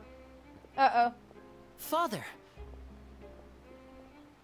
Well, Father. what do you know? Come to the docks to see how my children are doing and meet the Traveler by chance. Please do not pay my accomplishments in Fontaine too much mind. I would have done them regardless. Are you going to take the gnosis back to Snezhnaya? Yeah, are you gonna take the gnosis back to That is our duty as harbingers, yes. Okay. Don't be too preoccupied with sides. The goal of the Fatui concerns not a single place or person, but the entire world. Okay. With such a grand goal in mind, it is inevitable that we must wear many masks. I guess that's okay then. Switching my masks is something I've always done. Will you keep to your position? Well, that depends on many things. No one truly knows what the future holds. What good is honesty if you can't rely on it forever? She's so sus. This is not, reassuring at all. What good is honesty if you can't rely on it forever? As for you, I very much look forward to our next collaboration. Good things cannot be achieved alone, and you've proved yourselves to be great partners. I'm basically in the family now. Please help us deliver this. Are we about to give her a fetch quest? No, we're not. A vision? What? No! All right. I'll remember Well, to return it. yeah. Thank you for keeping it safe for him this entire time. Tell him me and Nouvellette are doing great. And that's a wrap for me. Huh? You're... Greetings, Miss Journalist.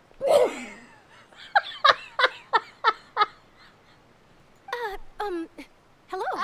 If I'm not mistaken, there are diplomatic channels I'll need to report to take a photo of you. That is correct. Oh my God. So forgive me, but I will not be able to serve as a subject in your article. However, feel free to write as much as you'd like about our dear magicians and our upcoming rookie talent. Everybody's doing the same thing to Charlotte. Like, the exact same thing. Just like Risley's like, oh, well, you know, I can't, but why don't you talk to these other people around me? I will. The sea breeze is quite pleasant. I shall continue my walk while the weather remains so agreeable. Farewell. Only she could say this in an evil way. Like, only this VA could say this line and have it sound terrifying. The sea breeze is quite pleasant. I shall continue my walk while the weather is agreeable. Farewell, Father. Farewell. That's so scary. Oh, she has such an intimidating Yes. presence. I didn't even dare to take a picture. Thankfully, I've already wrapped up all my pre-scheduled interviews. Thank you all. This'll be more than enough for me to write about, I'm sure. Don't be too nervous. Why don't you take a magic pocket before you go? Here, Traveler, Paimon, you take one too. To move things about? Well, yeah, my dress doesn't have pockets. That's right. Funny. I was giving out magic pockets when we first met too. I blew out a candle. What do you know? I'm doing the exact same thing right now. So many things have happened, but the pockets are still the pockets. Yeah, it's like coming full circle, you know? I guess this must be life. We will all follow our own paths. Yeah. And serendipity will lead you to your fated friends. It's like we're all living in magic pockets of life. All right then. We'll be handing out pockets in some other districts later, so we'll get going now. Have a good day, you two. Okay, bye. Well, guess we sent Charlotte off. Shall we go see how Nouvellette's doing? Yes. As long as he's not so busy that he Oh doesn't my God, have yes. time to chat anyway.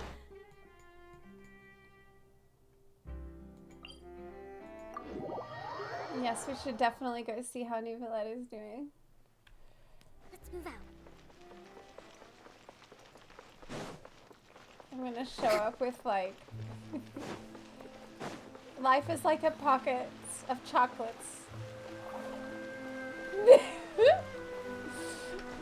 Okay. It's not weasel time. No. No. No, it's not. Mm-mm. Enter the opera house. I'm showing up with, oh, look for Nouvellette.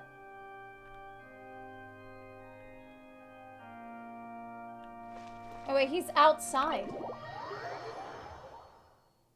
I'm too excited. Can't find him.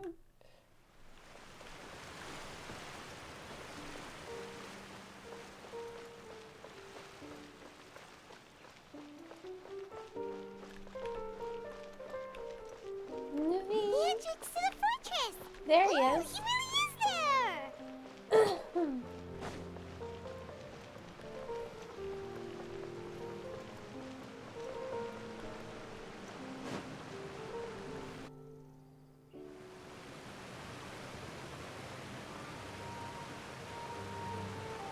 Cool. So, you really are here, Neuvillette! Paimon didn't think you were going to have free time this hour of the day. Really? Oh, I suppose you must have met Mr. Linney. He took the time to greet me earlier when he passed this way. In any case, you came at a good time. I was just considering reaching out to you to set up a meeting, so I may explain some things that I haven't had the time to before. Aw, Paimon's glad that you remembered. Thank you for keeping us on your mind, what with you being busy and all. Alright, let's have it then. How was Fontaine actually saved? The whole business is still quite the mystery to us.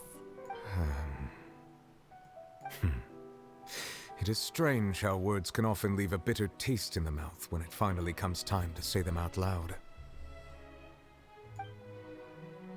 Sigh softly before telling you the truth concerning what he saw that day. Focalor deceived the heavenly principles and used Farina's endless performance to save Fontaine. So that's what happened? I only saw Farina's part myself. Focalor destroyed the divine throne of the Hydro Archon and restored your power to you, transforming you into a fully fledged elemental dragon sovereign! That's pretty fucking cool, though. But Paimon still doesn't quite get what you did to save the Fontanians from dissolving. He pronounced them innocent. For me, the authority more of the sin. ancient dragons refers to absolute control over the hydro element. Fontanians were incomplete humans born of Egeria's use of the power of the primordial sea, with constitutions similar to that of mimics. But so long as those primordial energies remain within them, I could use the ancient dragon's authority to grant them true blood, after the fashion in which life was first brought into being on this planet. Oh, shit. Wow. So he basically did one better than what even Egeria did? In other words, when I gave my verdict, Fontanians became true humans, Holy and thus shit. would naturally no longer be dissolved by water from the primordial sea. That is insanely powerful. He just changed everybody in Fontaine into true humans just like that. Focalor must have counted on you to make that decision as well. Your verdict was the key to making the prophecy appear to have come true while saving everyone. So that thing that Celestia was really fucking mad about Egeria doing, he just did an even more better version of that. I'm sure Celestia's gonna be real happy about that. Jesus. He literally gave them true life. Every single person. Just like that. Insane. Yeah. They were born. They were truly born. Focalor finally managed to fulfill the original Hydro Archon's wish to turn Oceanids into real people too. Wow. Insane.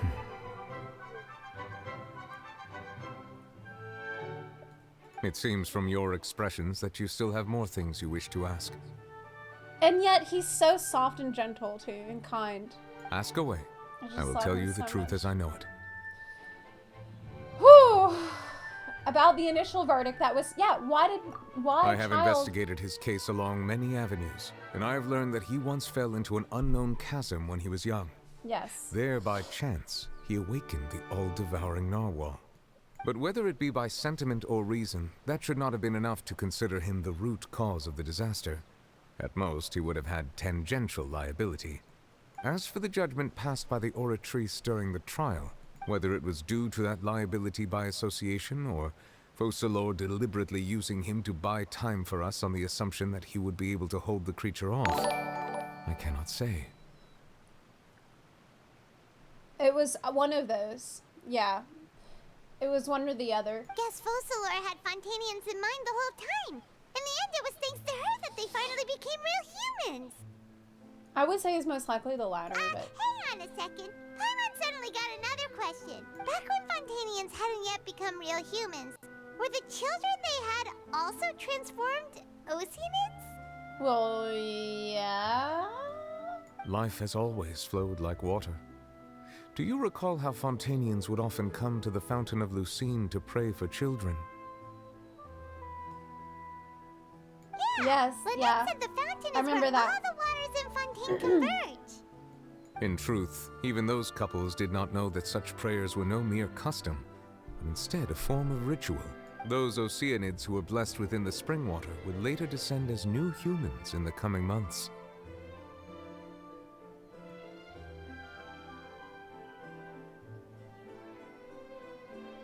Oh. Wait. wait. So in the water was Oceanids listening to their future mom and dad talking about what kind of a baby they wanted. And so then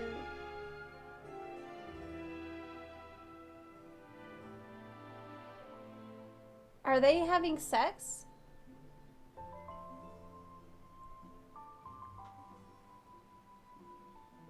Okay, there's an ad.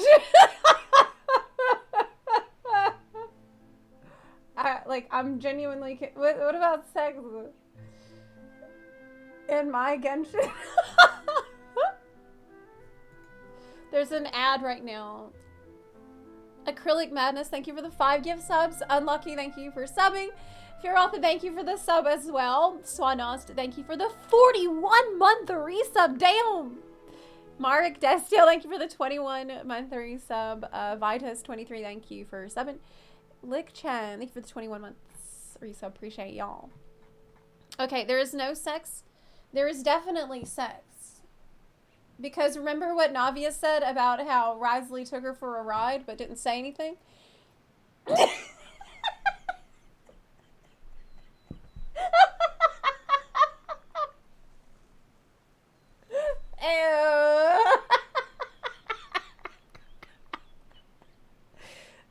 That's what she said. Alcasol, thank you for subbing. Don't people stare at me.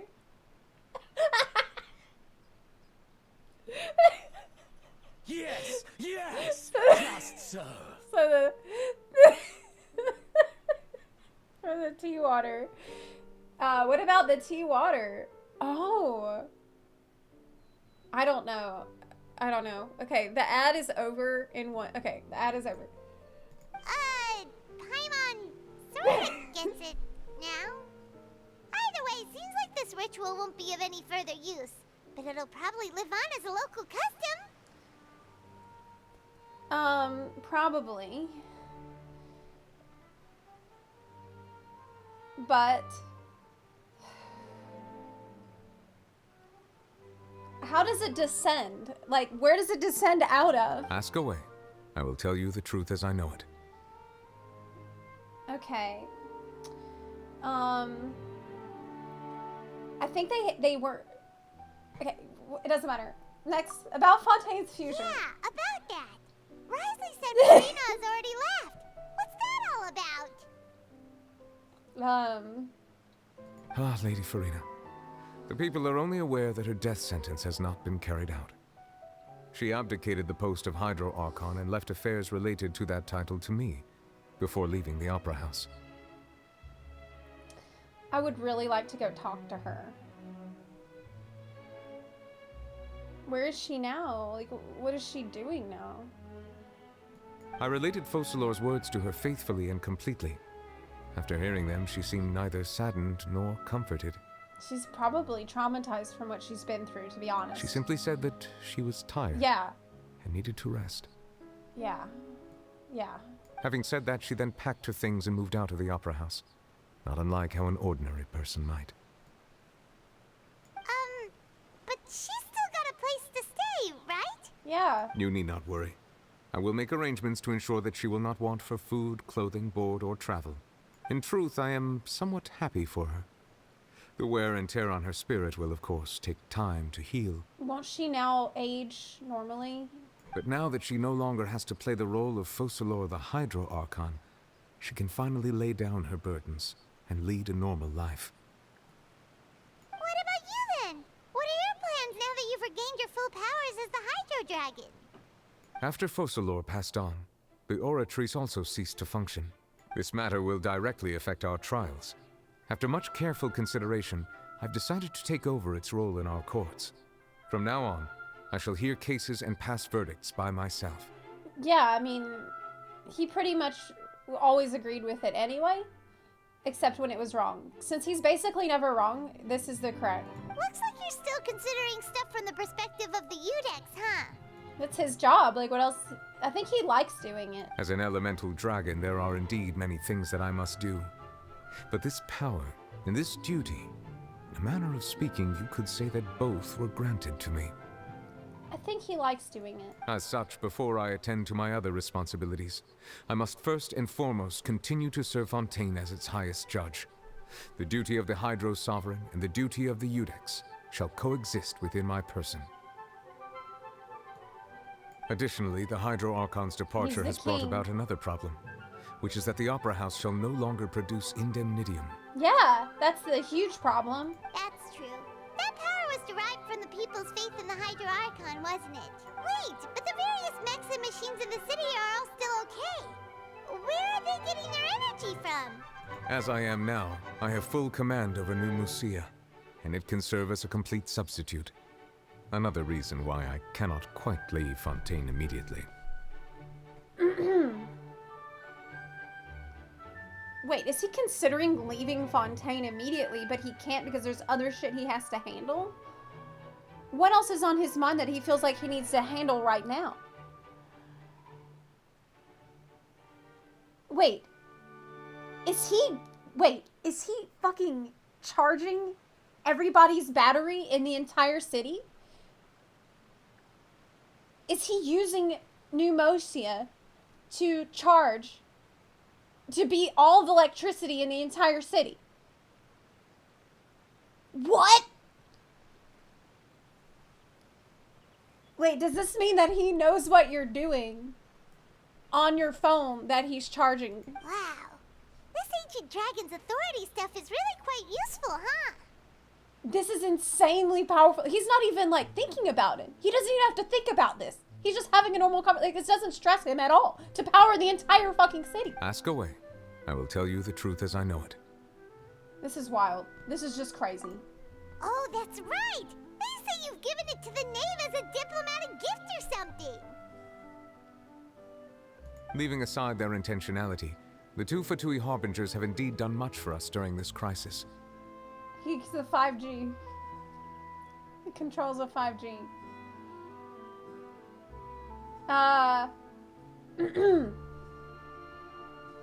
Leaving aside their intentionality, the two Fatui Harbingers have indeed done much for us. Right? Their sole remaining goal in Fontaine, Yeah. at least at this point, would seem to be the Gnosis. The Oratrice has ceased to function. The Hydro Archon's divine throne is now no more. And I do not need He doesn't the even Gnosis's fucking power. need the Gnosis. Man, this is hilarious. He's like, oh, you want this? Yeah, whatever. I don't give a shit. Like it. To him, it might as well be just a fucking rock. As such, it has lost all meaning Just for take it. Fontaine. Go ahead. Yeah, I don't care. If the Fatui have impure designs, we might as well accede to their request now and avoid unnecessary conflict. Oh my god. What complicated considerations. Paimon thought you were just giving it to them out of gratitude to the knave and as an apology to Child. Ask away. I will tell you the truth as I know it. The next stop on my journey. You will soon be heading to Natlan, I presume. Oh? Oh, really? I'm afraid that I have little talent as a travel guide, so all I can do is tell you what I know about that land. About that land? The Nat land? As far as I'm aware, Natlon can be said to be a nation of dragons. Oh, that's where he probably wants to go. A nation of dragons? You mean like you? No, I suspect that I would not find myself welcome there. Why not? Because... Unlike ancient dragons such as myself, the dragons of Natlon have undergone long years of development and evolution. Large numbers of them have entered a form of coexistence with humanity. Wait. Are we talking like Al-Ra people out there? Are we talking dragon people, lizard people, reptilians out there? Natlon is also the nation of war. War ravages those lands like an undying flame. There is one other piece of information I got incidentally from Fire my Nation. negotiations with the Knave that I believe may be useful to Dragonflight. you. It's Dragonflight. It's the Drakthir. The harbinger known as the Captain has thrown his hat into the endless ring of war. The Captain? Who's that?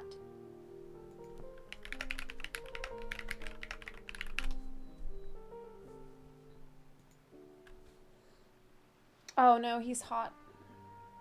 Shit, yeah, he's the one with the half mask in the trailer. Oh yeah. Okay, that's, well, it's not New Valette levels. The captain. So we'll be okay. Sounds like a real tough customer. We're gonna be okay. Seriously, everywhere you look, there's a Fatui Harbinger doing their thing. I know. I suggest that you fully prepare yourself before going to Natlon. This is In the the only meantime, boat I need now. Fontaine's doors will always be open to you. I don't want to leave Fontaine. Ask away. I will tell you the truth as I know it. I don't want to leave. I have no more questions. Hang on a sec. Paimon still got a question about the Gnosis. When we spoke to Linny earlier, he mentioned that your attitude towards giving away the Gnosis had clearly changed. We guessed that there might be some reason for it that only you were aware of. No wonder the House of the Hearth is the Fatui's intelligence division. They are certainly sharp. So regarding this specific issue, I was just getting ready to share something with you. What is it? In truth, I exchanged some further words with that lady named Skirk after sending you two back to the surface. It went something like this. Oh.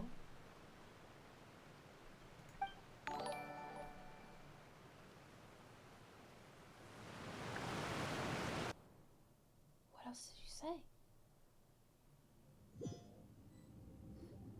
Well, we're going to head topside to see what's going on. You hurry over soon as well, all right, Nervalette? What next? The all-devouring narwhal isn't here, so I'm no longer getting any interference. I can finally catch the scent of your power, what it's made of. It is the authority of the planet's primordial dragons, but with something very similar to a god's curse mixed in. It's quite a novel blend. Curse. I'm sure I've encountered something like this before. What was it again? I do not know what you speak of. Ah, of course. How could I forget? You should have the remains of the third descender on your person, yes? What? Remains? I've never heard of any such thing. Huh. According to your parlance, I believe it may be called a gnosis. The remains of the third descender?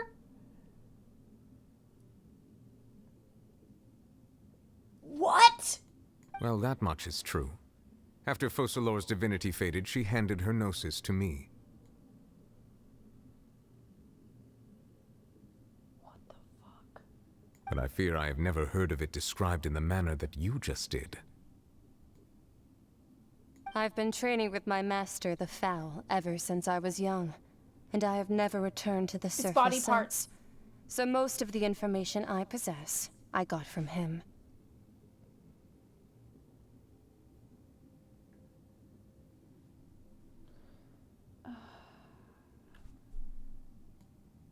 It is only natural for those who are greater than humanity to possess a different sort of common sense.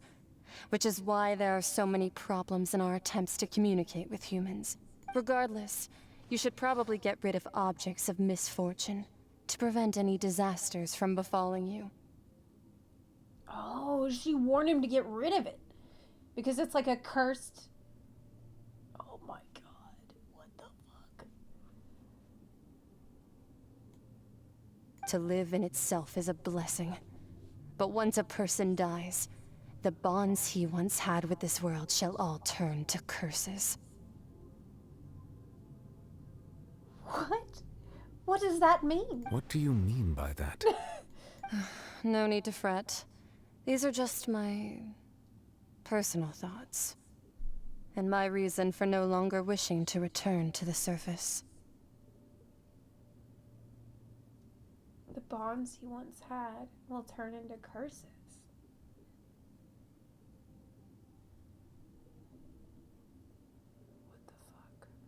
This third descender you refer to, who are they? Zepla. And when did they die?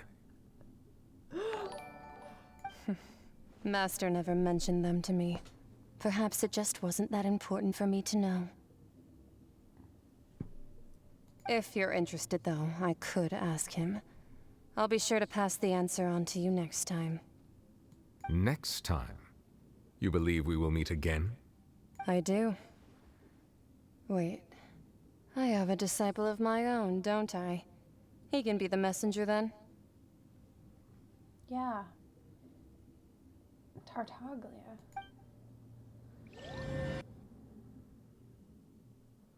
What the fuck? That's what she told me. Whether it would prove useful or not, I wanted to pass that information on to you. So it's good that he got rid of this thing. Wow. But what is this other thing she said about when people die? Their bonds turn into curses. So that's why she doesn't want to return to the surface. The fuck does that The remains of the third descender? So that's what the Gnosis actually are. Paimon just thought they looked like chess pieces. How could they be a person's remains? It's a person's remains. It's a body part. All the same, assuming that there was no misunderstanding or special metaphor at play, that is what she meant to say. Yeah. Wow. And she said that it would bring misfortune and that you should check it, which is why you gave it to the Fatui. Yeah. If she speaks the truth, then I would simply be putting Fontaine at unnecessary risk by keeping it here. Okay, but the Fatui, like if Child is talking to this girl, he would probably know that, right? Unless she wouldn't tell him. But why wouldn't he also know that? And why couldn't he just tell the Fatui what he knows about it as well, right? Like she mentioned one of them. I am the fourth descender. For me, this information means two things. This is what, man, I need to go back and, I wish I could go back and replay what, because I think I talked about this with Nahida at the end of Sumeru. I need to go back and watch it again. One, the Gnosis are related to descenders. And two, that the one who came before me has already died.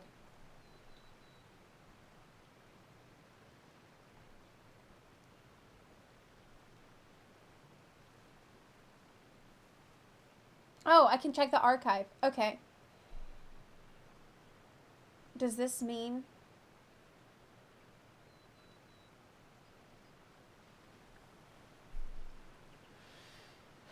So, does that mean we are next? Yeah, that's what I thought. Is it her twin? But her twin is not the descender. I need to go back and see what Nahida said about it. Yeah. I don't think it's her twin. I don't think it's a twin. Yeah, it's not. According to Nahida. Yeah, she said that already. I had guessed that you might already be familiar with this concept. So it's not the twin. But I did not expect you to be one of them. That means that the Gnosis, which are exceedingly element compatible and can even enhance elemental abilities, do indeed come from the third descender. I wonder, does your body also possess similar properties? Well...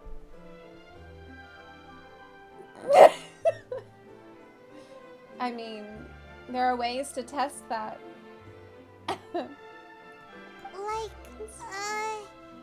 Like being able to use elemental powers without a vision. That does sort of count as special compatibility, right? No, let's not think about this stuff right now. It just feels creepy.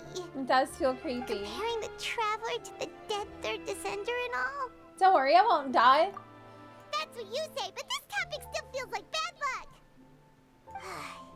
Once Child recovers, let's get some more answers out of him. Or go look for his master and get the answers that way. I too believe it unwise to make too many blind guesses when information is lacking. The same is true of being at court. Alright. Whatever the case, it seems like the crisis here in Fontaine's over for now. Yes. All of Focalor's efforts were for this moment as well. But she sacrificed herself in the end as a god, and she suffered through all those years as a human. Was that really what she wanted? No, but it's what she had to do, and it was genius. I suppose that would be the mystery of a god's will. Can you understand the will of the gods? I suspect not. But once in a while, I too would guess that if wishes were like the clouds in the sky, they will one day return to the earth as raindrops. Life flows like water, and rain is the final answer. The water levels may sometimes tilt one way or another, but the rain falls fairly upon all. What a beautiful thing to say. And what, ultimately, is the difference between the rains that fall upon all of us? He's still so humble.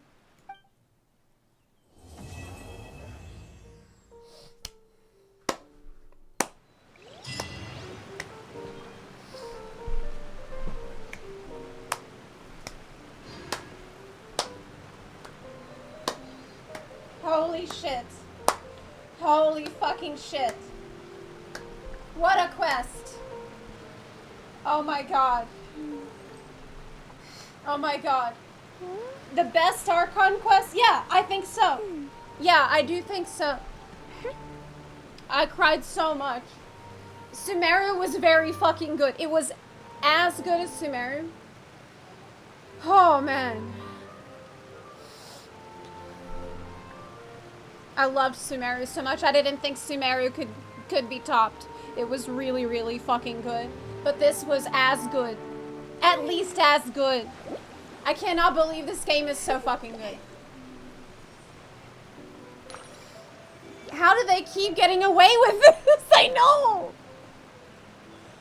How is Notland gonna beat this? There's just no way. Free game.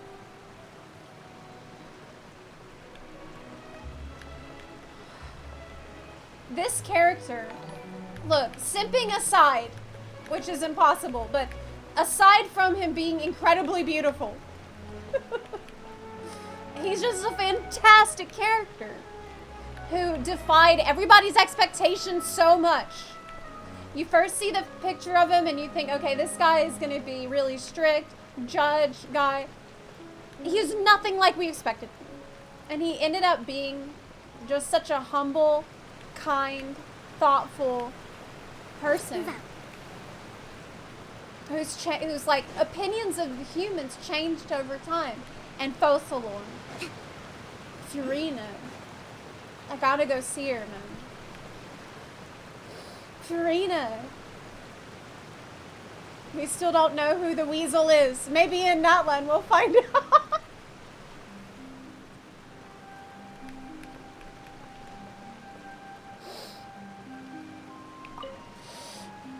It seems from your expressions that you still have to ask away. Can he I will tell me you anything the truth else? as I know it. Oh no, I that's suggest the same. that you fully prepare. Okay. Farina quest. Well, I will have to save that. I will have to save it. I'll definitely do that, but we're gonna have to save it for another day. Read his voice lines. Oh yeah!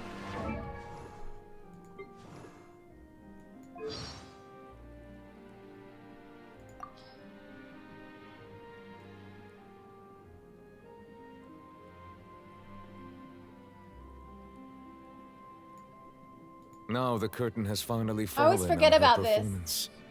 The character she portrayed was an imaginary one, yet in playing that role, she fulfilled her duties. Though she is meek and full of doubt by nature, she was able to use madness to stiffen her resolve and see her duty through to its conclusion. The work that she has done over the centuries is truly immense. If she were to ever make a return to the stage, I should personally attend the performance and give her my heartfelt applause. Yes, I must do so when the opportunity arises. The Archons have lines about Farina too. Oh, really? Man. Absolutely everybody should be thanking her for her service because she had immense commitment to this. People often say that wisdom isn't about what you know, but knowing what you can change. It is beyond question that the prophecy was carved into ermine so long ago. And while it may look like nothing has changed, it also seems like everything has. I think we both know her to be smart enough to turn the fate of the world around.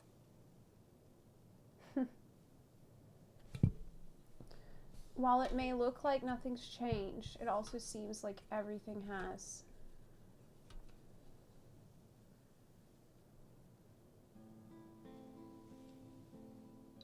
It's like, wow. Can we really change the fate of the world? Too, though. What other Archons do I have? I have Zhongli, who I haven't leveled yet.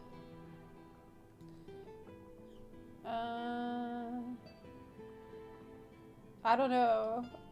I have to unlock it because I haven't been hanging out with Zhongli very much. Yeah. I don't have I've never actually seen the Raiden banner in all the times I've been playing. Nouvelette's lines about the Archons.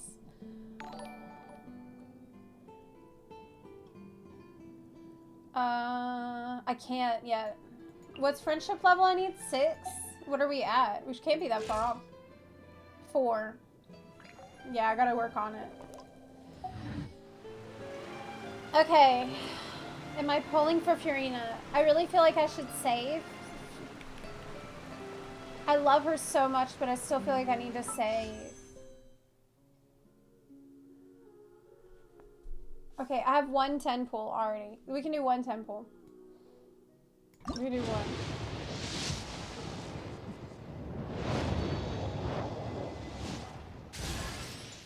What? Well, I did get Charlotte.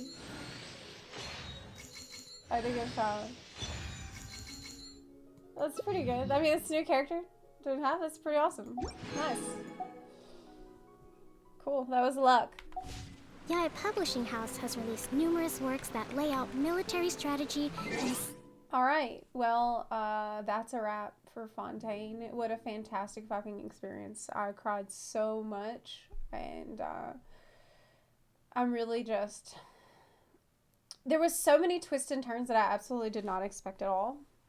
When I first met Farina, like, of course you first meet her and you think that she's kind of obnoxious, and she's really over the top, but what I love the most about Farina is how human that she is. And I always felt like that was refreshing. Even before we found out all the truth of why she acts the way that she does, I always found it really refreshing how flawed and human she always was all along throughout all of the Archon quests. And like just how different she really was a breath of fresh air as a character. And then, like, God, today, this whole cutscene where you see that, like, that was the human that Focalor always wished that she could have been. Like, someone who isn't perfect, someone who has all this, you know, self-doubt, who has loneliness, who has this immense inner struggle, but yet still has the incredible strength of will to fight on, still has, like, a good heart and wants to do what's right. And she really, you know, wasn't polite all the time, didn't do everything right all the time, didn't know what to do all the time, but just did her best. And holy shit, she did better. She did. I just wish that we'll have a chance to go and talk to her. I guess there's her story quest coming up, so I'll do her story quest next time I play Genshin. We're trying to do 1 Genshin day a week at least, every week. So probably next week we'll do it. But Neuvillette, I love him more every day.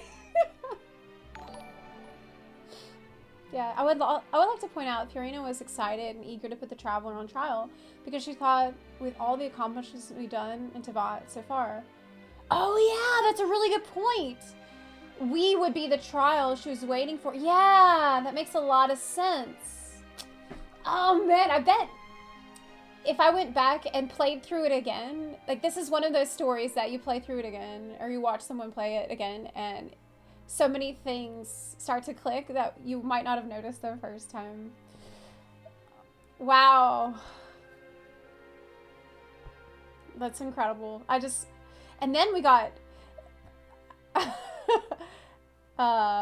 yeah, you put Neuvillette Archon lines in the react. Oh no, I don't want to do that. I want to level him up. I want to level up his friendship and then have that be a reward of leveling up his friendship, is seeing the voice lines. I don't want to just skip it. You know, in pragmatic way. You know, I have him. Hold on. I have created an island with a water garden I'm building just for Neuvillette. Breathtaking. Okay, like, I've been building this whole fucking like, as you can see, I have built this temple. Yes, the water temple. Oh, hello. Ah, it's you. Oh, that's right. Here's the... It's so nice. Hydro teapot, yes, correct. I wouldn't change it because this is, like, a lot of water around, so I think he would really like it. Ah, it's you. Oh, it's I've been you. waiting for the owner to show up. One cannot simply walk around without first obtaining permission. Good morning. Hello. You may forego the formalities. That's what I thought. The weather here always seems to be pleasant. Anyway, where is Child? He's out.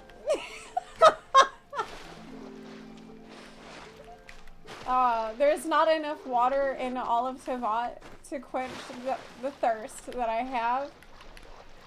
Anyway, that's all. I'm gonna take a quick break. I'm gonna go eat, chill for a little bit, dry all my tears. And I'll come back in a little bit. We're gonna do the WoW Classic Hardcore. I need to level in that some more. And there's a drop going on for it today for a mount. So I will start doing that. I'm gonna go off and get ready for that. I'll see you, bye. Let's move out. Okay, bye. I'll be, we'll do Genshin, like I said, at least one day every week. That's what we've been doing. It got interrupted because I went to 2 conventions, but now I'm gonna be home for a while, so. Okay, see you later, bye! Bye. Bye. Thank you for sharing this incredible experience with me. I loved it so much. It was awesome.